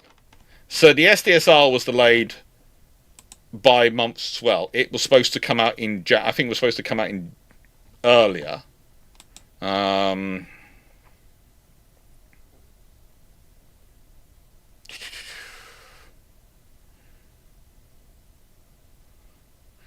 Yeah. The Labour Party commenced the review on the 16th of July 2024. It was supposed to come out in January, at the same time as the dip. It was delayed till July 2025, and the dip has been delayed till July 2026. So yeah, it's about 18 months late. And yeah, they basically had no one involved in it. That's the trouble, I think. That is the problem.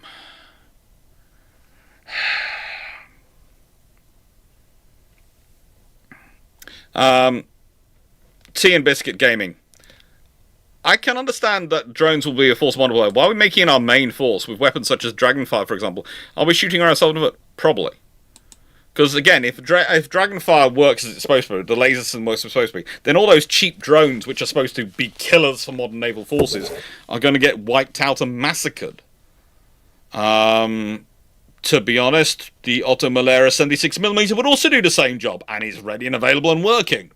And I keep talking about it until someone takes some frigating notice and buys some. But we'll leave that to one side.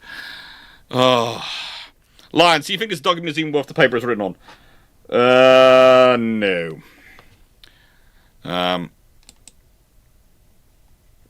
Yeah, I am. I'm agreeing with helping guys with all three civil servants being from Majesty's Treasury. That's from IO. But yeah, it's how curious you're about. I don't think any of them came from my world, part of the world. Anyways, one thing I've been really thinking about is how is damage control going to be handled, or is it just lost after one hit, or are they going to need to have CCCV be a firefighting ship as well? No, basically the idea is it's supposed to be automated fire damage control, so it's supposed to be locked down and really well subdivided. From what they've been talking about, so it's going to have a lot of subdivision, and it's going to have automated firefighting systems in it. Which we rely on as part of crew multipliers in crewed ships, yes, to basically give us a sort of an edge versus fire, and to allow us the crew to have more time to deal with the fire, because sort of something to do. We don't tend to rely on it as the sole thing to solve it.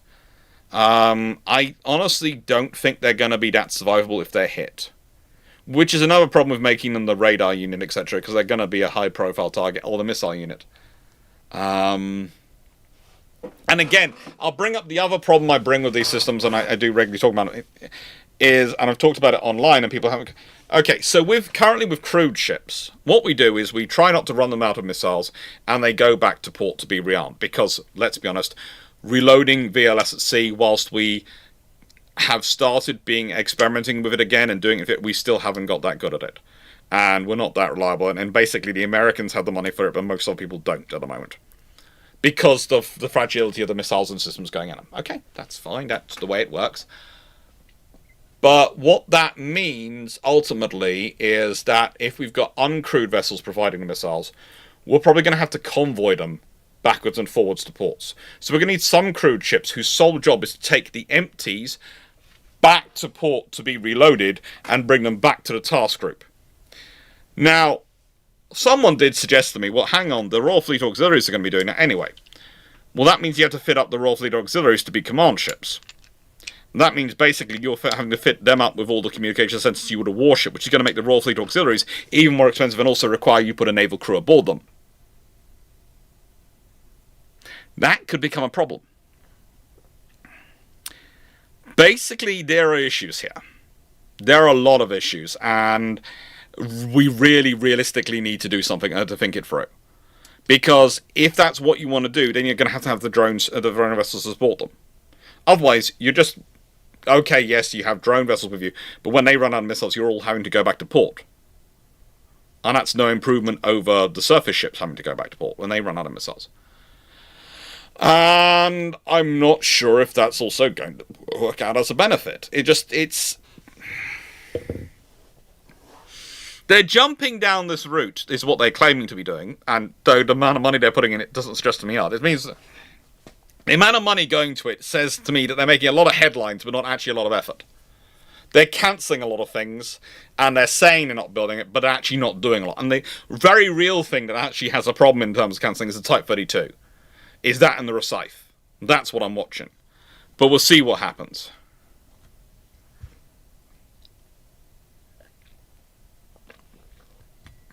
And exactly helping us, that means giving the Royal Fleet Auxiliary money. And the Defence Investment Plan doesn't do that. So there are a lot of problems coming through in this, and I'm going to be interested to see how they really get resolved, or whether anyone has thought about them beyond the headlines. Because that's what... My feeling is this is 81 pages of headlines, and not a lot of substance beneath them. That's what I've been feeling as I've read through it the last couple of days, and that's what's kept coming back to me. Steve Clarke. So based on my earlier question, all the numbers they were kept quoting for the USVs Act is just the cost to design vessels. Pretty much, from what I'm seeing. There isn't a lot of money there, and I don't know if that's even enough to finish the design.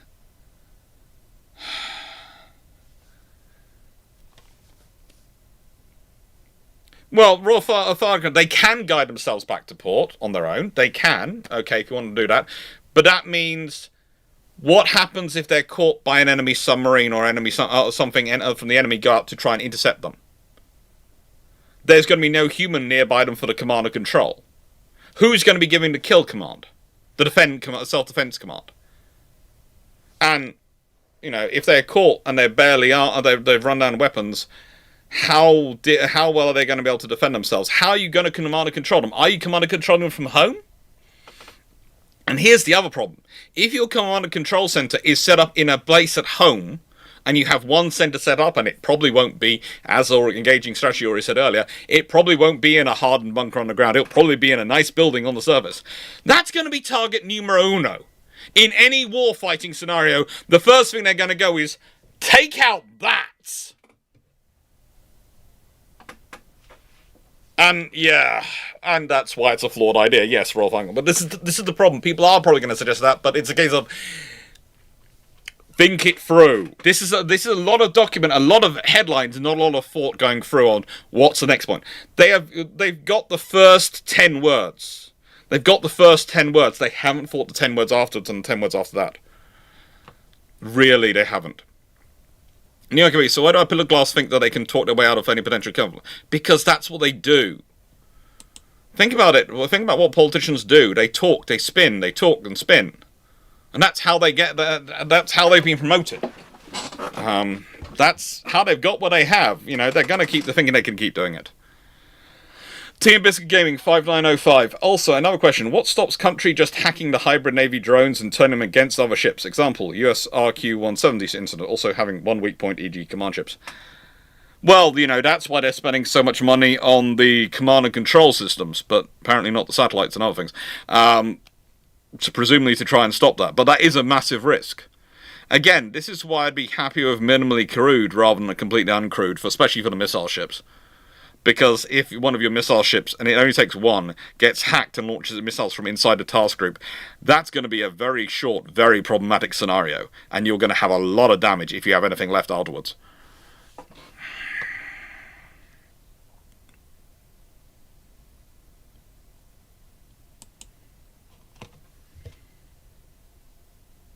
Yeah, there's a lot of that for helping Gaza.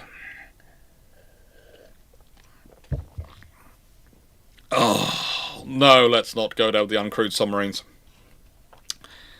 The one thing that saves that is it's going to be difficult enough for us to communicate with them, let alone for anyone else to communicate with them.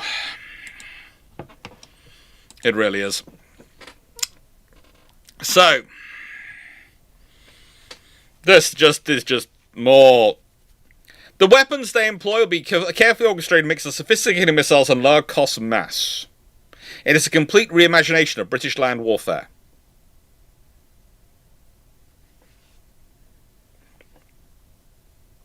British land warfare for the last 200 years has been a combination of low-cost mass and sophisticated weaponry. Usually the sophisticated weaponry is the artillery. The low-cost mass is the infantry. That's not a complete reimagination of British land warfare. That's just changing the tools.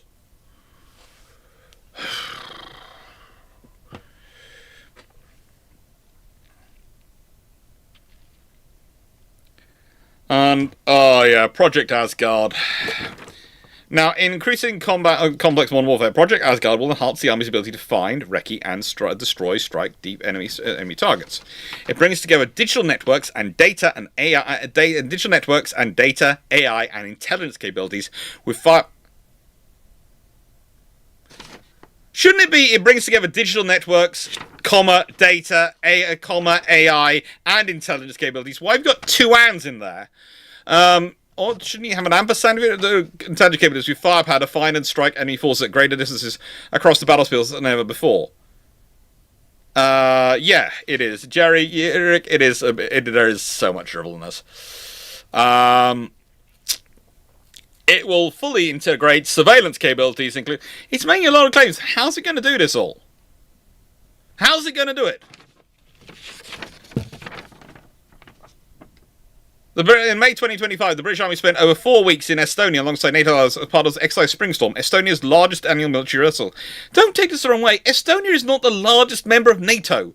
Saying it's the largest exercise in Estonia is not saying it's a very large exercise.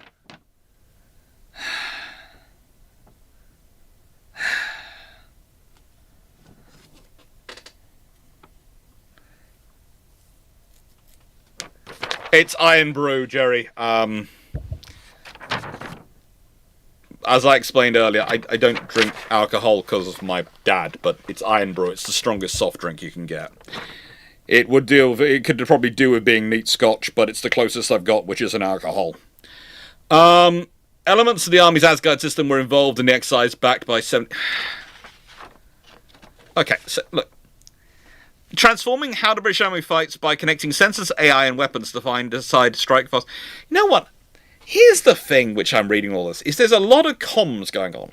The British forces, armed forces, in any future war, are going to be communicating so loud, they're going to be the modern equivalent of the German Navy in World War One. Basically, they're going to be heard from thousands of miles away by everyone, and everyone's going to know what they're doing, the sheer volume of communication they're going to have to do.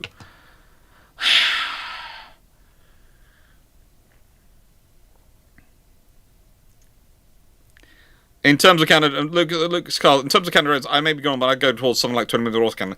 And that's probably good for ground forces. For naval forces, because of the distances, you want to go for the 76mm because that gives you the longer range, and the fragmentation means you can set up basically a flak wall and take out quite a few of them in a couple of shells. So that's basically different. If you were talking about defending tanks, armored vehicles, I'd be agreeing with you to 20mm. But for a warship, the 20mm is incredibly close range. In reality, you want to keep them as much further away from you if you can, because you're that much bigger target. You've also got radars and sensors as part of your systems, which can be damaged by fragmentation too close. So you want to push them back. So that's why I usually go to 76mm. And then they finish with a pro-growth investment with a positive research and development commitment, and extend the support potential to allies. Oh, God help us all. Oh no, it's just about to get worse. I forgot it comes to the air section next. Okay, right then. SDR stated air power is the vital to the protection of the UK. Whilst I agree with this, I'd also like to say, duh.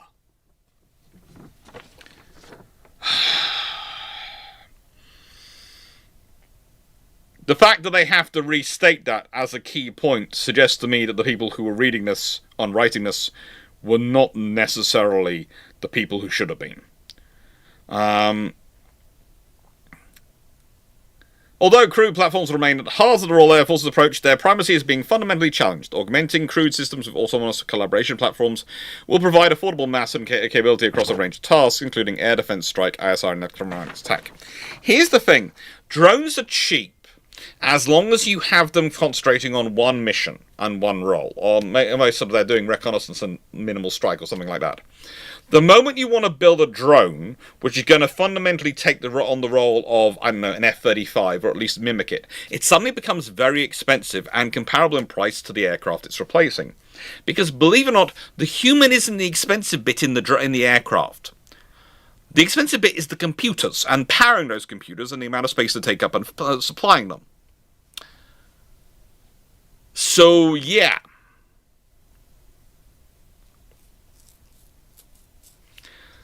Jerry Rick, by the way, I'm a septuagenarian son of a World War I refugee, so a tad sceptical of everything. You sound to be right up my street. I'm a naval historian, and I teach war studies. That's what my PhD's in. To say I'm skeptical of everything they are promising is beyond belief. You know, as a starting point, because basically you can ignore everything which takes place after 2029 in this document, because frankly there's going to be different people in Parliament, so who knows what's going to happen.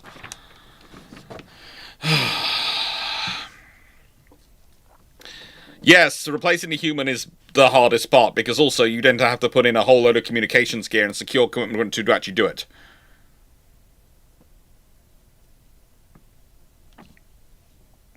Okay. Since the conflict began, we have defended the skies over our sovereign base in Cyprus, the Republic of Cyprus, and in support of Gulf partners. We got there late, but eventually we did get there.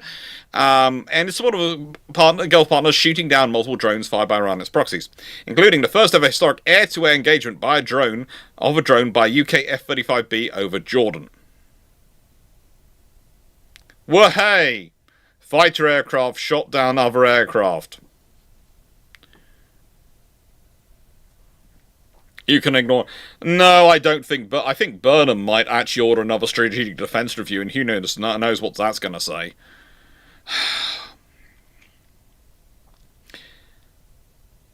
Now, the thing is, when we get to 7.71 now, in response, we'll create the next generation Royal Air Force, which will comprise an evolving mix of 4th, 5th, and 6th generation crewed and uncrewed air systems, armed with the optimum mix of mass and exquisite weapons. Mass and exquisite weapons. You know, in the army section, we were calling them, what was it again? What was the mix?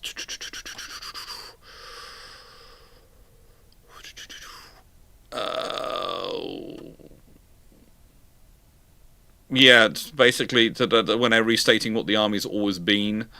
It was up here a second ago.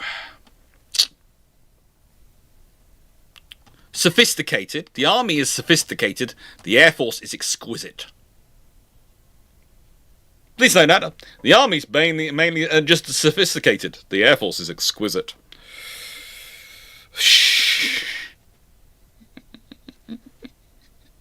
The drone stuff reads like the beliefs of strategic bombing pre and early World War II. It will just win the war and replace old need for anything else. Yeah, that's coming. It will only burn them as the Strategic Defense Review dip. It will say everything gets built in the Northwest. Yeah, expect a lot of orders heading towards Camel Lairs.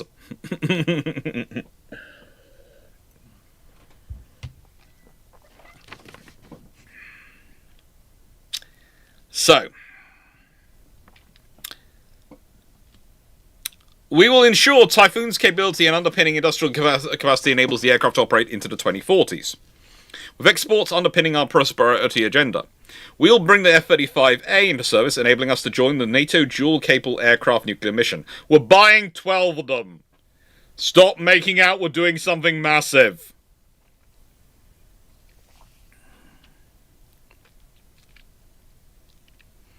We'll commence a collaborative combat aircraft program. Oh, we've been talking about these CCAs a long time. They really like CC something. They like CCing. Did they just do a lot of CCs and then go, okay, we're adding that in as the phrasing? CC, we're in CC. It's all going to be CC. I have no idea. Alice, we are yapping about the UK's defence investment plan. We're going through it. We're literally going through the defence investment plan. It is. So far, I'm on the 4th litre of Iron Brew.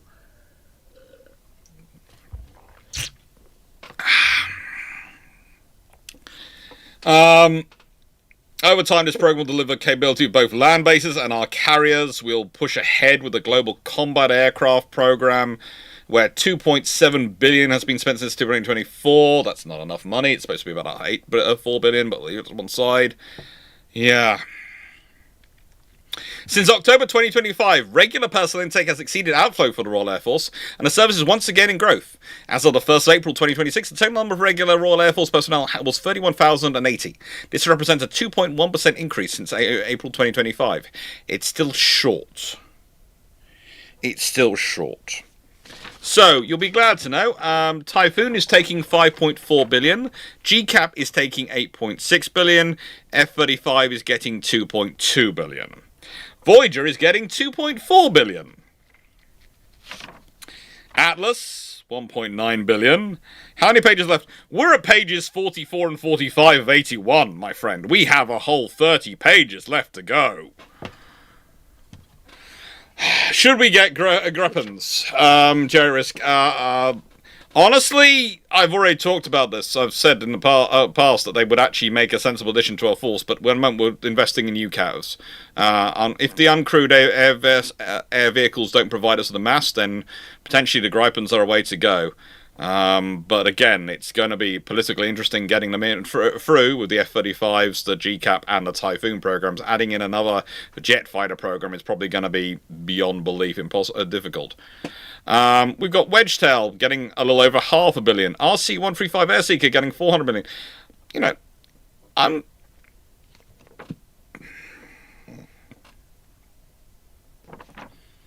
honestly, this is not a lot of money, but I am a bit annoyed that Poseidons aren't getting more.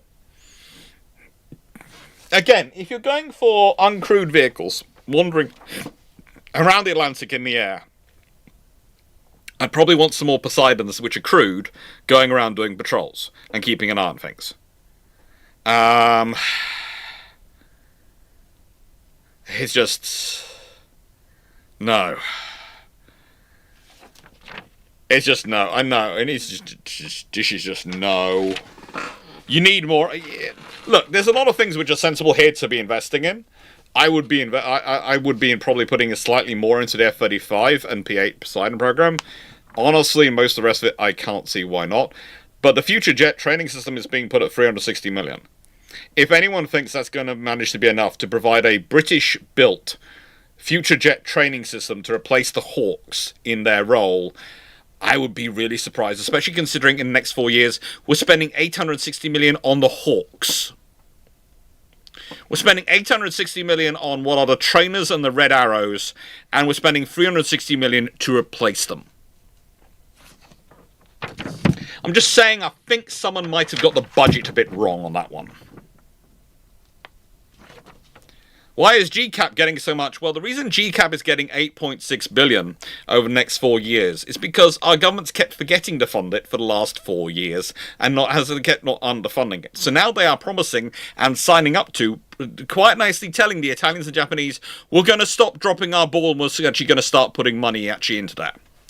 It's still probably not enough, but yeah. Okay, no. The trouble is, the 2.4 billion on Voyager for air-to-air refueling is what it does, and that's where it is going. But Voyager is expensive. Now, yeah, that's Voyager is 2.4 billion.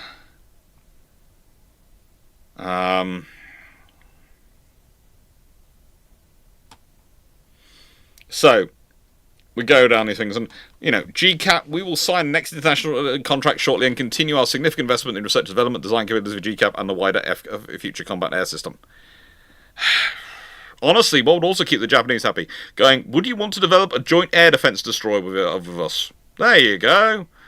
I'd probably save it from being cut if it'd been joint with the Japanese. Could get actually a very good destroyer out of that one. We've got some good tech. They've got some very good ideas on how to build them. We could work well together. Leave that to one side. Typhoon. A further 1 billion to upgrade and sustain the Typhoon Air Combat Force in 2040s, including long-term evolution program. That's to provide UK and NATO critical air and missile defense capabilities, and support both exports and jobs, of course. The Voyager is a dual-purpose aircraft. It does refuel and transport, so they get used a lot. Yes, they do. I know, again, we do not have enough airframes. We could do with some more. But the contract we wrote actually limits the number of airframes, because we wrote a soddingly bad contract for what is public-private finance. In terms of the Voyager program. But let's not get into that, because that's a whole other rant. Help me, guys. Let's not talk about that particular program, that particular company, because they were armed with about 30 people and a graphics and some graphics. They, as I understood it, they didn't have a factory, didn't have anything. They just had a good idea. Yes, they went bust, but most of us were looking at them going, you've taken an investment to try and get this far. You didn't get enough money. You needed to do a little bit more. I'm sorry you did.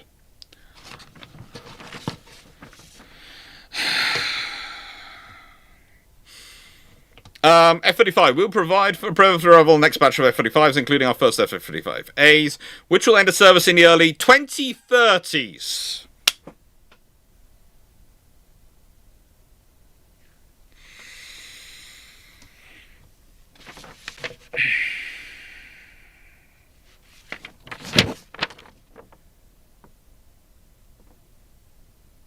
It's just... Again, Red Arrows coming in. It's just long-range ground-based air and missile defense systems to protect the UK, including against specific physical threats. Oh, that's wonderful. That's put out for the 2030 to 35. So that's not in here. That's not been given any defense, any sort of thing, any sort of work. It's 0.76 and included in 0.77, but it's put back till after the next general election. Ooh! Sounds like defense by Kickstarter. Edovans? That is a cool one. I'm going to remember that phrase. I'm going to use that at some point. Defense by Kickstarter. They probably need to launch one to fund it. Flinglish, bring back Avro. Yeah. Don't Avro still exist? Let me just check. I'm sure I saw an advertisement for an Avro aircraft recently. That could be because it was an old aircraft for sale.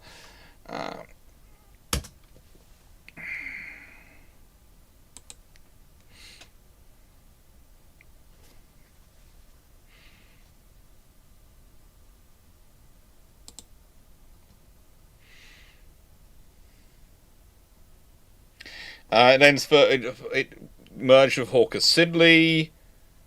Oh yeah, it's become part of BAE and Hawker BAE Bristol Siddeley and Airbus.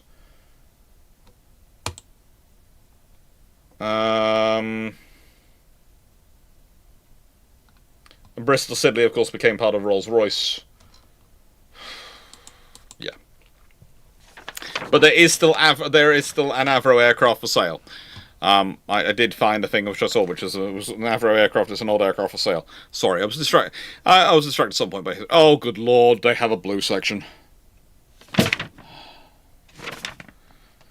These blue sections are supposed to be the standout bits, which journalists are supposed to be quoting from in their articles. Please do tell me if any journalists actually do. I hope they don't myself. This is just repeating what was already being said.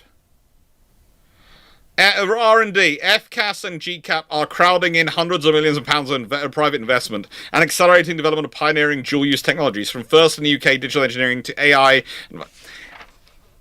I'm just going to do a test. I'm going to just do something. I want to find out how many times they say AI in this document.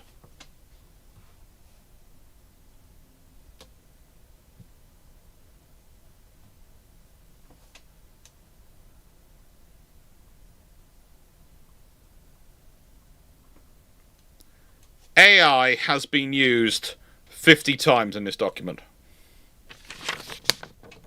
We are on page 47. It's taken us, I don't know why, to this page. 48. Yeah. AI.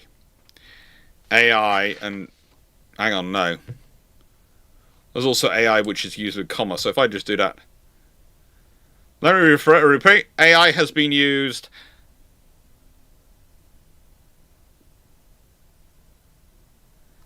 AI has been used...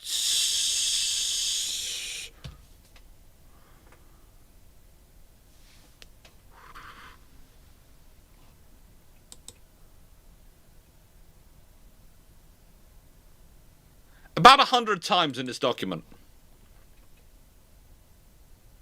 About 100 times. In 81 pages, they have used AI about 100 times. Dual-use technologies, I'm not getting started on. So, yeah, market competitiveness.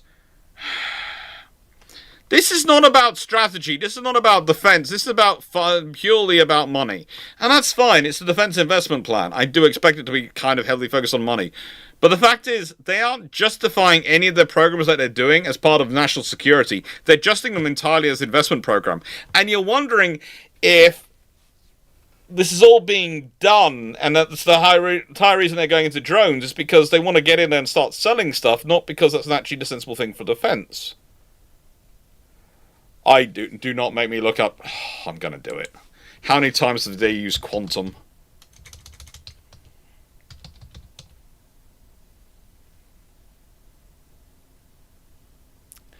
"11 times.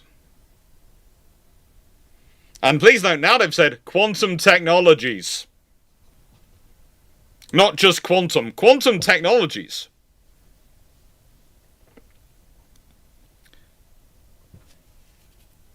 And of course, in places they also use artificial intelligence instead of saying, some places they say AI, some places they say artificial intelligence. And that is the first clue that this has been written by multiple authors, because some authors use AI as their phrasing, some use artificial intelligence, some use... It's just a horrible scrabble of a document. It really is. It is. It's a horrible scrabble of a document.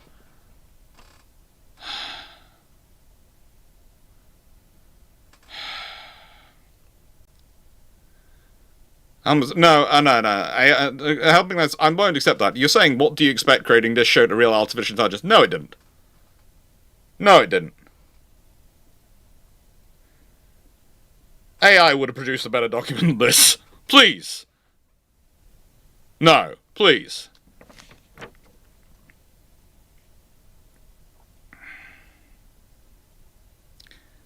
Dominic, why can't we buy and operate the supporting aircraft together on NATO or EU or some form of multilateral version? Because, again, there's the problem is... Okay. So, let's say Britain's involved in the Falklands... Britain has to fight the Falklands War again. Let's just put that as an example. And let's say Spain is neutral. But we have a full joint program. Well, now the P8s can't, if they are fully joint in Spain and Portugal and all these countries are part of it, but one of those countries doesn't want to be involved in that war, then suddenly you have to go through and go, okay, so which are the British flagged assets? Oh, they're all group owned. Okay, so none of them. So the thing is, joint assets work when everyone's going to guarantee they're going to be involved together. This is the reason why NATO tends to stick things like joint assets in Central Europe. In the centre of Europe, so the joint NATO airborne early warning assets, etc. These things are in Europe where we know they're going to be used. They're not part of an expeditionary capability. No one has them as a thing of we can send around the world when we need them, or intelligence assets. So that's the thing. Joint assets are joint. It is a way of spreading the cost, but it also means that if you've got an individual mission or you've got an operation which is outside of that operating area, you don't have access to them. So, whilst yes, it does save money in some way, in some forms, in other ways it costs money because you then don't have those things individually. So what we tend to do is we have a bit of a mixture. So there are a lot of NATO tankers and NATO airborne early warning, which does a lot of the work for for NATO in Europe. Okay, they do a lot of the support. But every nation tends to have a few of their own assets as well, just in case they want to do something else, if they need to go off independently.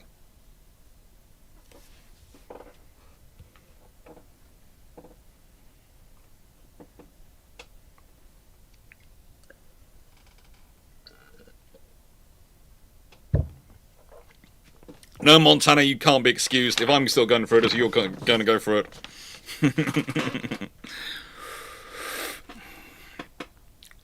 And buying them together would be sensible. It would be, but again, the trouble with buying things together as a group, and this is the joy of joint projects, is the more people you have involved, the more different opinions they have about what they want. And the more people are going to go, oh, but I want to support my own industry.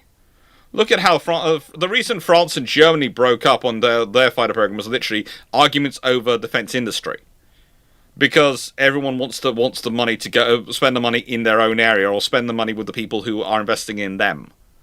So that's the problem you get into.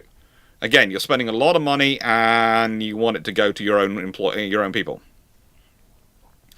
So yes, it would be nice. But this also tends to be why we end up buying into the American programs, because the American programs everyone tends to buy in a bit of, and it does tend to scale up, and that provides the assistance. So that's with the F-35, that's the P-8, etc. Because America's already buying a large number, so no one really is going to argue with that, because the Americans will tend to be buying more than everyone else combined. So there's no real room for argument for anyone else. But it's not necessarily that great. Montana 67, why are you getting argued with by Nightbot?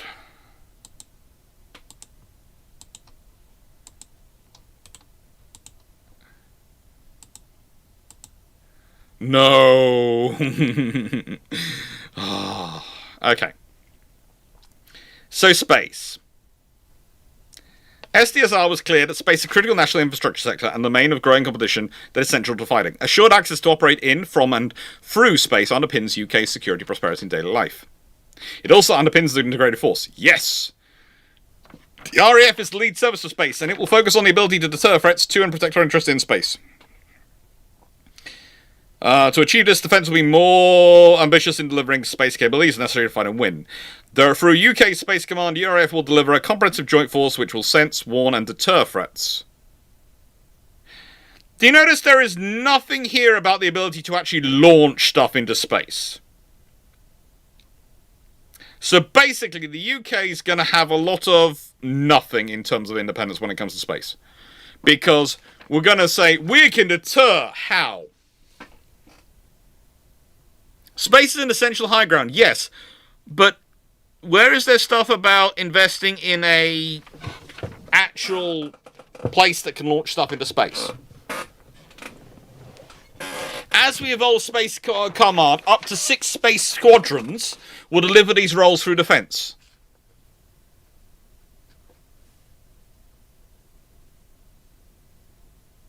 We have space squadrons now?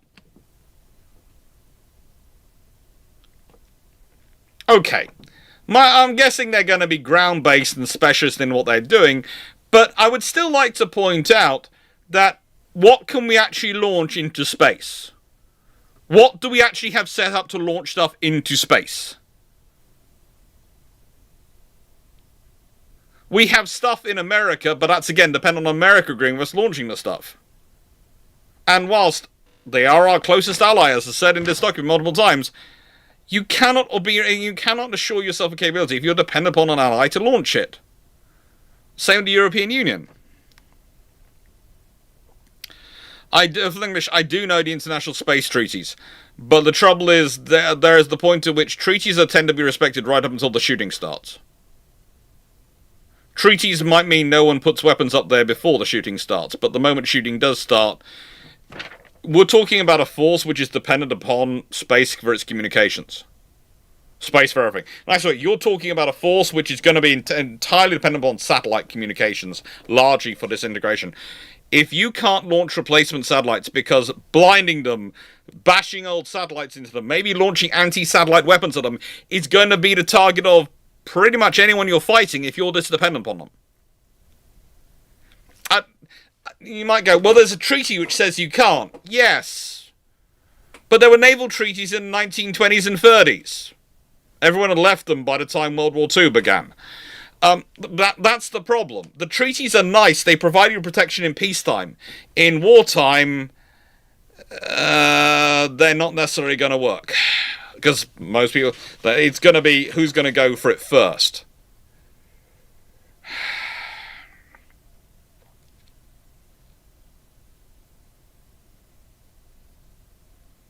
UK has a space launch facility at Saxford, north of Scotland, that a German rocket company is using. Not really, Bijan. They're theoretically going to be using, but it's not that great and not that massive, and not being put that much effort into it.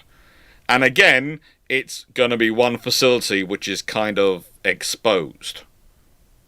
We have theoretically, I've talked about this before when I did my previous video on the Defence Investment Plan of what I would want to see in there. There are multiple places in the UK which are designated as spaceports, but they haven't had the investment in them. Who is the British Elon? We don't have one.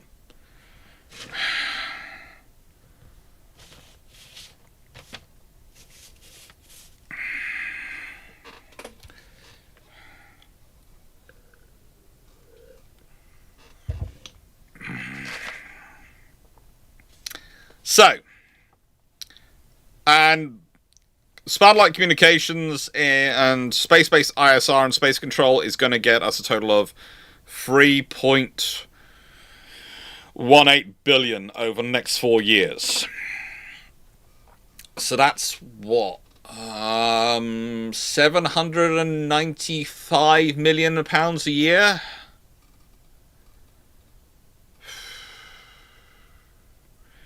Space-based ISR, developing operational sovereign intelligence, surveillance, and reconnaissance capabilities for defence. Deep space advanced radar capability, investment to deliver a global network of ground radars to enhance space domain awareness on objects in deep space and geospatial orbit, jointly with the USA and Australia. Yeah, that's got to be a joint program if we're going to set that up, because we don't have enough territory around the world to do it solo, and frankly, neither do they. Space control, developing capabilities to enhance our awareness of space activities and protect our critical national assets in orbit. That's useful, because currently the Russians are getting very happy moving around some of their old satellites into very interesting positions. And they're probably just threatening stuff at the moment, but the fact they've been doing it and burning up fuel to move those old satellites in those positions is currently worrying the Ukrainians a lot, because those satellites are key to their needs. A new integrated airspace and missile defence operations centre, a £40 million initial investment to integrate the command and control of air defence and space operations, protecting critical national assets in the homeland in space. A further £50 million investment to extend the life of in-service Skynet 5 military communication satellites, to be replaced by new satellite communications capabilities including Skynet 6A, which is due to launch in 2027. Woohoo! We've got a satellite coming. One.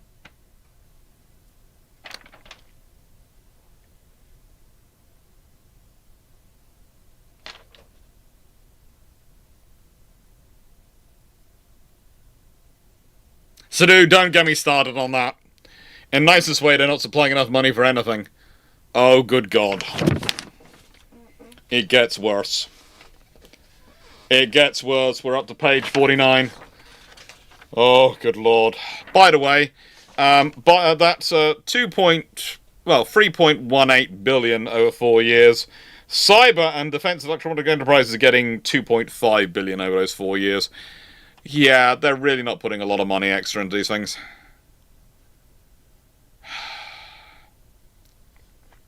Oh, good Lord. Resetting the program to deliver this transformation has forced hard but necessary decisions, including not proceeding with the Skynet 6 narrowband satellite system.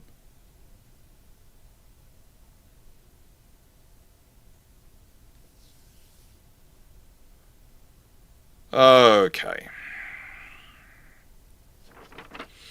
So basically they're investing in space as a service option alongside allies. They're getting use of allied satellites as well.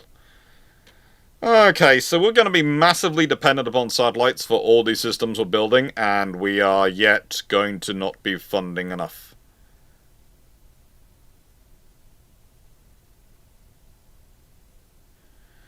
Another thing is, I saw a while back there was a funding for newer radars around the UK because wind farms became such an issue, we needed to replace the radars to resolve that issue. Yeah, that has been part, but that's been around for the last 15 years, they still haven't got around to it.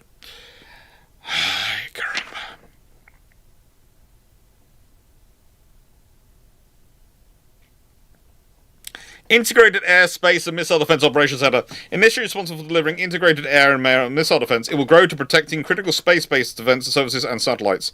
This latter task will draw together military personnel, intelligence specialists, scientists, industry partners, and academic researchers. It will accelerate innovation and strengthen UK's ability to operate in an increasingly contested space environment while monitoring and deterring future threats. You tend to need more than a sternly worded note to deter threats. What's the difference between Skynets 5 and 6?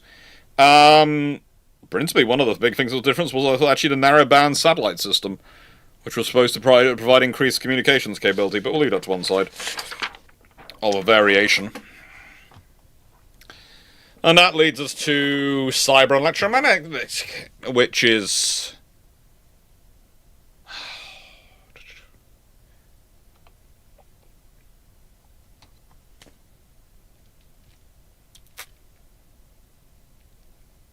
This is kind of interesting, because it's basically they're talking about a £2.63 billion investment, but the Cyber and EM Force gets a £2.5 billion over the 4 years. So again, that's a little over that's about 625 million a year.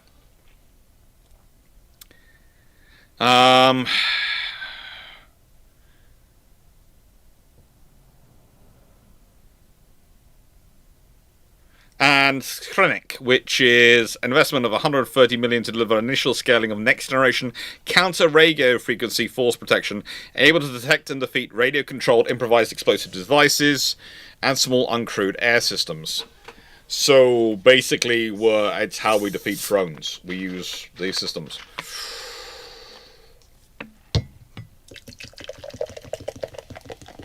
We will see. We will see. Seriously, we're 4.5 hours in. We're at page 50. We've got roughly 20 to go. 20 of content, which won't drive me insane. But the really interesting thing is not this section, okay? It's this one of this, because, oh my god, has this got some fun stuff in it. The SDR makes clear that cyber electronic domain is no longer a supporting function, but a central arena of competition and conflict in which the United Kingdom is already engaged on a daily basis. And we're putting $2.5 billion towards it. Okay. This domain shapes the trajectory of modern conflict involving peer adversary. Again, I'm not disagreeing. From pre-crisis activity through to high-intensity warfighting. In the period leading up to conflict, the UK faces persistent and coordinated activity in the so-called grey zone. In November 2025, we established a Defence Cyber and Electromagnetic Force. Okay. You sit there and go through this and go, alright, but how? The UK will achieve a clear advantage in decision-making speed enabled by resilient networks and reliable access to electromagnetic spectrum. Again, resilient networks, that's going to take a lot more funding than $2.5 billion.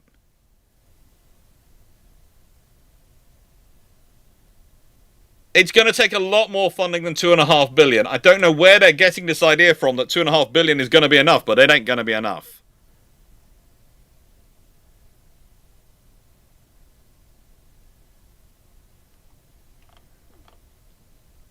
Defense Electromagnetic Enterprise, $1.1 billion. It's just again, this is a lot. There are a lot of things, but you can see the gap between the spending we're supposed to be doing of 3.5%, which would be roughly $100 billion a year, and the defense investment we're actually doing, which is roughly £74 billion a year.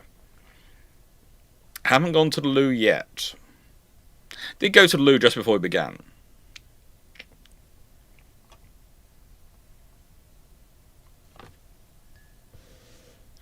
DCF, what GHQ handles the side response to cyber threats? So are they in charge of security, or is it just EM threats they respond to? Which are no, they're duplication as far as I can see from it at the moment.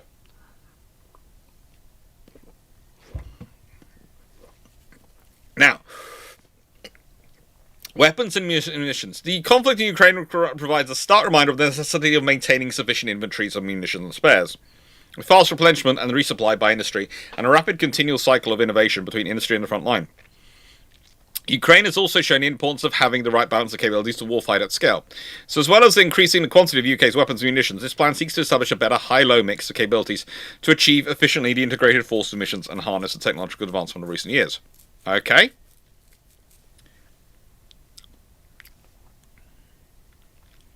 Oh, the Lions, that's coming. That's coming. Spending on weapons and munitions, we go down. Special forces, their whole section, of course. Intelligence, because apparently they've created a military intelligence services. Because apparently military intelligence services have been established by this government in December 2025. Again, this seems interesting to me. Joint Support Enabled Defence Medical Services, they come up, and then we get into investing in One Defence, which is the people and veterans. And this is when you start talking about these things, and you start getting into the housing plan.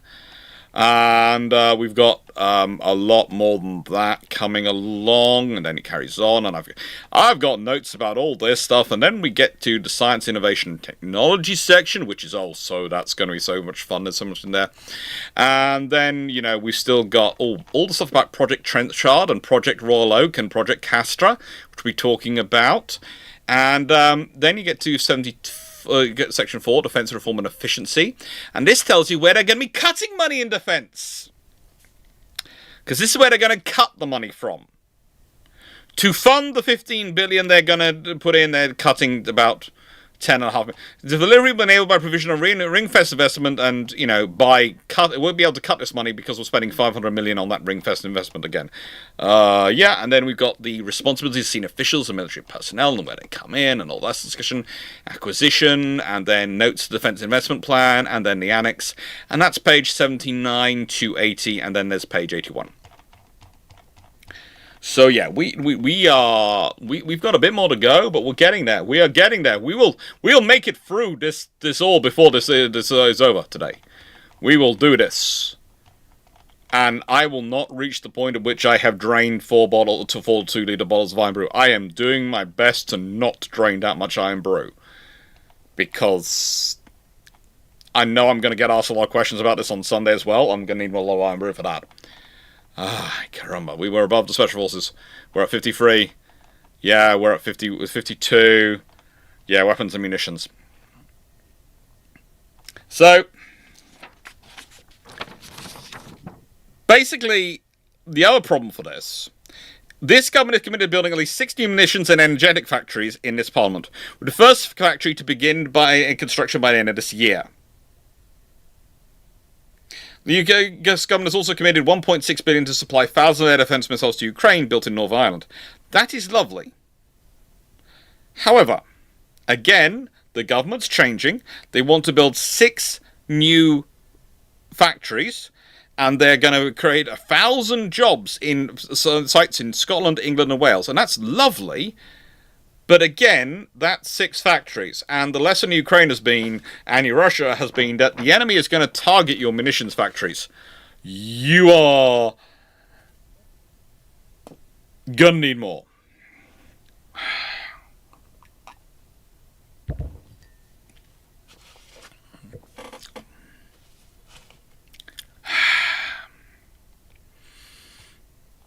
Take care. Nights to go from.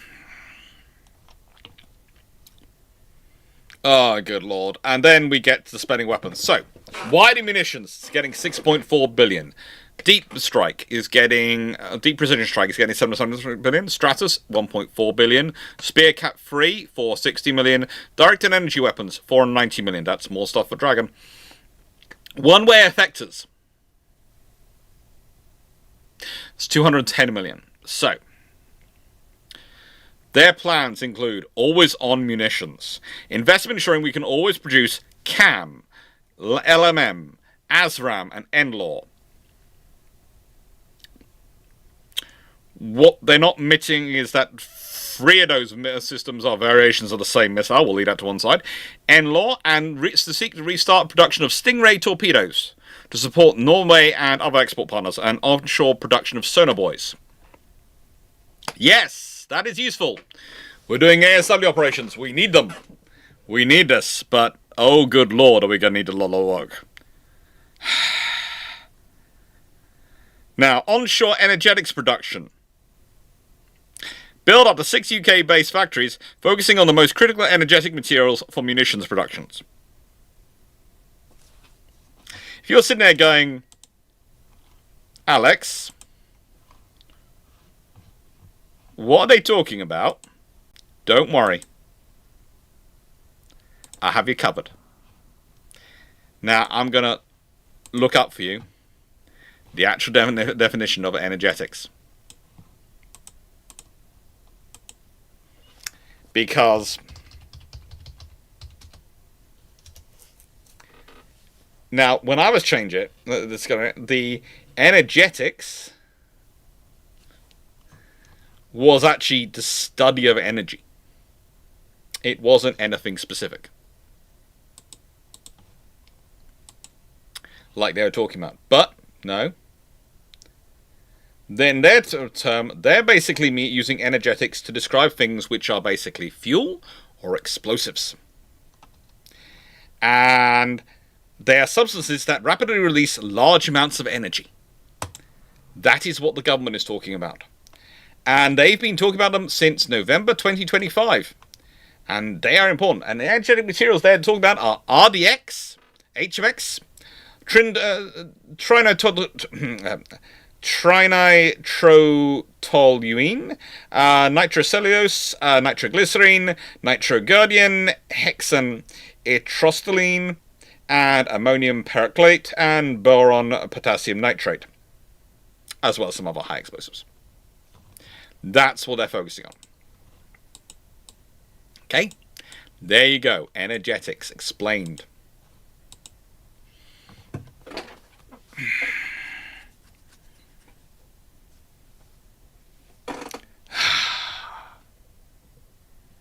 We're gonna need more. But when you start going through this, and you start looking through this, one-way effectors, low cross-cruise missiles, 210 million to deliver one-way attack drones for the Army, Navy, and Royal Air Force, 300 million to take the lessons and technological developments from Ukraine to develop new lower cross-cruise missiles, Initially air launch, but exploring follow-on land and marine options. Okay. Invest 1.4 billion in the Stratos missile to arm our Typhoons and new frigates in cooperation with France and Italy. So, Stratos missile system. I have a feeling this is what sort of player this is going to become FACAS. Or something based on it is. Because the Stratos missile family is quite an interesting group of weapon systems. And it's been worked on by France, Italy, and the UK for quite a while. They're expected to come into service in the early 2030s. There is the RS, which is a supersonic, highly maneuverable missile, and the LOW, which is a ultra-low observable subsonic missile variant of it. And yeah.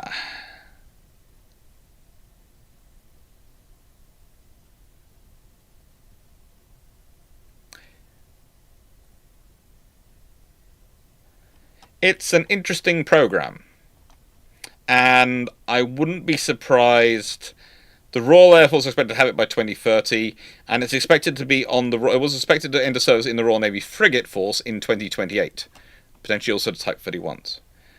But that was announced. That was the plan in 2022. It's been delayed a lot. It's been delayed a lot. Chingy from Mayals Oz. I like low-cost cruise missile ideas. Will they hit? Probably not, but they'll take up interceptors before the higher-level missiles go in. Yeah, that's basically what they do. I know. Tinnitrolling is known as TNT, but I like using a long one when I can. Take care, KVG. So, yeah, F-35 alongside the Spear Cap free program investment in inner range of standoff and long-range ammunition weapons for the Lightning Force. Basically, that's going to depend on us working with the US and getting Lockheed Martin to allow us to actually put our weapons on there. At the moment, so far, we've been very difficult at persuading them to. See Meteor. Directed energy weapons. 490 million to develop directed energy weapons, including integration of the Dragonfire system on the Royal Navy Type 45 destroyers from 2027. Oh, good lord, we're spending a lot on those destroyers. We really are. And this is the point. As you start to go through this, Storm Shadow missiles have played a vital role in armed forces. This is the big one which is causing some upset. The building of these missiles started in the 1990s. They have proved highly effective for conducting operations, laying less to Ukraine. We're now pivoting to next generation of low-cost cruise missiles, meaning we'll get significantly more missiles at a reduced overall cost. Alongside these type of weapons, Stratos missiles will be the future of UK's complex program. So basically, this is announcing that we're moving to Stratos from Storm Shadow. And that's caused a lot of people going, well, the British are cutting Storm Shadow. We are, but we're moving to Stratos anyway. That was on the line for the late 2020s, early 2030s anyway. That was the next generation.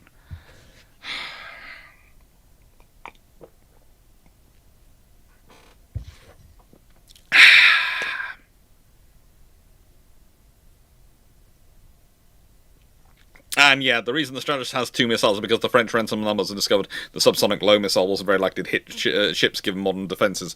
Nope, it wasn't, but we'll leave that to one side. It's still a useful land attack weapon.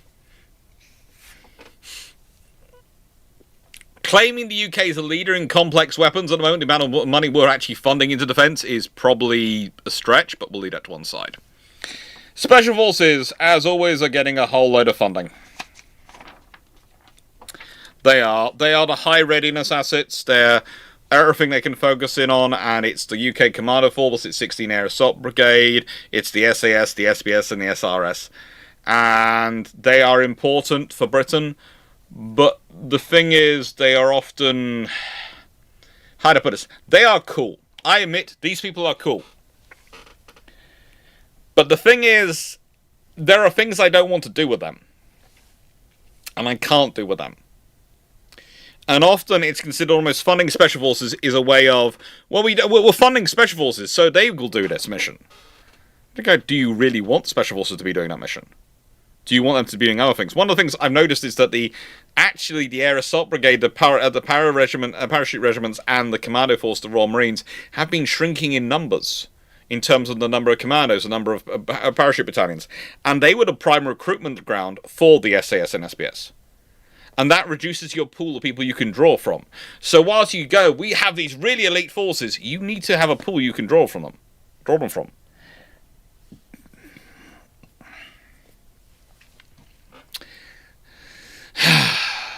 As for other, the light forces, they're basically going, yeah, the lethality will increase with a range of autonomous systems.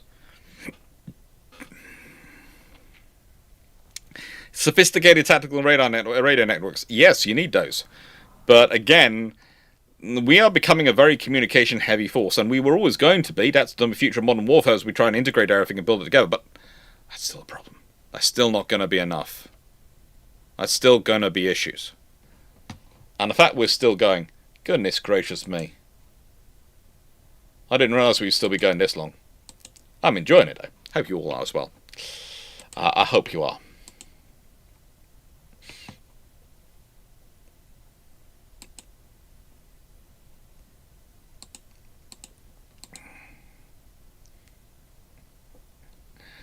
Oh. There's so much to discuss in this document, but there are things in here which are really problematic. I'm going to prefer going back to history for Saturday's video and all these things. So next video I've got to record is next Tuesday's video, and that's going to be fun. So yeah, intelligence. They are UK military intelligence services.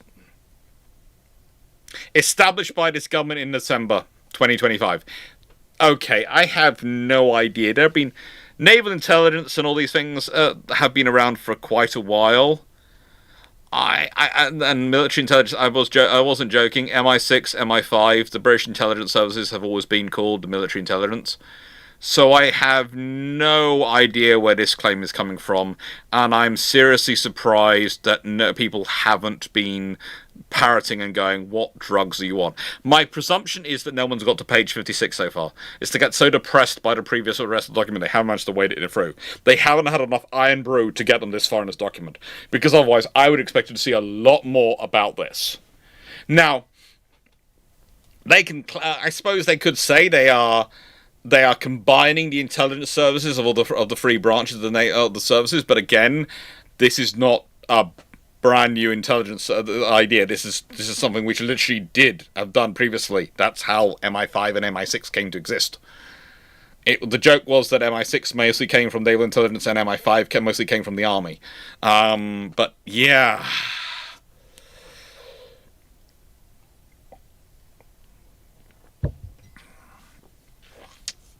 So, to safeguard national security in an area defined by global complexity and uncertainty, MS in line with the SDR recommendation will boost capacity. How? By providing a more focused, more integrated intelligence enterprise bolstered in critical areas. So you mean you're going to be recruiting more people? Or you're going to be moving people about? Supercharged technology and data. Oh, God. Seriously, technology is their magic silver bullet, isn't this, in this scenario? It's the magic silver bullet. It's going to be everywhere. Technology is going to solve all their problems. Technology, technology, technology. Infrastructure, invest in upgrading, consolidating defense intelligence, purpose-built infrastructure, including RAF Witten, cyber intelligence, invest in that. And there's going to be a defense intelligence charter.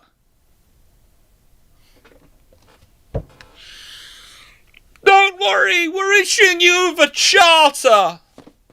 We're not going to give you more money or funding. We're going to give you a charter, though. We're not going to give you enough people, but we're going to give you a charter.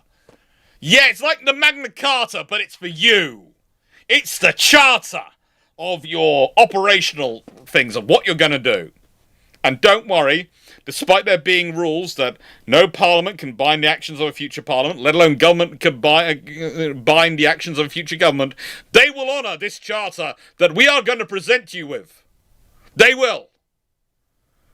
Oh, for fudge's sake. Ay, caramba. Oh. MI6 and MI5 were founded in 1909 officially, yes. Oh, good lord. Right. I'm going to start doing Discord questions, but I am, as we've already talked about it, probably going to disappear off quickly for a second to go and pee. So I'll be back in a second. I do now need to. So I'm going to go. I'll be back in a second, but I'm just going to pee. Ay, caramba. Pee and scream at the wall, probably. You hear the scream in here, it's got through the soundproofing.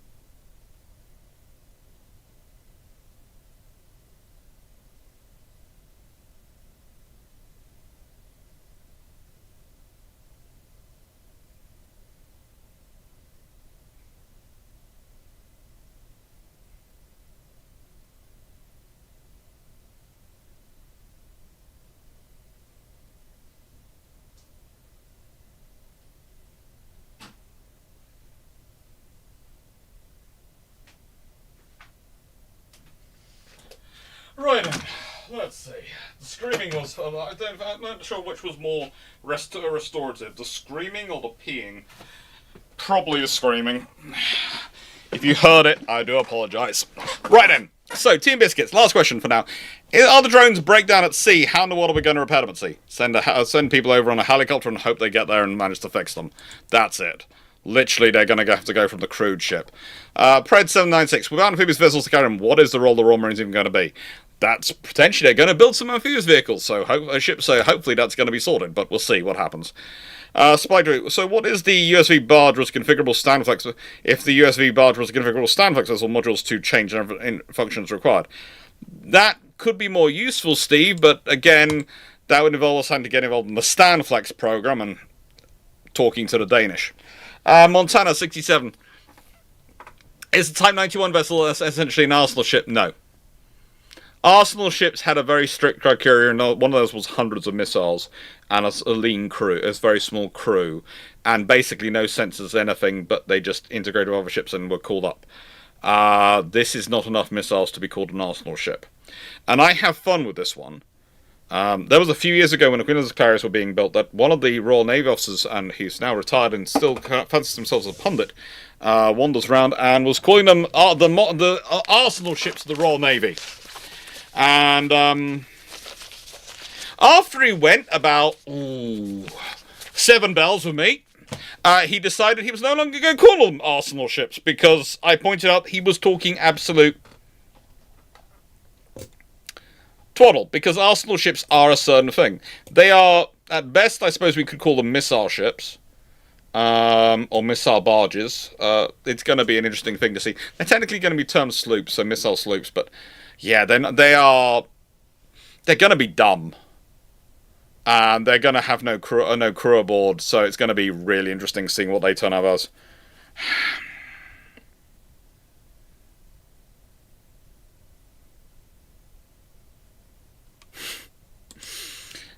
Jeffrey Ambella, what do you think of the Iron Brew Extra Nessie Extra Nectar flavour? Haven't drunk that yet. Montana 67. Whose navy is more competent than us, Japan or America? Oh, Japan. I like their navy. I have a lot of songs. Dominic, what do you think about the German Navy's cancellation of the 6 F-126 and buying 8 F-128 MECO 200, with the first 4 costing 1.6 billion, which is insanely much for a light frigate? That's if they're going to be a light frigate. They're going to be high-end versions of the MECOs. They're going to be more equivalent with the Mogami's big version than they are with the original MECO 200s. They are being called the MECO 200 because that's getting them through the procurement, but honestly, they are going to be quite big MECO 200s. And the thing is, the Germans are doing that because that's the design they've got ready and hot to go, and the Damon construction, everything going on, has actually gone into an absolute mess. It's gone into complete and utter mess. It makes sense for that. Reagan, Bender, are they banking on really investing into the GCAP program? Yes, a lot. IO, how curious are you that both the skill set and knowledge base of the DIPS writers? I would love to have a long conversation with them about whether or not they actually spent any time doing research. Mr. Master, you go. We are focused on Stratus LO and seem hesitant about Stratus RS. Why do we not like the fast anti-ship missiles? Because we think they're going to cost more money.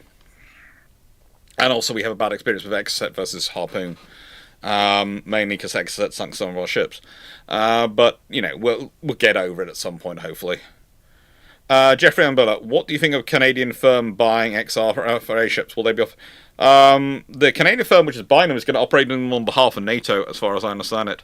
And it's literally operating them on behalf of NATO as NATO joint assets, like we were talking about earlier with the joint aircraft procurement. And that's literally going to be supporting UK and other navies in the NATO operation area. And then I don't think even buying, I think they're technically renting them. They're not actually buying them, I think they're actually renting them. I'd have to check that, but I think it's technically renting them. So should UCVs be run as reduced crew vessels? No, because they're technically uncrewed because they don't have crew aboard them for most of their operation. But the trouble is that people forget they have people back home operating them, or people in the fleet operating them from the ships, and maintenance crews as well that can guard them from a ship. So that's the trouble. They're not no crewed. They're uncrewed, not no crewed. No, don't worry, CJ. I wasn't happy to answer that question. Lions, it is a long stream. We're over 5 hours and still going. Still got another 20 odd pages to go through. Lions, have you tried putting this document through one of your AI checkers used for checking essays? If I had, I would never admit it because that would be using university sort of resources for non-university things. Montana 67. How much is therapy going to be for you and your therapist on the stream? No, I will basically after this stream is over, I will put down the iron brew rolls, not probably drink any till at least Sunday, and probably take the dogs for a wander. Actually, no, it'll be probably the middle of the night, so I'll probably go. Actually, because I don't think I'll be sleeping anytime soon. It's not the caffeine, as you all know. I'm a functioning insomniac, so I don't need to sleep, and I don't feel the need. I don't feel like I'm going to be sleeping tonight. I can usually tell when I'm going to sleep, so I'll probably go have a bath. The pool, there's a swimming pool which opens at about 4 a.m., which I'll probably go to, and then I'll come back and walk the dogs.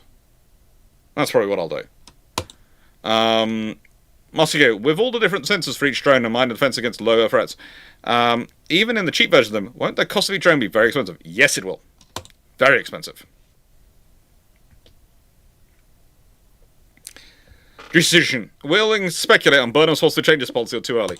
Too early, but I wouldn't be surprised if there is going to be a lot of stuff sent the way of camel heads. Carmen Gasberg. Any mention of P8 being able to make a small Talon, take a small Talon or standoff? Yeah, no, none of that mentioned KVG, and I think you've gone. Master G, I'm worrying about GCAP having a terribly low availability rate. Is this unfounded? At the moment, we haven't even built a testing aircraft. We have no idea of knowing until it's actually in the air and actually working. So. It probably won't do. The people designing it are Brits and Japanese, and we tend to get pretty good availability rates out of our aircraft. So we'll see what happens. Dominic, why can't we buy and operate the supporting aircraft together on NATO? Answer this one while I was in the discussions. Extras Vanguard, how do you rank this defense review in comparison to others in the past?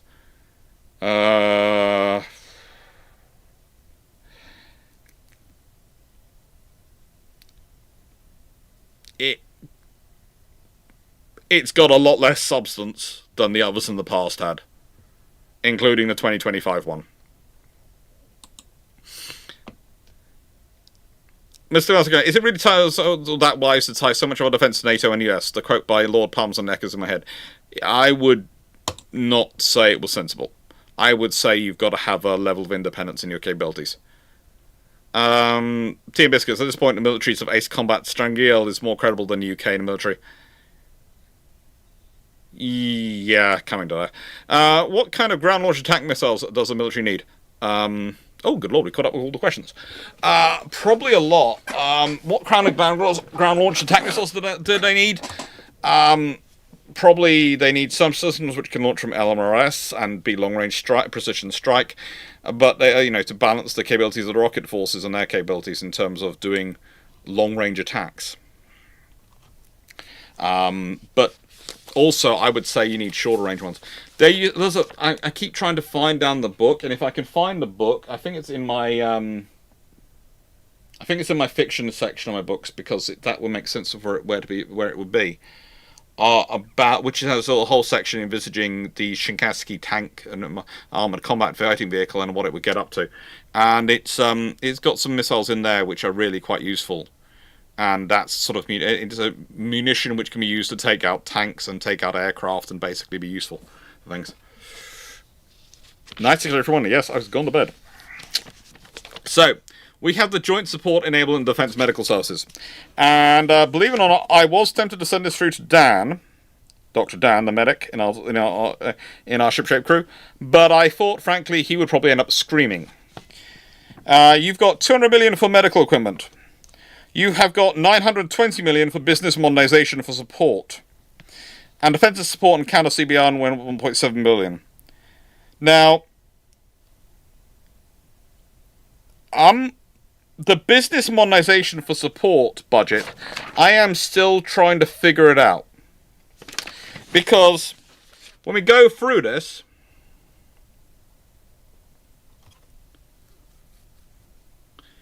we have awarded a 7.8 billion contract to a Leeds-based software company, the Phoenix Partnership, for this new technologies. Lovely, that's going to make Andy Burnham happy. It's Leeds. But you've got counter CBRN stuff, but they haven't given you a list of this. Logistical support, 50 million critical support information systems and hardware. Okay. Tactical combat casualty care, 20 million in kits for combat personnel. Okay. Forward blood products, 10 million to develop or procure dried blood products.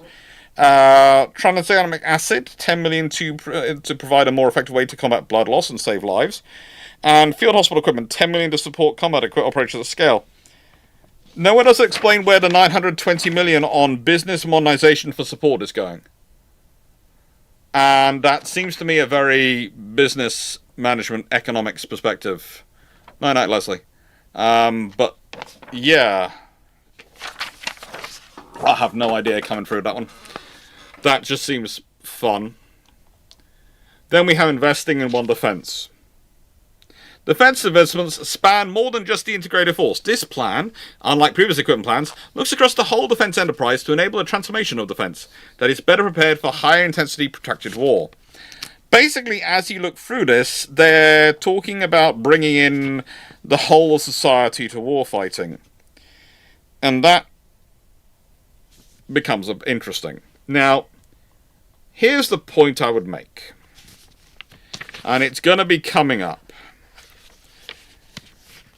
3.1. Our people are the heart of defence. The government is deeply grateful to our armed forces, who make extraordinary sacrifices along with their families to keep our nation safe around the clock. You then have a discussion of the integrated workforce model in this 1.8, which is interesting. People are fundamental to delivering the technology set out in SDR. But this is the point at which you start to worry. UK regular forces are growing. That's good. UK regular personnel intake has exceeded outflow for the Royal Navy, Royal Marines since January 2025, for the RAF since October 2025, and since April 2026, personnel intake has also exceeded outflow for the Army. That's all good. But here is the scary thing, and this is the point I was going to make with this section, because most of this stuff is stuff about what we want to do about defence. Government's message to the veterans is simple. We are on your side. The phrase springs to mind is, if you have to go around telling everyone you're king, you are no king. If you have to tell your veterans you're on their side, you're probably not considered by them to be on your side. And it's going to take a lot more than saying it.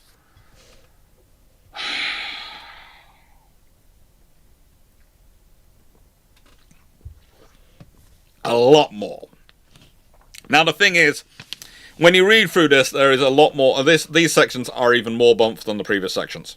They're even more word, bonanza.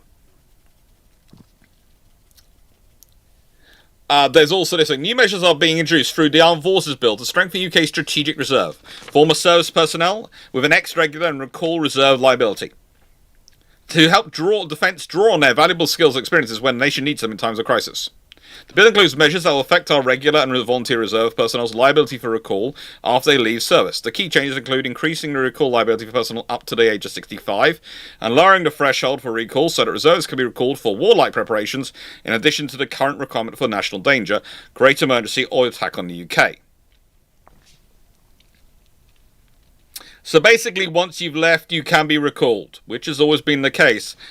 But this is increasing the liability. So it basically says, okay, yeah, we're going to be able to call you back. But how much funding are we going to give you? How much support are we going to give you? And this is where things get really interesting. Because, take no notice of this. These are just numbers. These are just numbers. But they are promising $530 million to be spent on the Royal Fleet Auxiliary. $15.6 billion spent on the civil service, $4.2 billion spent on reserves, $70 million spent on veterans and Operation Valor, and $55.82 billion spent on regulars. That's what they're promising, which is including Operation Fortitude, which is a $12 million fund to try and stop war veteran homelessness.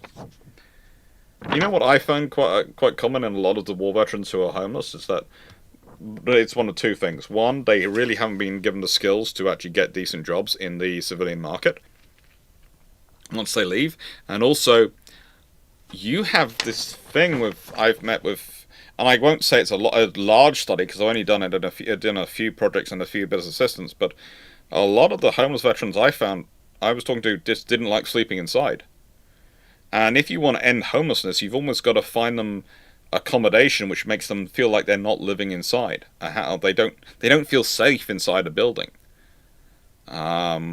Many of them have suffered trauma from war where there's been a lot of explosions and bangs happening very near them in the building they've been in, and they felt unsafe in there.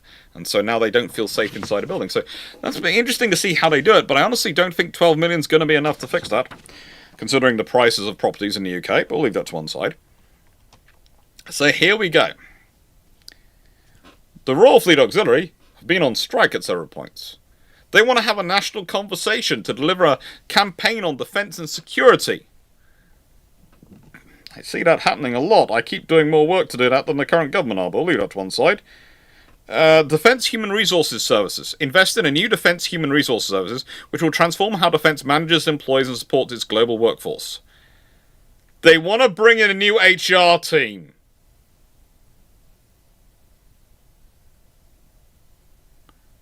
And the Defence Diplomacy Network.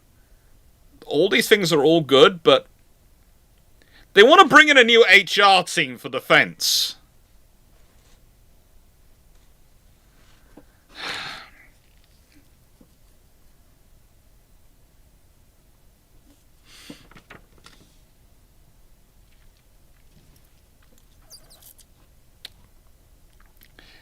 Yeah. Their investments include they want to grow the army to 76,000 personnel. They want to grow the army to 76,000 personnel. Think about that. They don't give you a list of what they want to grow the Navy and the Air Force to. And again, they're promising stuff for 2030 to 35. Again, new general election in 2029. New election in 2034. They cannot make promises for that. They have no power, no ability to influence it at all. It's going to be a completely new government. It might be Annan Burnham, I don't know. He might do a really good job and get re-elected, but it's not going to be Keir Starmer. It's going to be a very different system.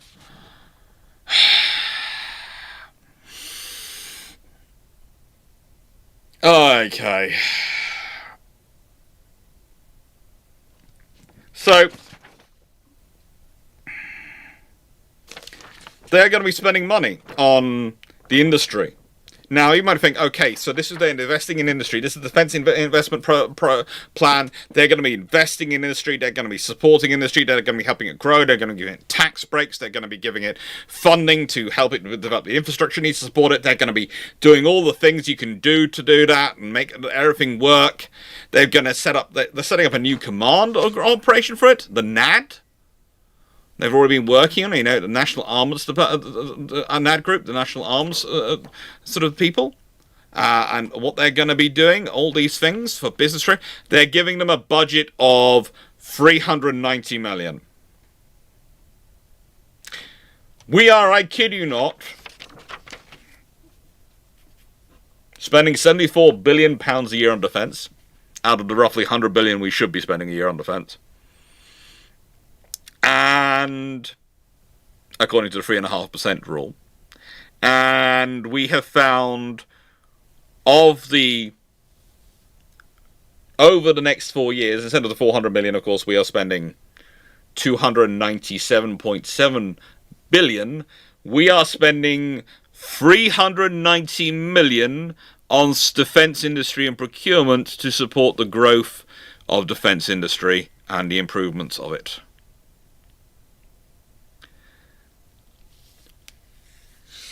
Please no one work out what a percentage of 297.7 billion, 390 million pounds is. I don't want to know because it ain't a lot.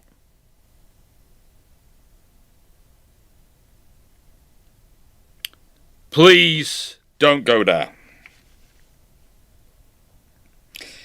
And just remember, this is a quote from this. The Defence Investment Plan supports the defence industry's industrial strategic ambition to make the UK the best place to export from and the most attractive country in the world to grow a defence business in, with a defence sector that is more competitive, integrated, innovative and resilient.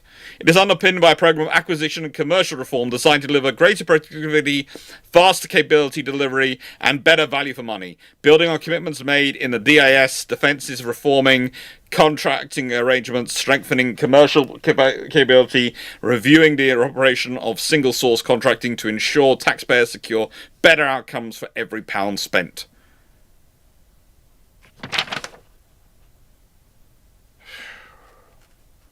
$390 million over 4 years.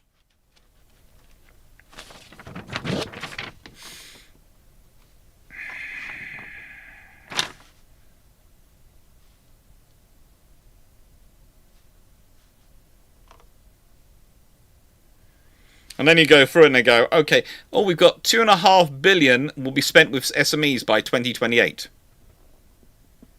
Okay.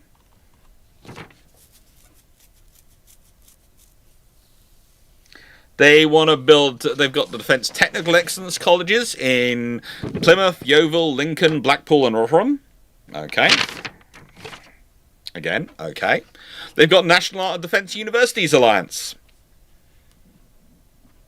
80 million for additional defence skills courses at colleges and universities. 80 million. I've seen most university budgets. 80 million is not going to buy a lot. Especially not across multiple universities. It really isn't. Yeah. Oh, now we've got the science, innovation and technology. Well, other is the only thing which ranks in with AI. 1.1 billion to 1.3 billion. Hi, Bleestream. But let's look at the rest. Yeah.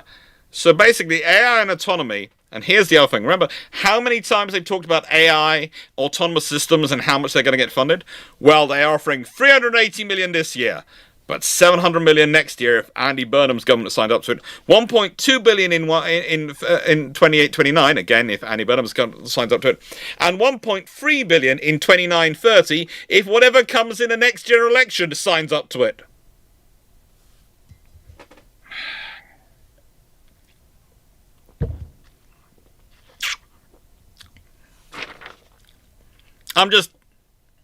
No. No. Spend on novel technology by category. 2.1 billion in 26-27, 2.6 billion 27-28, 3.1 billion 28-29, and 3.2 billion 29-30. It's always jam tomorrow, isn't it? They're signing up other people to spend this money, and they might... They could change their mind, so it's not worth the paper it's blooming written on, is it? It's not. All these people talking about how this money is going to fund the future of defence, it's going to provide all these new technologies, all these new systems. They're talking twaddle. Because they're not signing... It's not them who are going to be spending, it's going to be different people. It's just... Yeah... No, I respect my friend Sal too much to bring him involved in this. Oh, great. By the way, again, those wondering, Battus apparently now has dropped down to 2,700 meters squared of training area. Remember, they had the problem they had the problem about twice at least, possibly 3 times in this document, of they had it as 2,700 meters squared. They went in and when people started on Twitter talking about it, they went in and changed it to put the kilometer square there. But they didn't change every instance in the blooming document. No one went, search meters at 2,700 meters squared, replaced with kilometers squared. No one could do that. They just, yeah. And again, over the next 4 years, they are promising to spend 4.28 billion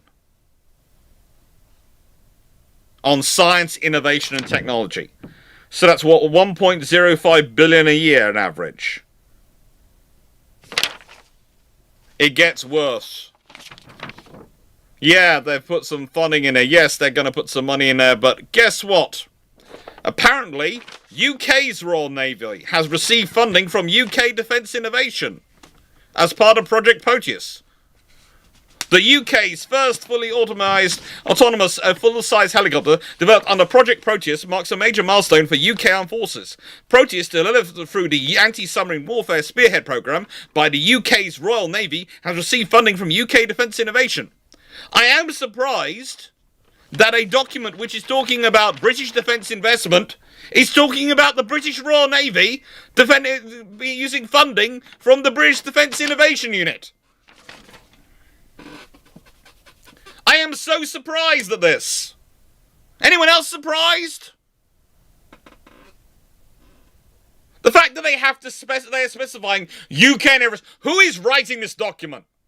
Are they not from the UK? Is that it? Or was this one of the bits written by AI? Caramba.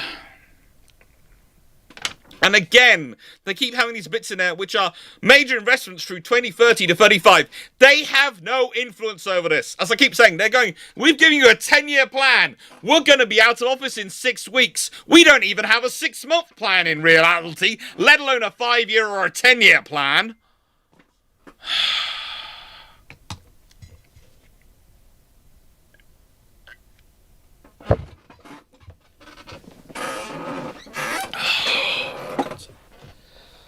Hey, the trouble is, the more I get into this section, the more depressing it gets. It really does get. The thing is, you might notice I've been skipping through these because most of them are fluff. But this bit has got lots of scribbles over it. Yeah, lots of scribbles coming. Hey, I have no words. My vocabulary is starting to fail me on this one. Defense infrastructure and estate. Okay. So I was looking at this going, okay, so this is good. This could be interesting. The SDR was clear that a poor state of military accommodation helped to drive a crisis in recruitment and retention. Yes. A number of satisfaction measures of service accommodation were at the lowest in 2023. Meanwhile, offset inspectors in the Armed Forces training estate had repeatedly highlighted how failing infrastructure is negatively impacting military training. Significant transformation is needed to meet the requirements of the integrated force and to renew our nation's commitment to those who serve. Was an integrated force like 2 defense reviews ago? I'm sure it was. Someone go check that video where I did all the defense reviews, because honestly, I'm sure it was 2 defense reviews ago, not the recent one.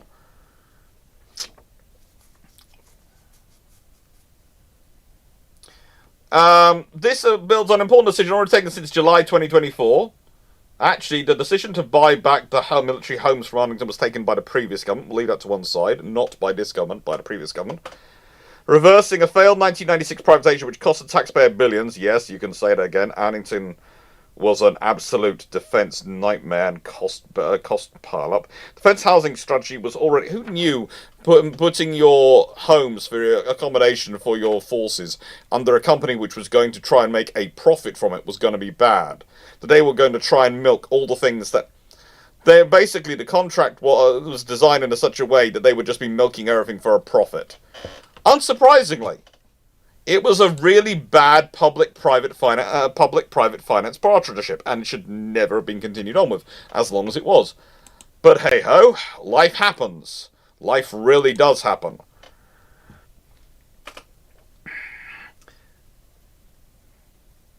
Now, here's the thing, though, that gets slightly weird. So, improvements. Housing. Spending $9 billion over 10 years. By the way, this is something you've been allocated the money for. 40,000 homes upgraded or modernised. With a new defence housing service to put forces families first. We hope that will help the retention. Single living accommodation. We've begun a review of single living accommodation. The results will inform how we spend $1.4 billion allocated to create new bed spaces. So they're reviewing single living. They're not doing anything yet. But they've got some money that might potentially be allocated in the future. They're going to resurface runways. Thank you. Finally, needed to be done for a while ago, but okay. Bryce Norton, Consbury, Valley, Waddington, new power supply facilities in the Falklands, continuing support a base in Diego Garcia and Gibraltar. That's nice. That's helpful. Base security. Kind of useful considering we recently had events which showed how poor base security was on certain bases in the UK when people managed to get into an airfield and actually damage Royal Air Force aircraft. Invested additional $470 million to improve the security of military sites in the UK. I hope that includes hiring some more people to protect them. We'll leave that to one side. Project Royal Oak, investing $26 billion over the next decade, so that's $2.6 billion a year for the next 10 years, which is apparently the biggest naval base upgrade for 45 years. Yes, it is. It's about 45 years late, but we'll leave that to one side. Including multi-billion-pound upgrades at Faslane, Portsmouth and Devonport. Hey. Project Castra is the Army's $24 billion 10-year infrastructure investment to address decades of the underinvestment in the aging estate. Yeah, again, they're signing up for 10 years, which means they're signing up governments who aren't even, as I said, new parliament in 2029. Who knows who's going to be in power?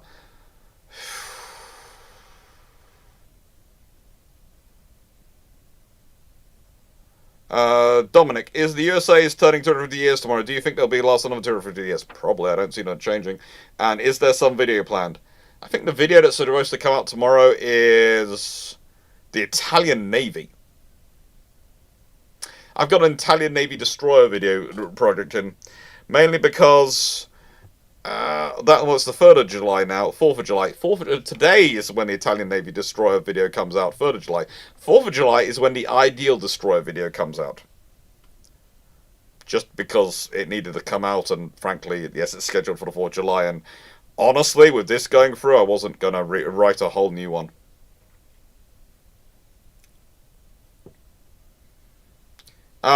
Project Trenchard is the RF's $10 billion 10-year infrastructure. Again, these are 10-year programs, $50 billion being planned for 20 years. Well, actually, no, $60 billion for 10 years. And honestly, it needed to be spent yesterday. Training estates supporting world-leading training infrastructure, including a Defence Academy, Dartmouth, Sandhurst, Raleigh, and Cranwell. Technical capital works. Invest in new hangars and offices at Royal Navy Air Station Culdrose. Woohoo! A new passenger and freight handling facility in Cyprus. That's useful. Defence munitions infrastructure at Glen Douglas and Gosport, as well as oil fuel jetty at Portsmouth to support naval operations, and commencement of the rebuild of the Fountain Lake jetty in Portsmouth. Woohoo! All needed. New modern Catterick Integrated Care Centre, a joint MOD NHS Integrated Health and Care Service campus.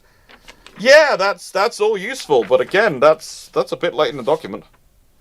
That really is a bit late in the document. And we're up to... It gets worse, though. Yeah, Project Robert, getting a sinking feeling, yes.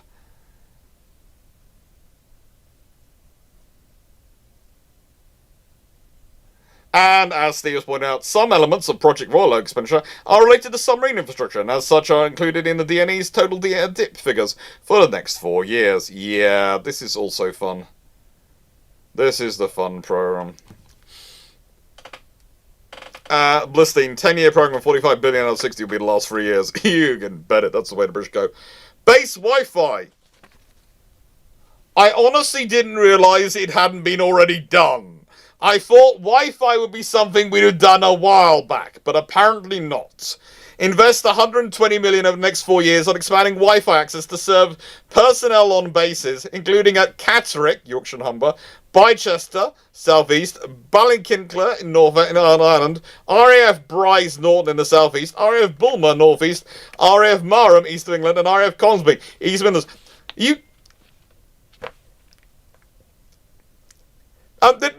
is kind of suggesting to me we didn't have Wi-Fi set up in those places.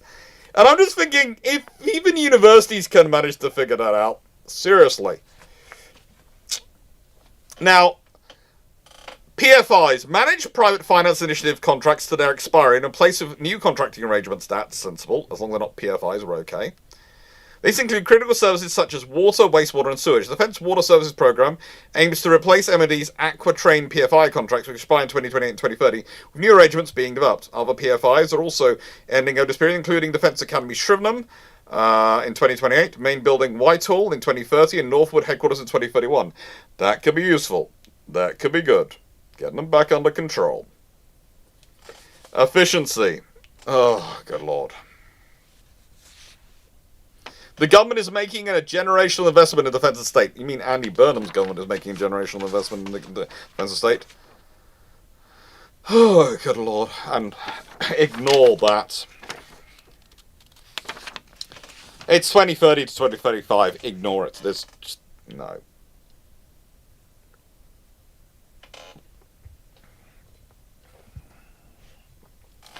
But they are planning between 2020 and 2035, despite planning to increase the forces, to also get rid of Winchester and Chilwell Station barracks. Perhaps they're releasing land suitable for thousands of housing units.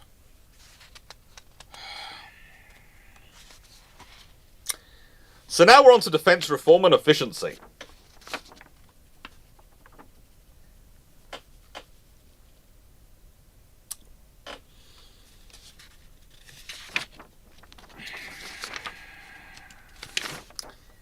And we have literally 2, 4, 6, 7 pages to go. So we might get this done before 6 hours. We might get this done before 6 hours have passed. And then we'll do questions before we finish. And thank you to everyone who stayed. Apparently we still have over 100 watchers on YouTube and 4 who've watched the whole way through on Twitch. Not sure why Twitch hasn't done as well in attracting viewers. But it usually does slightly better than this, but it's not done that well. I don't know why. Probably it's just, well, it's the topic and it's, yeah. There are probably more fun people than me chatting away on Twitch.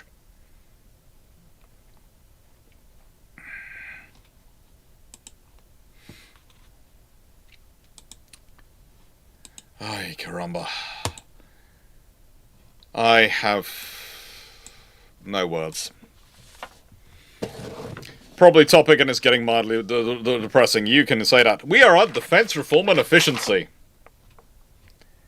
So, defence is committed to delivering reform and efficiencies to ensure every pound spent on defence is used in the best way for armed forces and taxpayers.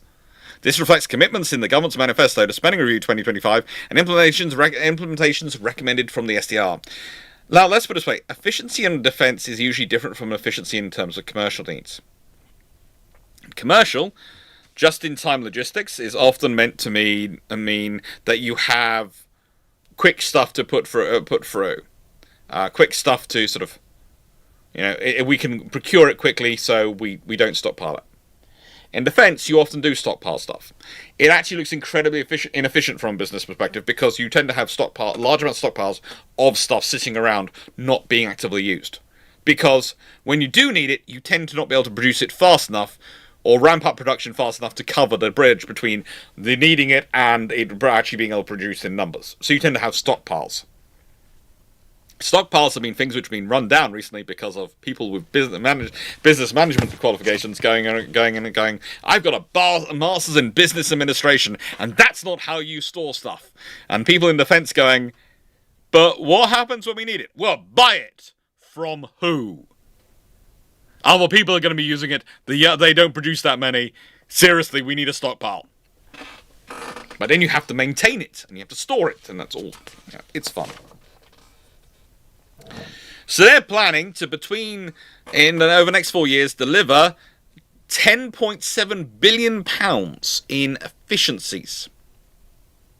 They're going to get £1.1 billion from reform and service redesign, $3.3 billion from workforce and resourcing, $2 billion from infrastructure, $0.2 billion from digital, and $3.7 billion from acquisition and supply chain. Okay, they want things to be clearer, simpler, better, together, and value for money.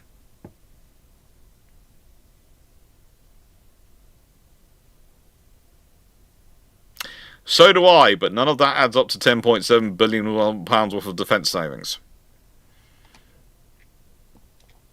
Richard, do we get an I Survived Dr. Clarke's 2026 dip review t-shirt if we make it all the way to the end? I should really create one. I should create something like that, which goes, I survived the entire video. But not me all. Let's put it this way. I always remember the thing whenever I'm talking to builders, and they usually come up with the same phrase, but you can have something quick, you can have something cheap, or you can have it well done. You can have any two of those three, you can't have all three. A clearer understanding of who does what and when in UK defence, so we all have a clear accountability for delivery and deadlines. That's not something that's painful, we can do that. Simpler decision making.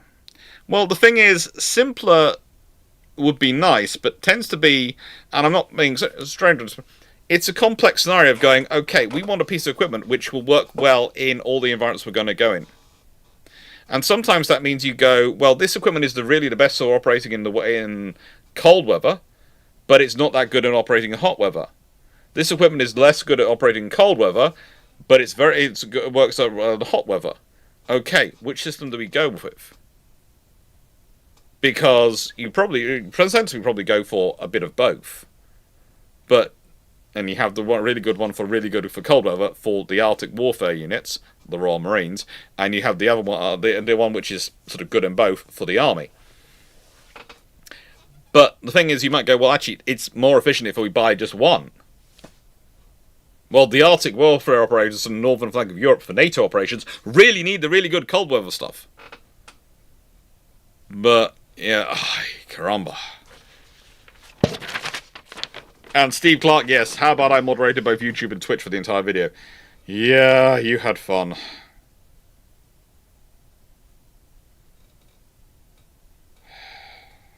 Now, the trouble is, when you go through this, it then has these ideas. To maximise existing resources, the MOD is also moving regular personnel from administrative into frontline roles and should automate at least 20% of HR, finance and the commercial functions by 2028. Take care, McMaster. Take care.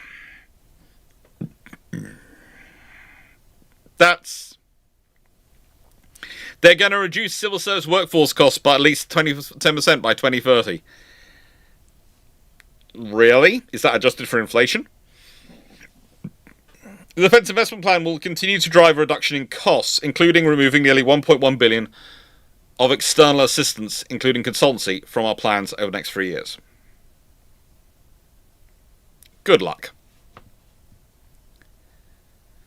But the thing is, all this will be set out in autumn in the long-term workforce plan, which will be set out by Burnham's government. This was produced by Starmer's government. So they could change their ideas completely.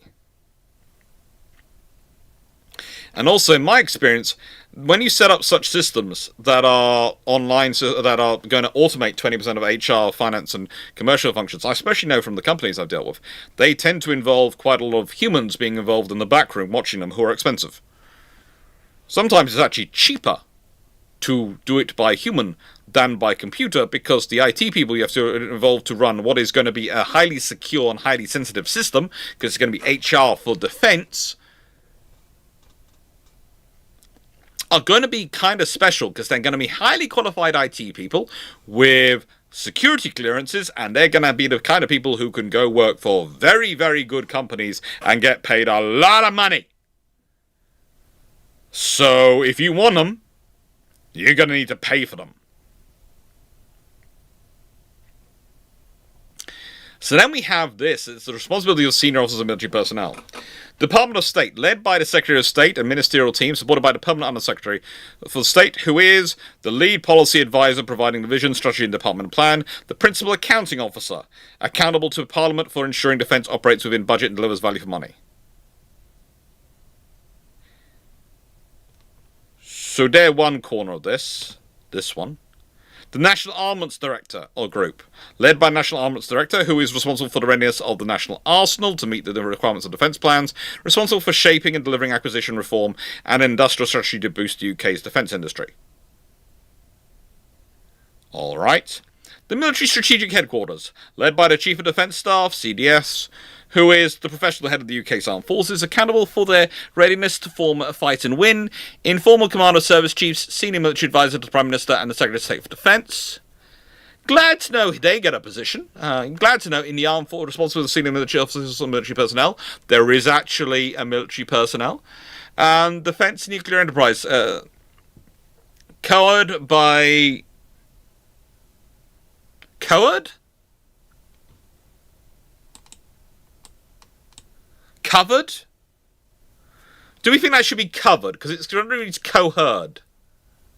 Are they herding it? Are they a sheep herder? Are they a sheepdog? Co-herd? Okay, I'm going to check. Is this just a word I've never heard of? Which is always possible. No. Co-herd is India's first public health university. No. Centre for One Health Education Reduction and Development. Co-herd? Nope. I think it's supposed to be covered. That just tells you a lot about this document. Responsible for covering, I'm presuming covering the organisations that operate and maintain, renewing and sustain the UK's nuclear deterrent.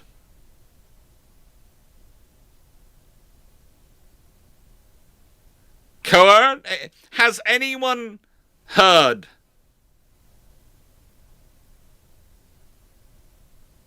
I think co-herd is difference from... but then it's co-herd. It's coherence? No, it can't. That doesn't read right. I don't think co-herd is that sort of word. I don't. I've actually just typed it into the Oxford English Dictionary.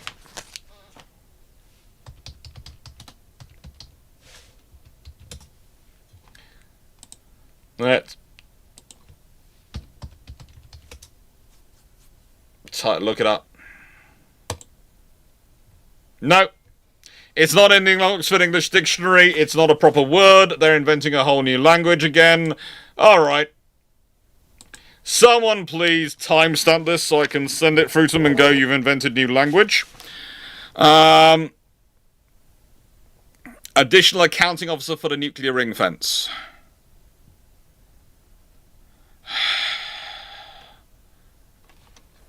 Then we have the digital workforce, AI and automation. Automated HR, finance and commercial processes.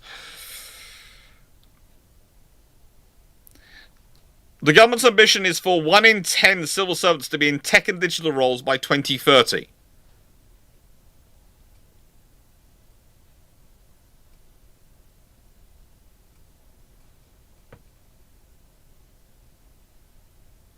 Oh, I've been texted by a friend who's actually listening, who is involved in these things, and apparently cohort is corp speak for bringing people to the table to chat about things. It's a synonym for convened. And I'm presuming that is some form of people trying to give us stress in life. But thank you for my friend who just sent that through. So yes, it's UK civil service speak, I'm guessing. Yeah, it's always great to include words which aren't used by anyone outside your organisation in your document, which is going to people outside your organisation. But yeah, that's life. This is just fun. Defence is a heavy user of gas and electricity. As we move to a more electrified battlefield, we will see demand increase for energy. Defence must be more efficient with its energy use, okay? Generating more of its own power, exploring novel energy uses such as battery storage and AMRs. Defence owns 1% of the UK, but generates only a small proportion of current power needs. So they want to make the Defence Department self-efficient. I suppose they could stick a lot of solar panels on hangars, I guess. That'd be kind of interesting, a lot of solar panels on hangars. And we go. And so now we're into the acquisition section, and this is the fun point in it. Okay? So they're going to break down organizational barriers to deliver integrated multi-domain capabilities and send industry-cleared demand signals to give them the confidence to invest in future capabilities and drive pace and innovation through better collaboration between defense industry and academia. I kid you not, that is one sentence from section 16. If any, that is all a lovely load of words, but what is the actual content they're going to do?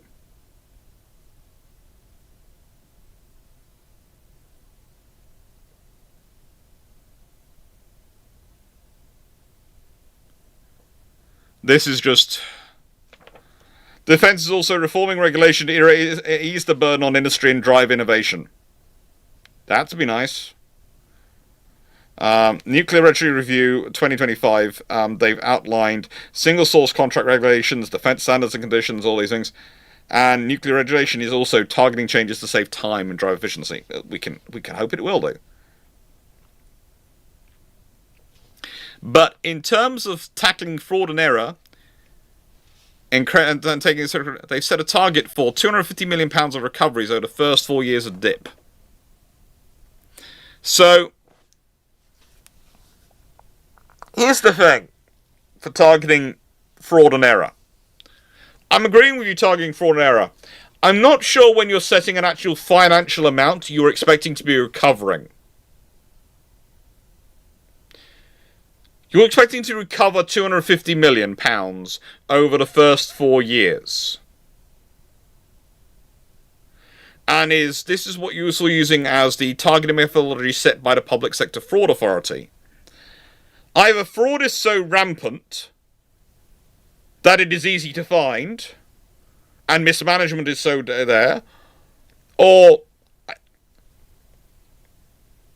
this is one of those targets where I'm going, why are you setting... I want you to be recovering it, I do. But you're setting a target.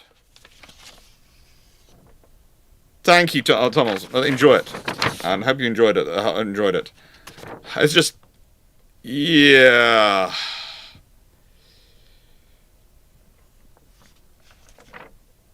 No, it's the Defence Events Plan. Okay.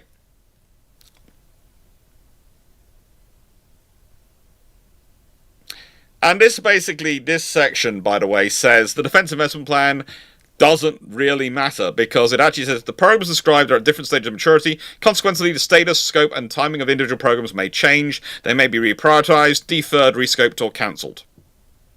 So in other words, this document is actually telling you itself it is not worth the paper it was written on.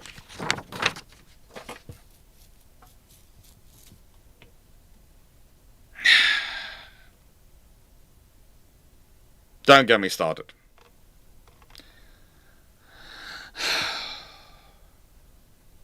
And there you go. We have reached the end of the document. Let's go see what questions there are, if there are any in it. And as said, we have been running for nearly 6 hours.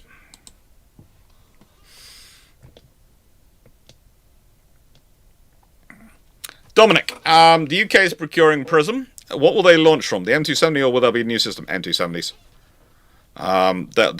They're probably going to have to actually buy some more at some point, but they're not going. They're currently trying to pretend, kind of like they're trying to use the Chinooks for. They want to use the Chinooks for a drone strike system. They're having fun. Lions, please would you consider making your own version of what this document should be alongside some of your colleagues? I'll have a chat with the ship-shape crew. 4 unanswered questions. Dominic, the USA is 10 to 50 years. I answered that one. Final question before I go to sleep from McMaster Jugo. Do you think we could lose the position of Deputy Supreme Allied Commander Europe to Germany with their increase in defence spending?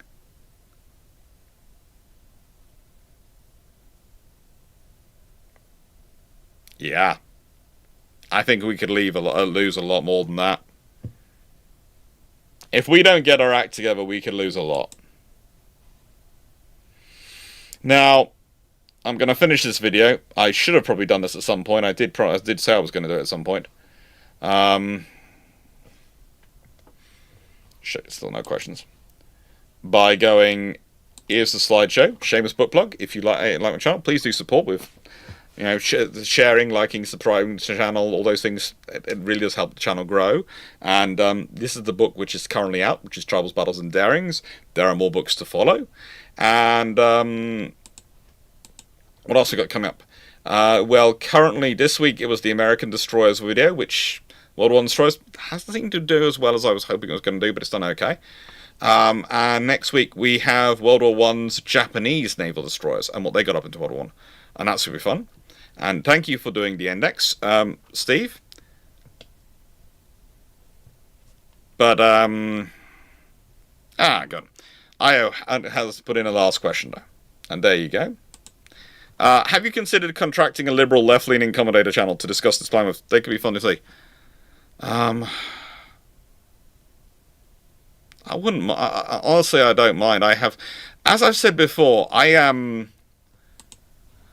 My politics, as I've talked about before, are I believe in not using ideology to make decisions. You look at the facts and figures, and you go with the best plan, and don't care whether it comes from the left, right, or the sun itself. I don't care. I just want to go with what's the best plan for this situation.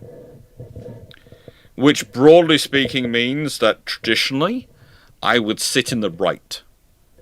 And that's usually where I found myself coming out, broadly speaking, in the centre-right. But I've never bothered. I'm always happy to talk to people. And also, I would point out I'm equally rude to everyone. When we did the defence reviews, I think I was actually marginally more rude about the Conservatives than I was the Labour ones, because the Conservatives had done more and they'd done some really silly things.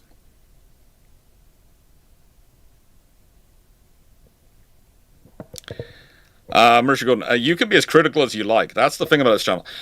I have the rule. This is why I try and keep the rule. I treat the rule. We will debate pretty much anything to do with defence and naval history and these things on this channel and in the Discord server. But the rules are no gaslighting and be polite. The moment you have to be rude or insulting to someone, you've lost the argument. Walk away. That's broadly. We have a couple of other rules which are to do with form and organisation, but the rest are basically those are the two fundamental rules of this channel. And I keep it to those two rules. I keep it at if you're being rude, no. If you're rude to me, I'm not going to tolerate it, because my view is if you're prepared to be rude to me, you're prepared to be rude to other people on the channel quite happily, and that I will not tolerate. But it's a case of, again, usually I do on a sort of warning system of, you're rude first time. Look, I did this on Twitter the other day with someone who was talking to me about stuff, and they made what they would probably consider a funny point, but it was a rude one, and I just went, no, I don't tolerate this. I'm happy to talk this topic through with you, and I will keep talking, but if you're rude again, it's over. And They did it again, ended it. And perhaps they think they won the discussion because they were rude, but they really didn't. All they did was basically stop themselves having a conversation with someone who was prepared to actually have a conversation with them about it and try and work it through. Runon, I will ban you for breathing weirdly. Yeah, and then you'll appeal to me and I'll unban you and go, why, Runon? But yeah, that's about it.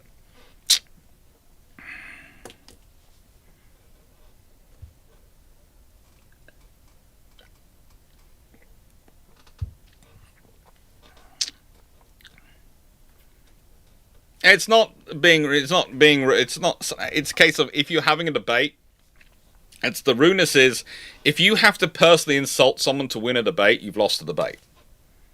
Have a debate over the ideas. Don't get personally don't start personally insulting people, because also that then starts pushing everyone out the debate, because there are people who don't want to be involved in that. In my case, and I don't have the time. I'm happy to discuss with people and to work these things through. But if you're being rude to me, I don't have the time. There are other things I need to be doing in my life. I'm happy to have the conversation, but if you're going to be rude, I have other things to do in my time. I'm choosing, we're all choosing when we're getting into debates, to get involved in debates and discuss them with people and share our knowledge and try and get to a better solution by working together. And that's a good thing. You don't want to be insulted when you're doing that. There's no point in personal insults. It just doesn't work. Oh, defense plan. The defense plan requires a lot of stuff. A lot of work. I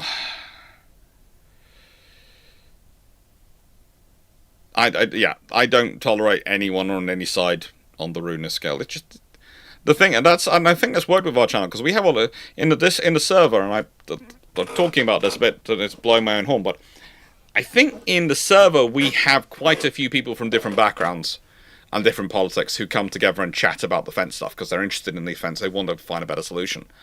And it's proved quite a scenario where they can come together. I know I've had people walk up to me who, this was actually at Twitch, a couple of people walk up to me and went, yeah, I don't like the other defense, that they are very politically one way or another, but I like yours because everyone's in there. And we don't, we get to talk about this stuff, and people are happy to talk about the specs and the systems, but also the strategy and the reasoning for why you're doing it, and try and work out the logic. Now, one of the problems that comes up, and I do say this, is that sometimes people try and work out what could be the logic behind people doing it. And there can be someone like me just going, it's just the money. I'm sorry to disappoint you. I have dashed a few people's dreams of there being some great logic behind it, when I just go, no, it's just the amount of money they want to spend. And I've been able to explain it, and they've come back to me and gone, I hoped there was a better reason in thinking for this, and I went, no, I wish there was too. I wish there was, but it's just the money.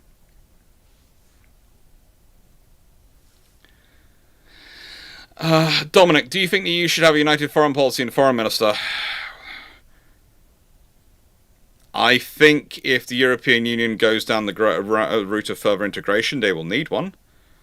I think also that they already have someone who's supposed to be representing them on foreign policy, and that gets into a lot of trouble when you find that the country's foreign policy is different than the EU foreign policy, and it's caused issues. I think that was one of the things which are going to be sorted out by the European Union. I'm not sure, especially with everyone investing more in defence and growing defence capability to defend themselves, whether that will necessarily make for a happier European Union. Because the more independent and confident countries feel, the more they might feel like they want to argue more in the EU to get a better position in the EU, and that's potentially going to lead to more fractiousness in the EU. It's going to be interesting to see how it works out, because the EU works as long as everyone wants to be part of it and everyone's happy with what they're getting out of it. The EU stops to work when people don't want to be part of it and aren't happy with what they're getting out of it. And yeah, your big problem is going to be Germany and France in that foreign policy, because let's be honest, France is used to having a very independent foreign policy. France has one of the most independent, and they've literally left NATO and other things because of their desire for an independent foreign policy. Unless they're in control of it, they are going to be unhappy about it, and that could be just an issue. Starship, how much raging have I missed? A lot. Yeah, the High Representative of the Union for Foreign Affairs and Security Policy is the current the EU Foreign Minister. But, yeah, to go back to one.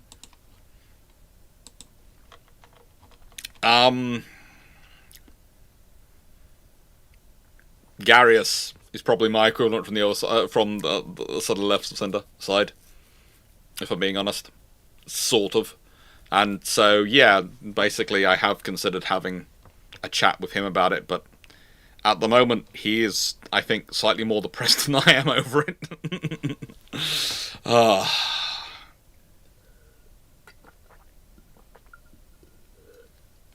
With that being said, I've got about an hour before the pool opens, or a couple of hours before the pool opens. So I'm going to go read some nice books. I'm going to say thank you to everyone for being here. I hope you'd like, share, and subscribe, support the channel, and help it grow. I hope you enjoyed this. It was 6 hours of live, and I hope you found it interesting. And take care. I'm off to, as said, read a book and then go out or go for a swim. Then I'll take the dogs for a walk. The fun life of being a functioning insomniac. Oh. I've tried to go for thought-provoking and less ranging. The 2 days of working through it helped me. It did help me. Thank you very much, everyone. Take care, and hope you enjoyed. Toodles.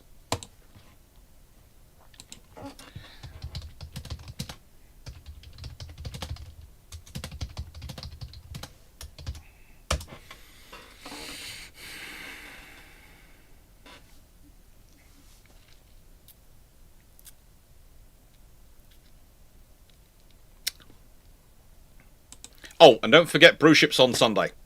Currently it's down as I'm not sure what form of brew ships, but there is a brew ships on Sunday, which will be a general chat, talking, question session. But if there's been enough comments in response to this and the discussion, the Shipshape crew are talking about potentially doing something interesting, like us all being on to discuss the defense investment plan. Take care, everyone.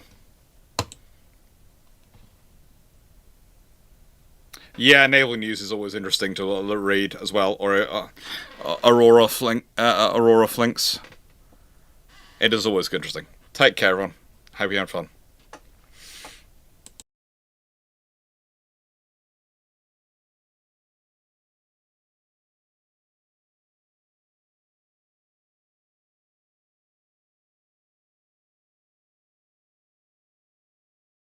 Oh, that swim's really going to help my back. I've been sitting in this chair too long for the last 2 days. I really have been.